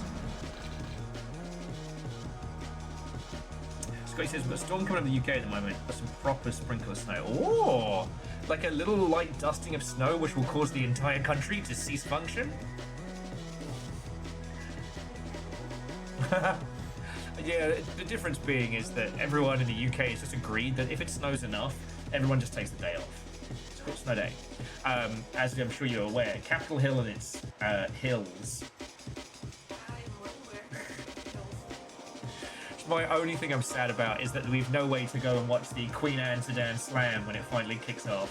One of Seattle's best advertised events.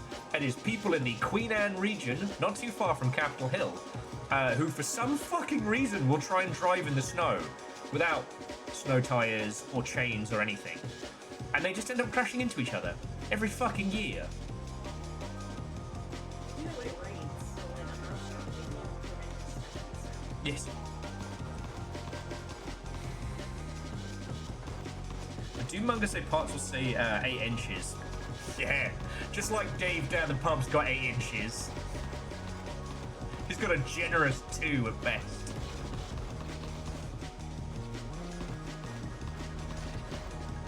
Or hey, like, if it does end up snowing proper, I hope it doesn't affect you bad, and I hope you get to, you know, I hope you get to enjoy it for the fun reasons of snow, you know.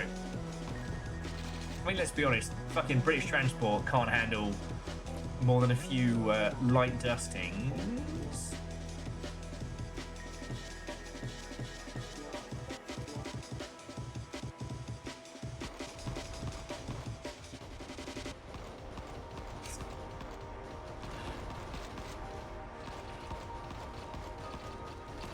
I will say though, friends, if you ever want a fucking funny conversation, especially if you're in a bar out here in the US, talk about British snow. Sorry, this one's just for the internationals.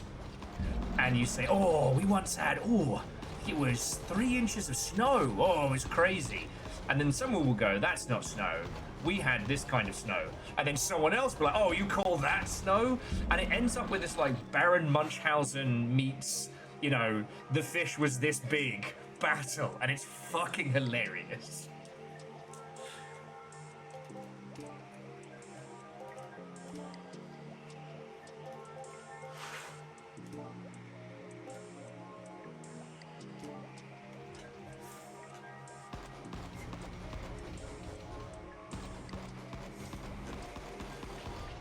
Yeah, the 2 Seattle events that I love but don't get to go to are the Queen Anne Sedan Slam and Dead Baby Downhill.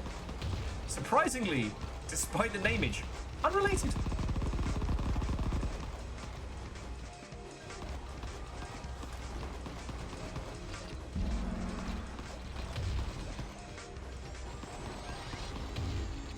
I gotta boost my dodge. No, don't do this to me.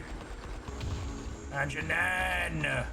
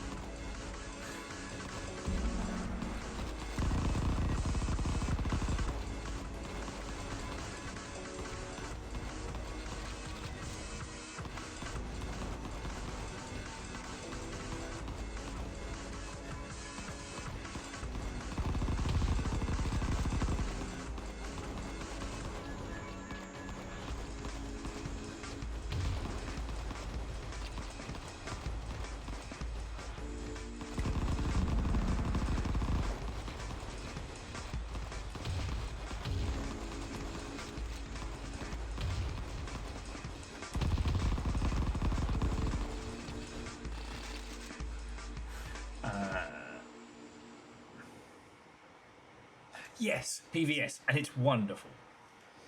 People are just saying no matter where someone is from the US, they will get into an argument about how uniquely terrible their weather is.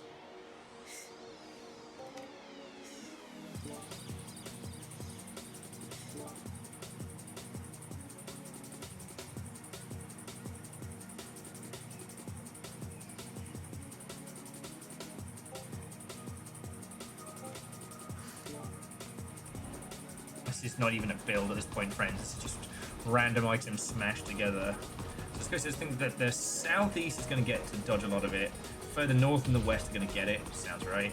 Bloody Norfolk knows what it did. Wait, no, Norfolk's east. Sorry. I just want to shit on Norfolk. is that allowed?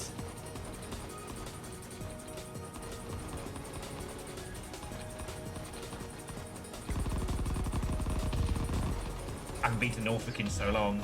It might be a chemical wasteland at this point.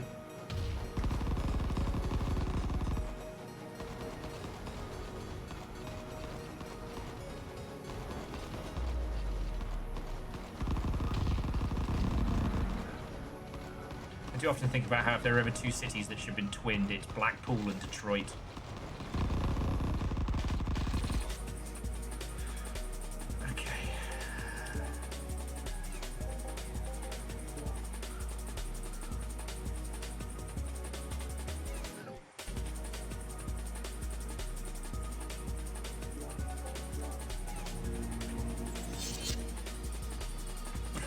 Al says, my mum still goes to Blackpool every year on holiday. Still no idea why. That's the great thing about people. They can always surprise you by voluntarily going to Blackpool.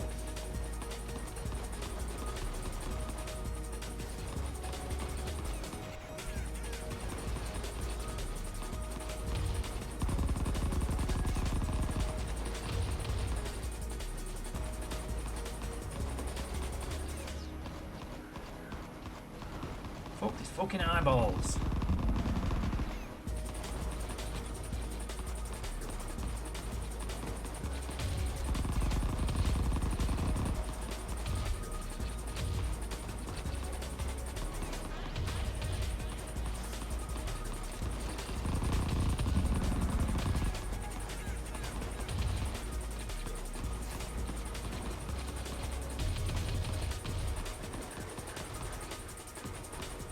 Smart, not clever.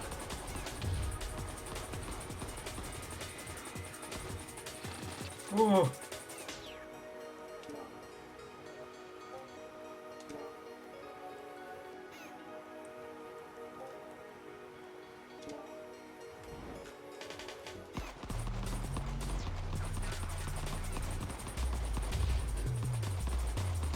Oh, PVS. It's so funny when people get arguing about the different kinds of rain out here. Sorry, PVS, I forget where you're from. Please don't feel like you've got to dox yourself or anything like that. It's just, like, Seattle's got this weird kind of, like, the standard Seattle wet is like a misty rain. It doesn't get, like, torrential rains like other parts of the world and things like that. And it's not quite as grey and gloomy as the UK.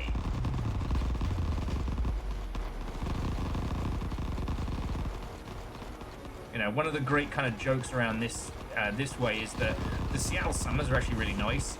Just don't tell anybody because we'll start getting more tourists. They'll start expecting things, you know? Bless you.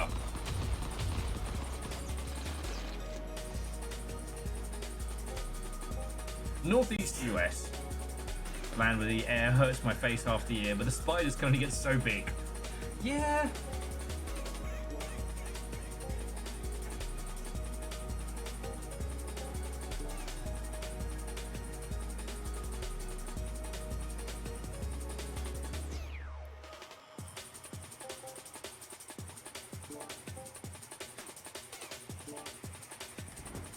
Like, out here it is not bad.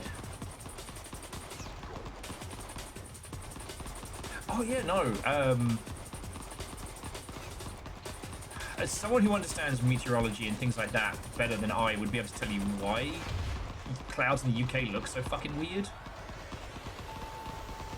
You know, it's the same amount of fucking sky, right? So why is it that the clouds in, say, Texas look drastically different? Which they do. Like, I'm not refuting that in the slightest.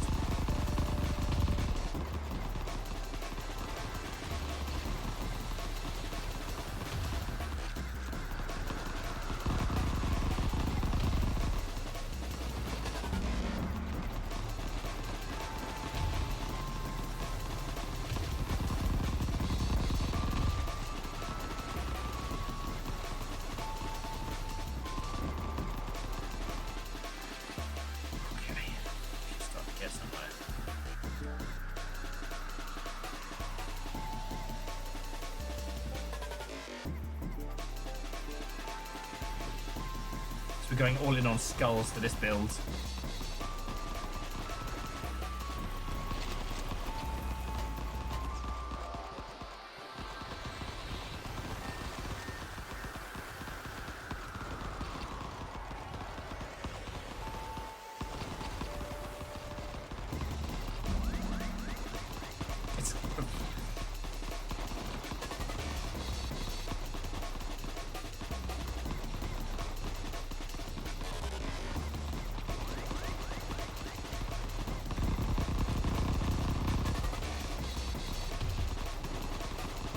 God, there really is no... Once you get to the higher sections, the higher waves, there's no time to talk. I will say this Dodgy Dodgerson build is working a little better. If I can even call it a build.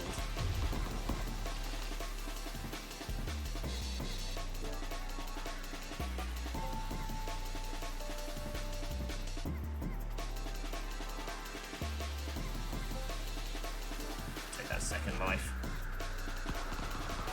Not to be confused with Take That, Second Life. Who knows what it did.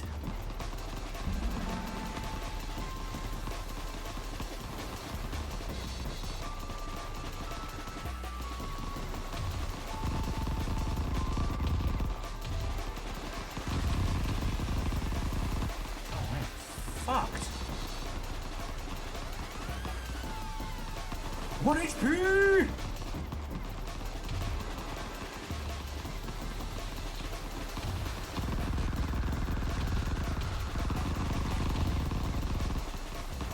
Absolutely fuck it. I've just got to stop saying words. I might be the biggest problem with my my build.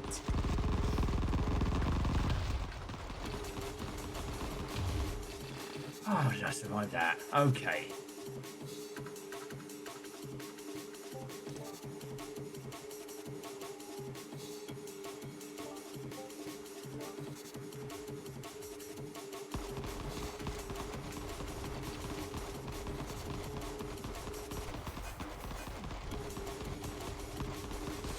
Yeah, Alf, the little cutscenes of the bosses jumping in really reminds me of Steel Lancer Arena and Phantom Crash. You know. Although Steel Lancer had more of a way weirder soundtrack. It had like fucking Hoobastank on it and Zebra Head, but not any of the songs you know from like Tony Hawk's or anything. That's a good point, actually. I don't know if did Hoobastank ever make it to Tony Hawk's? I don't know if I don't think they were part of the Cool Kids Club there. Man, I bet they're salty about that. Oh, you guys did music for a video game? Yeah, we did. You know, back in the day. Oh, which Tony Hawk's was it? It wasn't Tony Hawk's. Sorry, it wasn't Tony Hawk's. Oh, which one was it? Was it a Japanese game?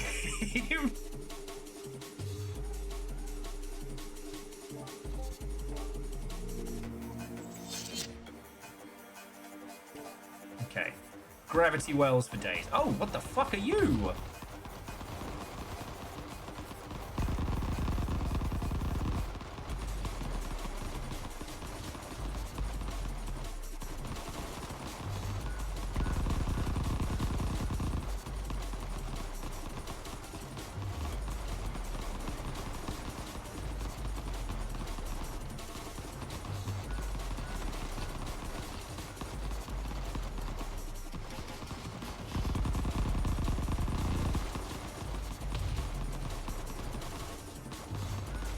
Okay, I guess there are named baddies now?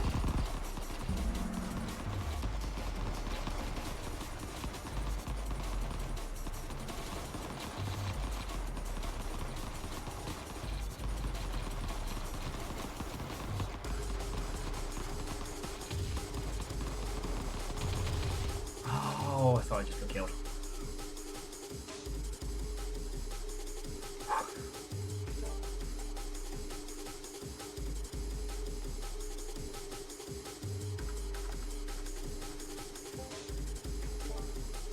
Best I'm gonna get.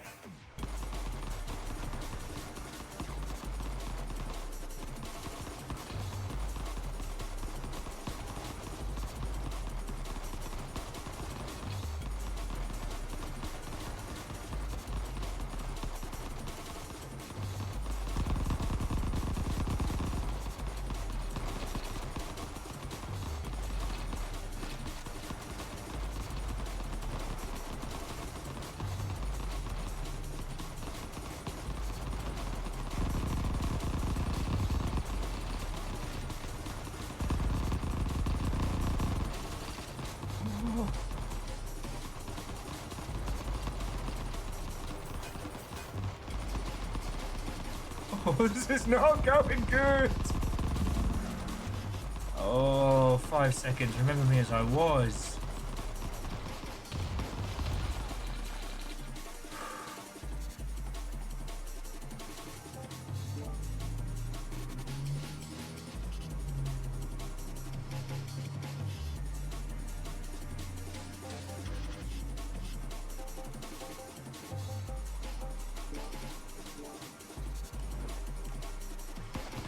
Nothing?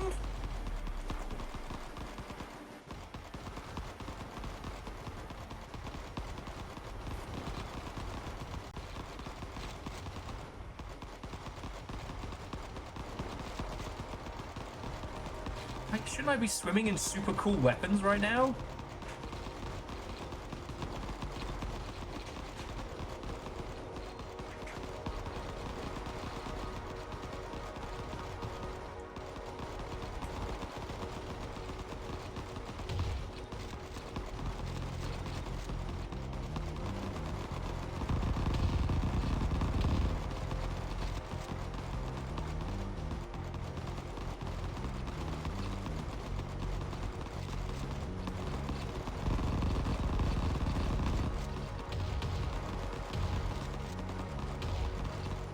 Okay, and at some point I lost my super revive. Come on! Nothing else?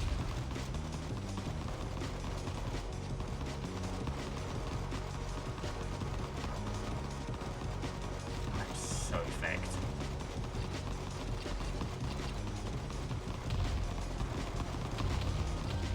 Fuck! That's dead.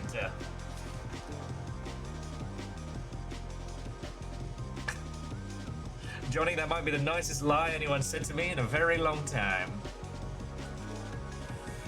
Okay, speed and attack speed. All right, we got this. Oh, I need to stand up and just get some water. I mean, if you lot don't mind me nattering while I'm running these robots around. Oh, my legs are so dead.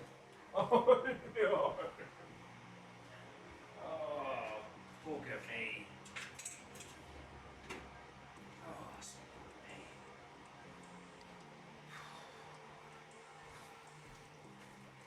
Okay.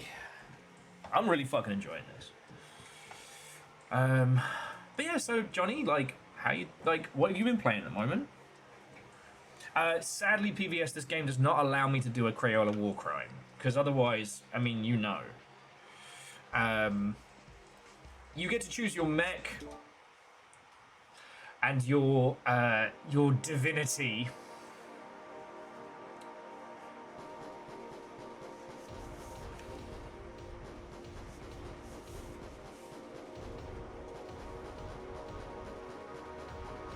This guy comes with dual pistols to start with, and then instead of getting like the redonkulous shoulder weapons, You get these guys.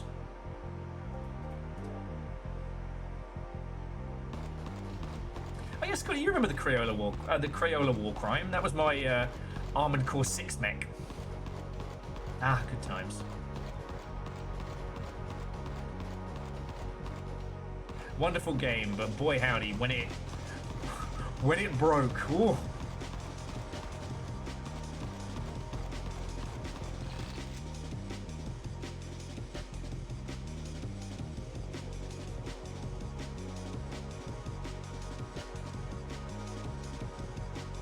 So Alf, it's Armored Core 6 is one of those where it says it's a new game plus, but really it's just kind of a continuation of the story.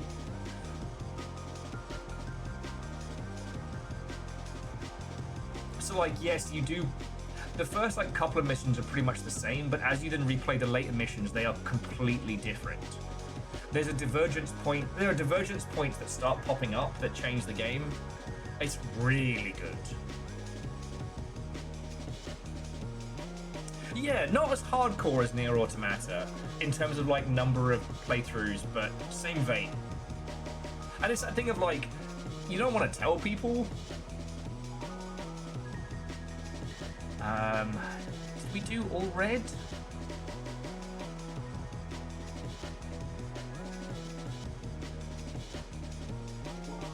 I'm gonna try and do the Argent Lance all red.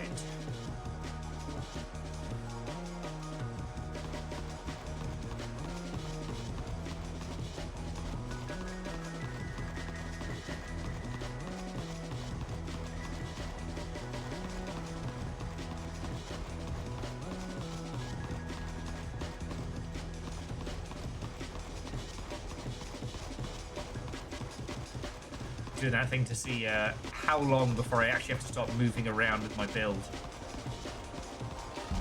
Makes me feel kind of smug the longer I can do it for.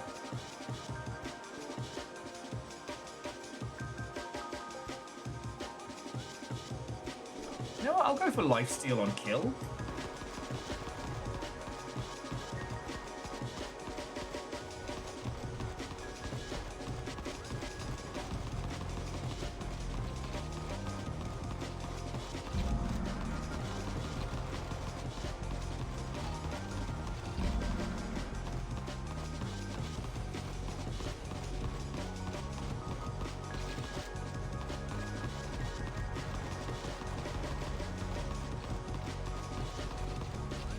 I was trying to think about this the other day of like games that use the very language of games, like, you know, endings, bullshit, etc., to really feck with you.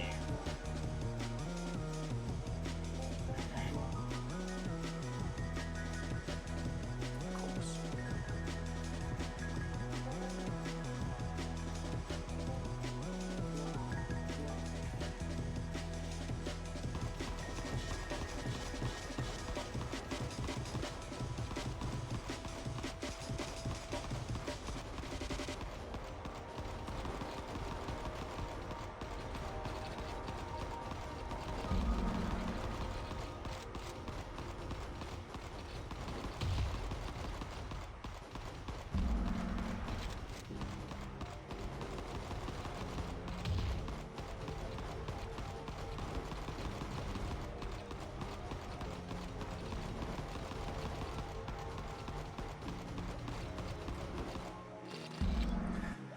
So Johnny's been on Ark, World of Tanks, some Maneater, some Tarkov.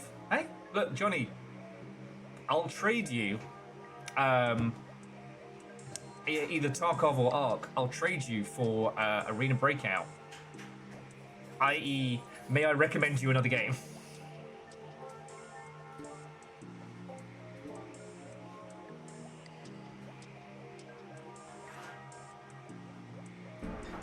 Because I have been really enjoying it. I kind of haven't shut up about it. And like I'm not going to give anybody shit for playing Ark Raiders. And for reasons that I can't disclose at the moment, I do have a copy of it. The AI voices thing, I can't get over there. The whole manufactured consent angle of it is just pissed me off something fierce. It's not nefarious as some others. But yeah. And Tarkov, I mean, they use AI shit in their game, and they don't believe women exist, so. It's true. We're not women. Yeah. But Alchemist Joker got myself and Lil Fire playing Arena Breakout, which is on Steam. And I've been having a feckin' good time with it. New season's about to start. And new season's starting tomorrow. And I'm really looking forward to it. In terms of functionality, the quick kits and the fact that matchmaking is based on not just your rank but on the season, but the cost of the gear in your pockets. So if you want to, you can go in a match with people who only have shitey guns.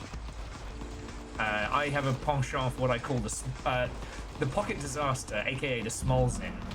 I can't take credit for calling it the Smolzin, but I do love it. I'm just a sawn-off Mosin with a scope and just causing havoc.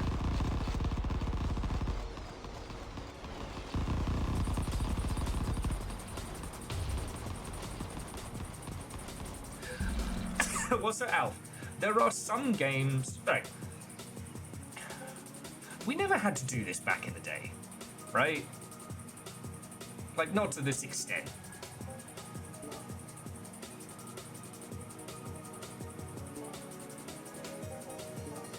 Like, back in the day, you made your game purchasing decisions based on what looked good and going from there. Then we had to start dealing with the idea that there were a lot of, especially blokes, in the fucking gaming space who were fucking knobheads. And so we've had to start being aware of, like, who's working on what games and things like that. Now we're getting to the point where, like, the moral stand you take on certain games is an important one. Now, like I said, I'm not going to give people shit for playing Arc Raiders. I will advise against it, but, like, I'm not going to be like, oh, heck you and the horse you rode in on. Now, anything that supports Jowling, Cowling, Rowling, i.e. fucking Hogwarts Legacy, I will give you shit about. And if you come in here bragging about how you spent all your fucking weekend streaming it, so long, goodbye, we won't speak again. I think at this point, if you are surprised by my stance on that, you haven't been paying attention. Anyway, like, there's levels to this. Now, Arc Raiders is annoying because the same company has done the same thing twice, where they pretend to be these little guys, like, oh, we're so small and tiny, we don't have the money. We don't have the money, everybody, don't be mean to us. Actually, they're fucking loaded, bellends. Their other game, The Finals, also heavily used AI voices, and they've been kind of... the concept of manufactured consent is not one that comes from video games, but it's basically where you get people used to a bad idea through something that they're gonna like. So, you know, like the cute dogs from Boston Dynamics that we see all the time, or the weird little robot who falls over and we all go, oh, isn't he cute? So that's manufactured consent, because those robots exist to remove menial jobs. They're not making those robots to make the world a better place. They're making it so they can make more money off of, you know, non-standard, of like non-automated service jobs. I shouldn't call them service jobs, you know what I mean? So, like, you know, warehouse work, there's a lot of warehouses that are all heavily automated. You know, again, you don't even need to tell you that.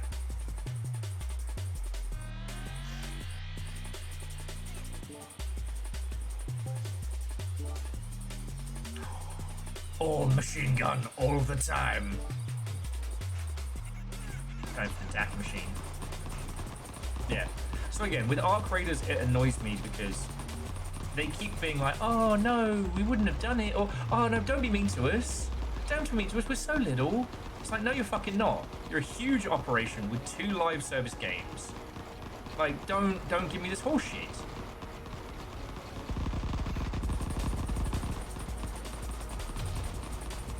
Yes, Fearless. I mean, that's the other thing is like, again, Black Mirror said it better than I could, but yeah, those things don't exist for good reasons. In an ideal world, we would be building like automated or remote people for, you know, work underwater, work in space, you know, places which are insanely hazardous, you know, Blackpool. But that's not why they exist. They exist so that they won't have to pay people to work in factories or in warehouses.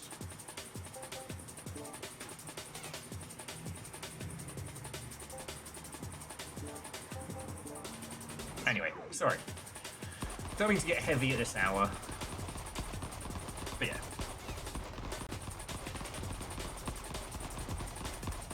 And Scotty, yeah, maybe you should follow up on that. I know, like, also the thing I'm not going to say is like, Arena Breakout is also not like, you know, the ethically homegrown indie, organically sourced shooter. I really enjoy it. You know.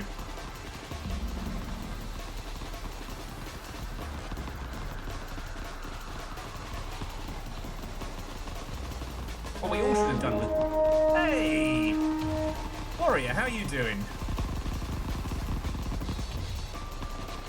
I think they're coming to say hi to you. Hi. Warrior... Where has she been? She has not been on the internet. Is she not? Oh. It's like, I remember Warrior being a bloke. Warrior, how are you doing?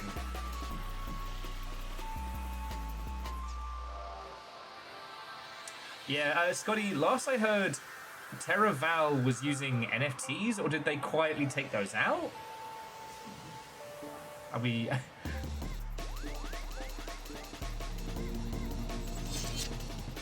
So Warrior is doing good. What were you playing? How are your tails? Little Fire says a proper ha. Pay no attention to the incredibly cool picture of a guinea pig. Warrior, I'm doing good.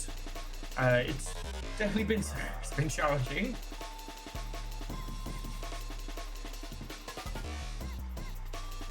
I mean that, like, sorry.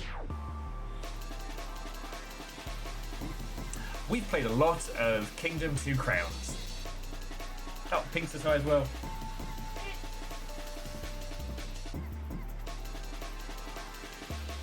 Actually, what Pink said was hi, fire, queen. Yeah, and Happy New Year, everyone from Pink. Hey, Happy New Year to you all. Hope you're doing splendid. Warrior was on Liza P, making good progress. Yes. I started playing that because I thought the fact that one of the progression systems was called the P organ was fucking hilarious. And that game is genuinely good.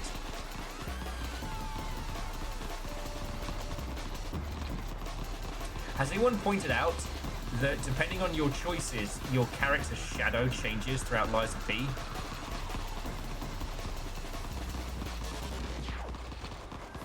Anyway, so this is Vital Shell. God, why did I forget the name of it? I've been playing it for 5 hours. This is Vital Shell, very Vampire Survivian. If it was purely peak Dreamcast vibes. It plays really good. If you've enjoyed any of the, you know, the post-Vampire Survivor stuff, you'll have a good time with it. Came out today, and it's fucking good.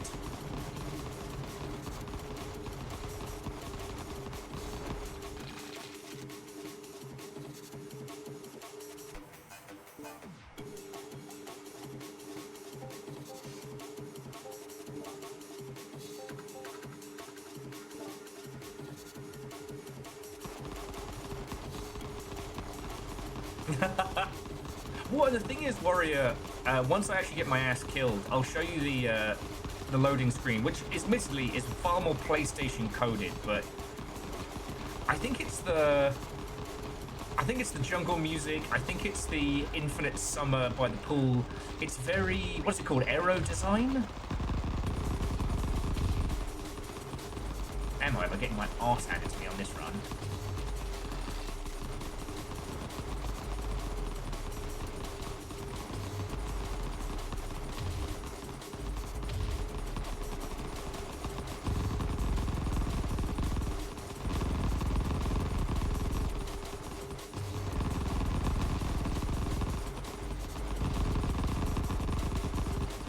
Yeah. I mean, currently this mech has the most amount of DACA that we can have.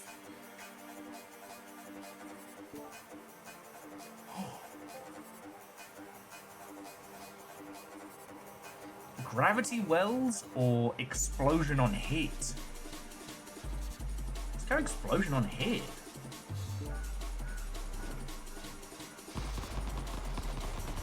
But yeah, I really enjoyed Liza P, and I hope you're having a great time with it. And again, I played it because, you know, there was loads of things that it took okay, when I first saw Liza P, I, like everybody, noticed the animations were eerily similar to Bloodborne. And a lot of people called foul, which I don't think was unfair, but nah, Liza P wholeheartedly stands on its own. And its dark fairy tale styling is more than the usual, which I really like.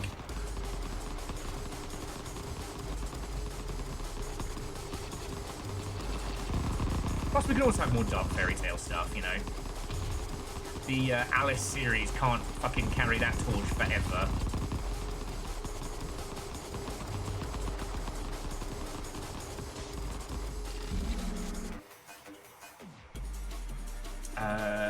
Pink is also doing well. Liza P is not what they expected, but they're enjoying watching it and loving the darkness of it. Yeah.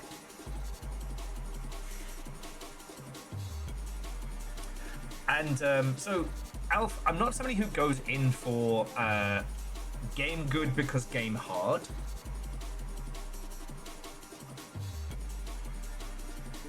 But what I will say is that the amount of people who kind of critiqued Liza P because the DLC because of its difficulty makes me smile.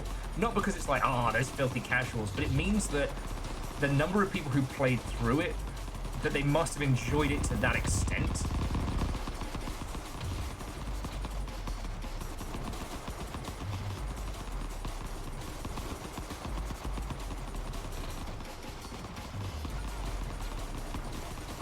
You know, the number of folks who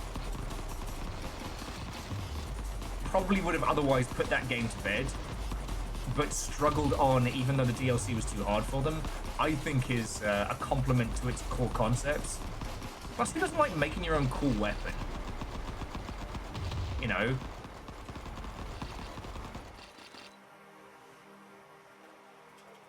Yes! Alright, here we go.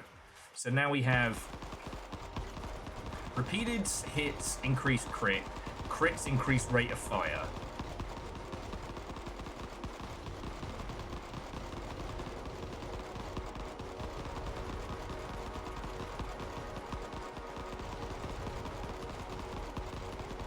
Oh yeah.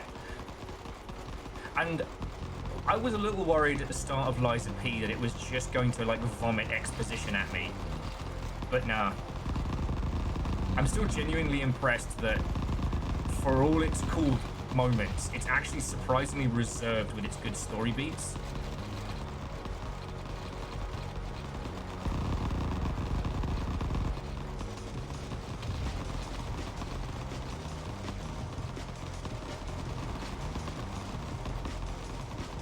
And for anyone else says it, yes, I do think the spinning heads look like the Veronica doll from Rugrats. Oh, let's do that. Yeah. Yes. Pink, I have played Horizon Zero Dawn. I really like it. I could bore literally everyone within audible range talking about the difference between mechanics and perceived mechanics. I think that Aloy should be able to see all of the HUD's display stuff all the time, because she's wearing it like a little scouter. And I think that the whole, like, how you have to kind of go into that, like, crouch mode to sense everything is a misstep. But that's me. DJ Core's second game of all time, Horizon Zero Dawn by Guerrilla Games? Yeah. You know what's funny, DJ, is I worked with a bunch of people who flipped the bird at Guerrilla Games after the... I forget which one it was they did. It was the last of the... Oh, fuck. It was the incredibly forgetful Nazis in Space game? The quote-unquote Halo killer? Killzone, that's it. Fucking forgettable name that was. Yeah, they kind of... Sony burnt a lot of people making Killzone. And they did not think that Horizon was good. So they fucking bounced. I hope, from the horror stories I've heard at Guerrilla Games, that it got better when Horizon kind of won. But anyway, Horizon Zero Dawn's fucking brilliant. I love the giant robots as these, you know, megafauna concept.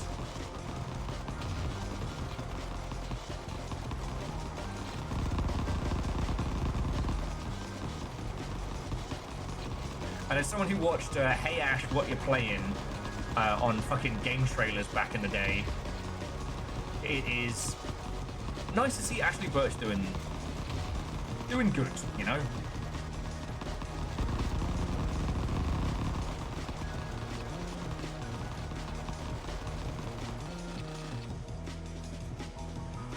Attack speed? Why not?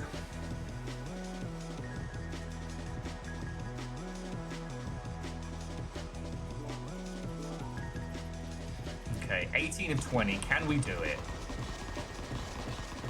If I make it to the end of this run, we'll face another robot. And if we should do such a thing, then I unlock another robot. But I have not cleared this yet, so the chance of death is extremely high.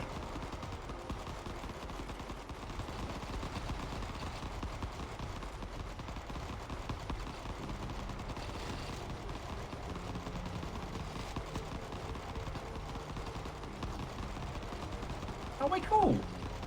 Pink and Warrior got to try the Lego version of Horizon Zero Dawn, which was a fucking great announcement.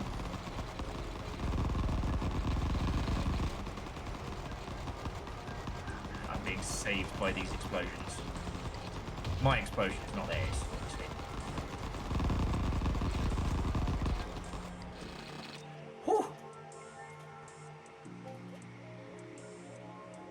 Oh, you know, Fearless, that's the thing. I'm not laying fault with Guerrilla. Like, Sony was so hot to try and murder Halo. It's one of the reasons why I find the whole Concord thing so funny. Because I bet their thinking was, oh shit, live service games the new hotness, and we've got Bungie. This time, we'll be ahead of the curve. Let's make 8 live service games. What do you mean people don't want to play 8 shooters at once? What do you mean? Why don't they play all the games? Why don't they do what we tell them to? Like, I don't think Sony's mismanagement gets discussed as much as it should. They've forgotten about whole ass games. Like, they have paid money to developers to make a game and then forgotten that they did that.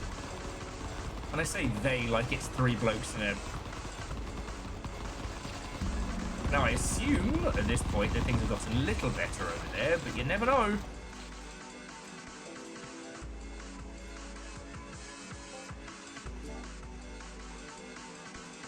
Fuck it, let's see what happens when we combine 4 different gems.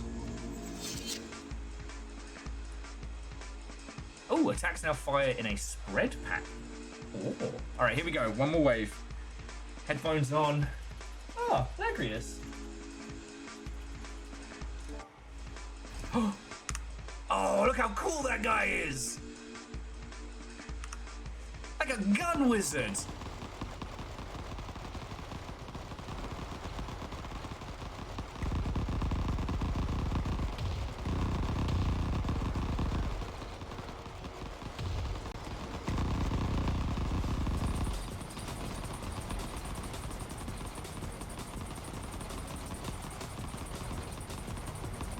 any of you could be so kind as to drop some health, that would be fuck.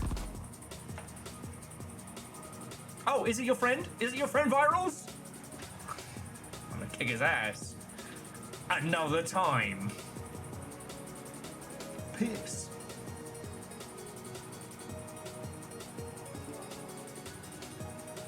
Checks out. I've unlocked the bloom cannon. Don't call it a shotgun. It's been here for years. Okay. F for fantastic. Is that a mech wizard with a gun?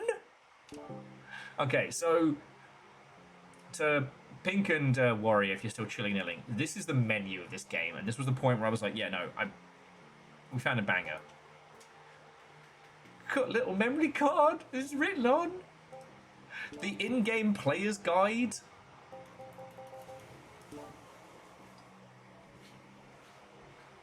Ooh, this is pretty cool. So all the combinations. Any combination of 4 attacks now fire in a spread pattern. Yeah. Official player's guide demo disc. So what's nice about this is it's not too overwhelming with stuff all at once. So you choose a mech. At the beginning, you just have fucking Swordicus here. You choose a devotion. Again, at the beginning, you just have this one. But it unlocks additional like meta upgrades on top of what you have. So if I now play as Shooty Gunbangs McForearms, I get lots of speed and lots of attack speed.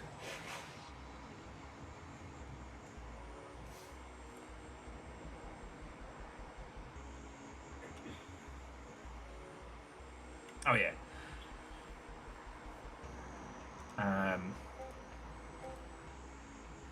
That's heckin' cool. Honestly, friends, it is heckin' cool. Oh. And you're right, I have been at this for 5 hours. I had initially said I was going to play 3 different indie games today. I started playing this, and that was it. Oh, fuck off! How are there any left?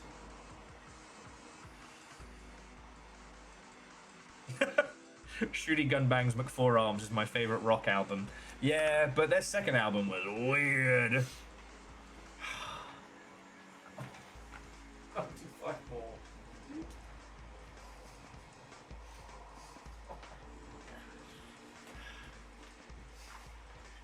The indifference to my suffering is almost audible. How long should I earn this? Yeah. How many days do you think I'll be able to keep this up for? Well, it has to be a year. I mean, like, before I have to be like, no more, no more. You're right, it's the whole year. Fuck. So sore. So you're supposed to stretch, you know, and fill your body with the appropriate vitamins and proteins and I've been doing that! things that your body needs to recuperate from Okay. actual movement. Well, I'm just moving a little bit. So on the list of things I'm embarrassed by, but fuck it. I realised only Suffer what, for your 2 art. weeks ago Then hydrate and that stretch. the multivitamins that I buy are not 50 different vitamins in a single pill, but designed for people over 50. I have the health of an average, under-exercised 50-year-old man. Well, I was like, you know, you have the 5-in-1, you have the, you know, the multivitamin. Oh, this one's got 10. This one's got 10 vitamins in. This one's got 50. Oh, that's brilliant.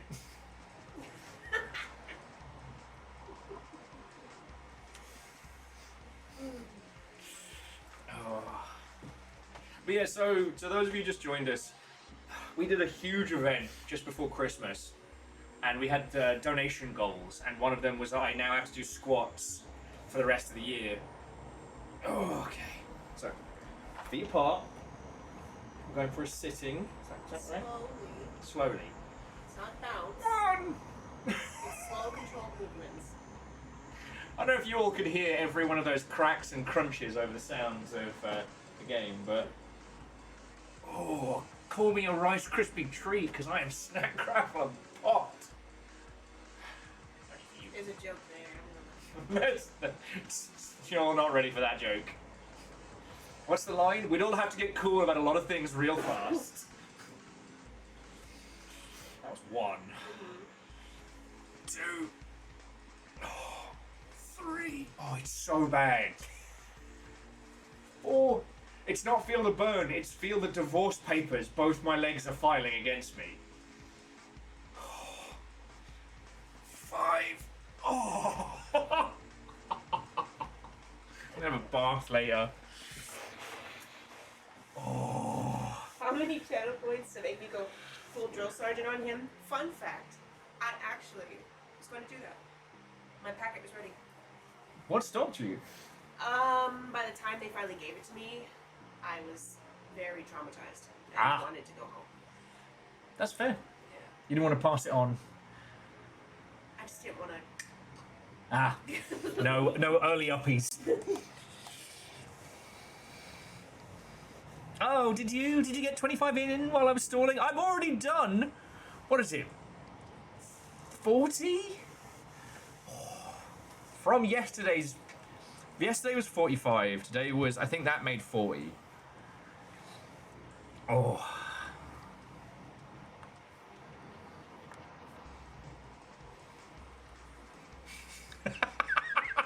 Will is like, my neck, my back. When I bend my knees, they crack.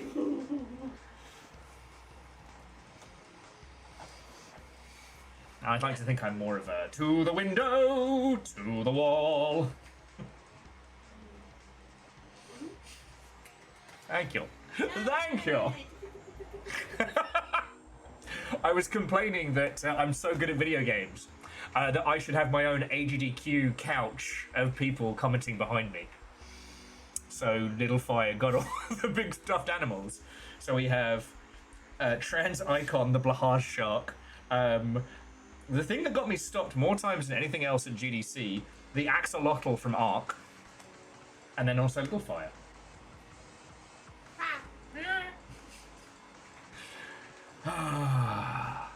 Thank you. That is the way that should have been recorded. It's kind of like how the Bupa de Beppo theme fits perfectly with The Little Mermaid.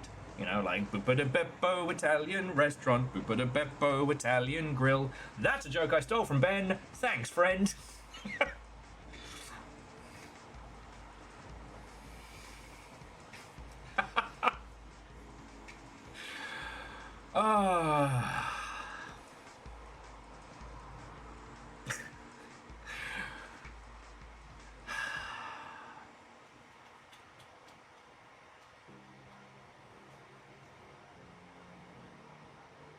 Okay.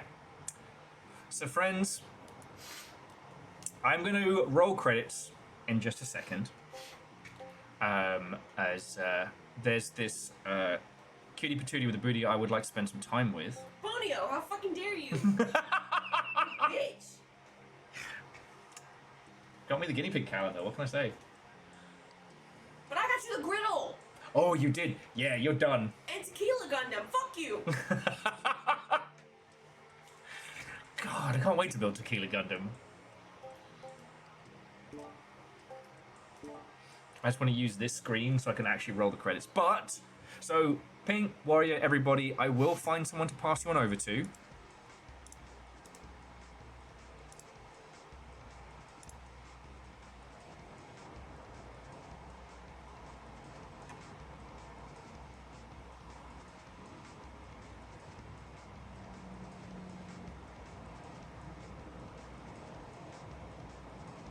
And there are many lovely, lovely Mother Hubbards.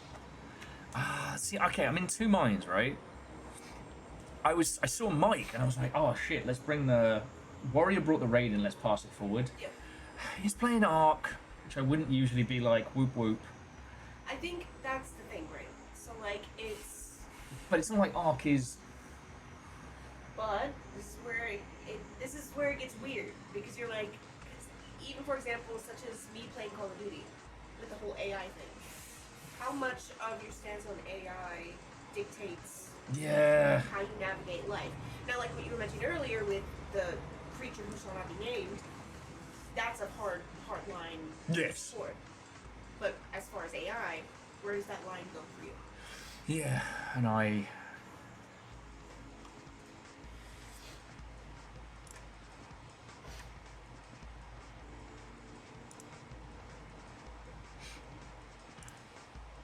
Anyway.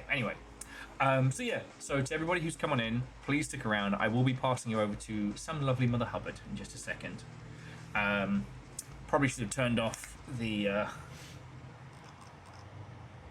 death counter a little sooner, especially after Nova pointed out that I left it up from yesterday's Silk Song. It's fine, it's fine. Right. Friends, miscreants, Longshipian legends, and those who are officially designated gremlins, thank you so much for a lovely day. If you would like to pick up a copy of Vital Shell, like, this game just came out. If you do, please leave a review. All right. I think this does have the potential to really go places. I mean, they're up to 36 reviews on Steam, which I know that doesn't sound like a lot, but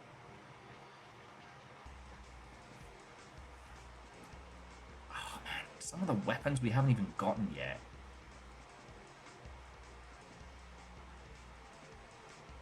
Oh, I wonder if this one's where it's not just the gems combining.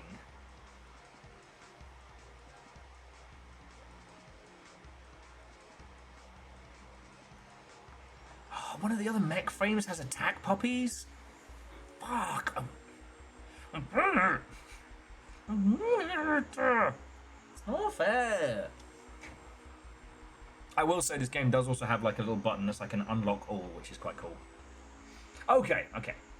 But I might be whinging and complaining of every squat I have to do, but the only reason I'm doing them is because you lot went fucking off the wall, top tier, to keep this corner of the internet going.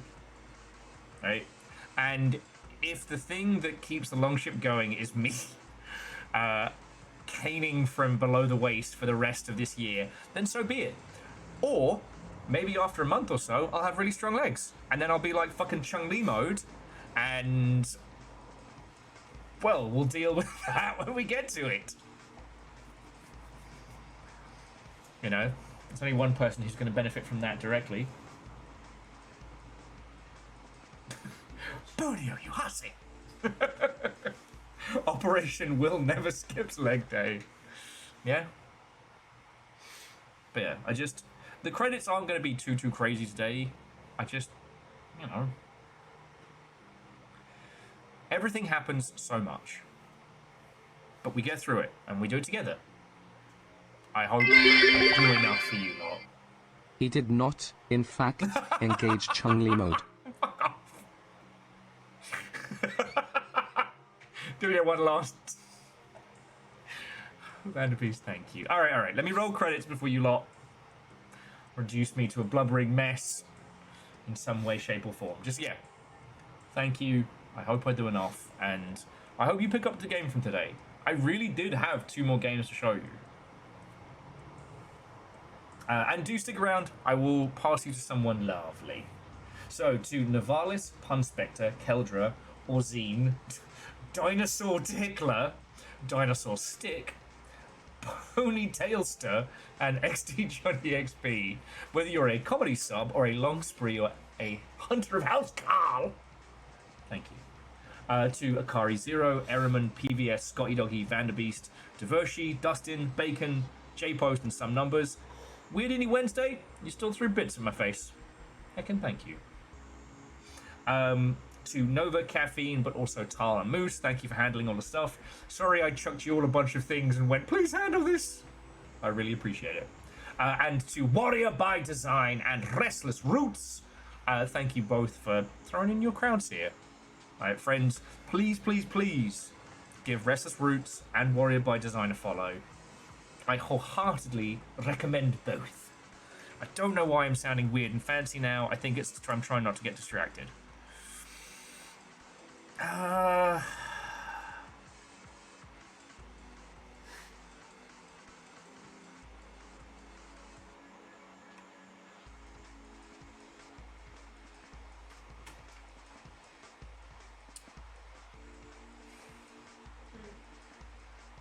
Crazy Mike, why do you have to be playing Arc Raiders? However, Frikage, They're playing rivals, right? yeah, and it's just they've got like 2 people in there, them and Trin. Friends, let's go surprise a Frikage. As I said, Frikage is just hanging out with like 1 other person. So let's bring the full might in and let's make somebody's evening, you know? I always try and like, if I'm picking, I always try and pick whoever's like having a hard night. Or I make you lot pick, and then I don't have any guilt and or feelings on the subject. Alright. Thank you, Legends. Much appreciated. I hope you all have a lovely evening. And yeah. I don't know if I have anything else to add. Select that level. While you were sleeping, I kept starting to talk, and they were yelling at me like, "Get in the mech, Will, or Little Fire will have to pilot again." Okay. And yeah, that's it.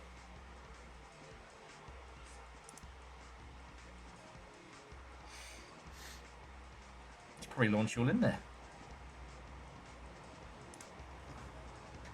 I'm so good at streaming. So good at streaming. Damn it.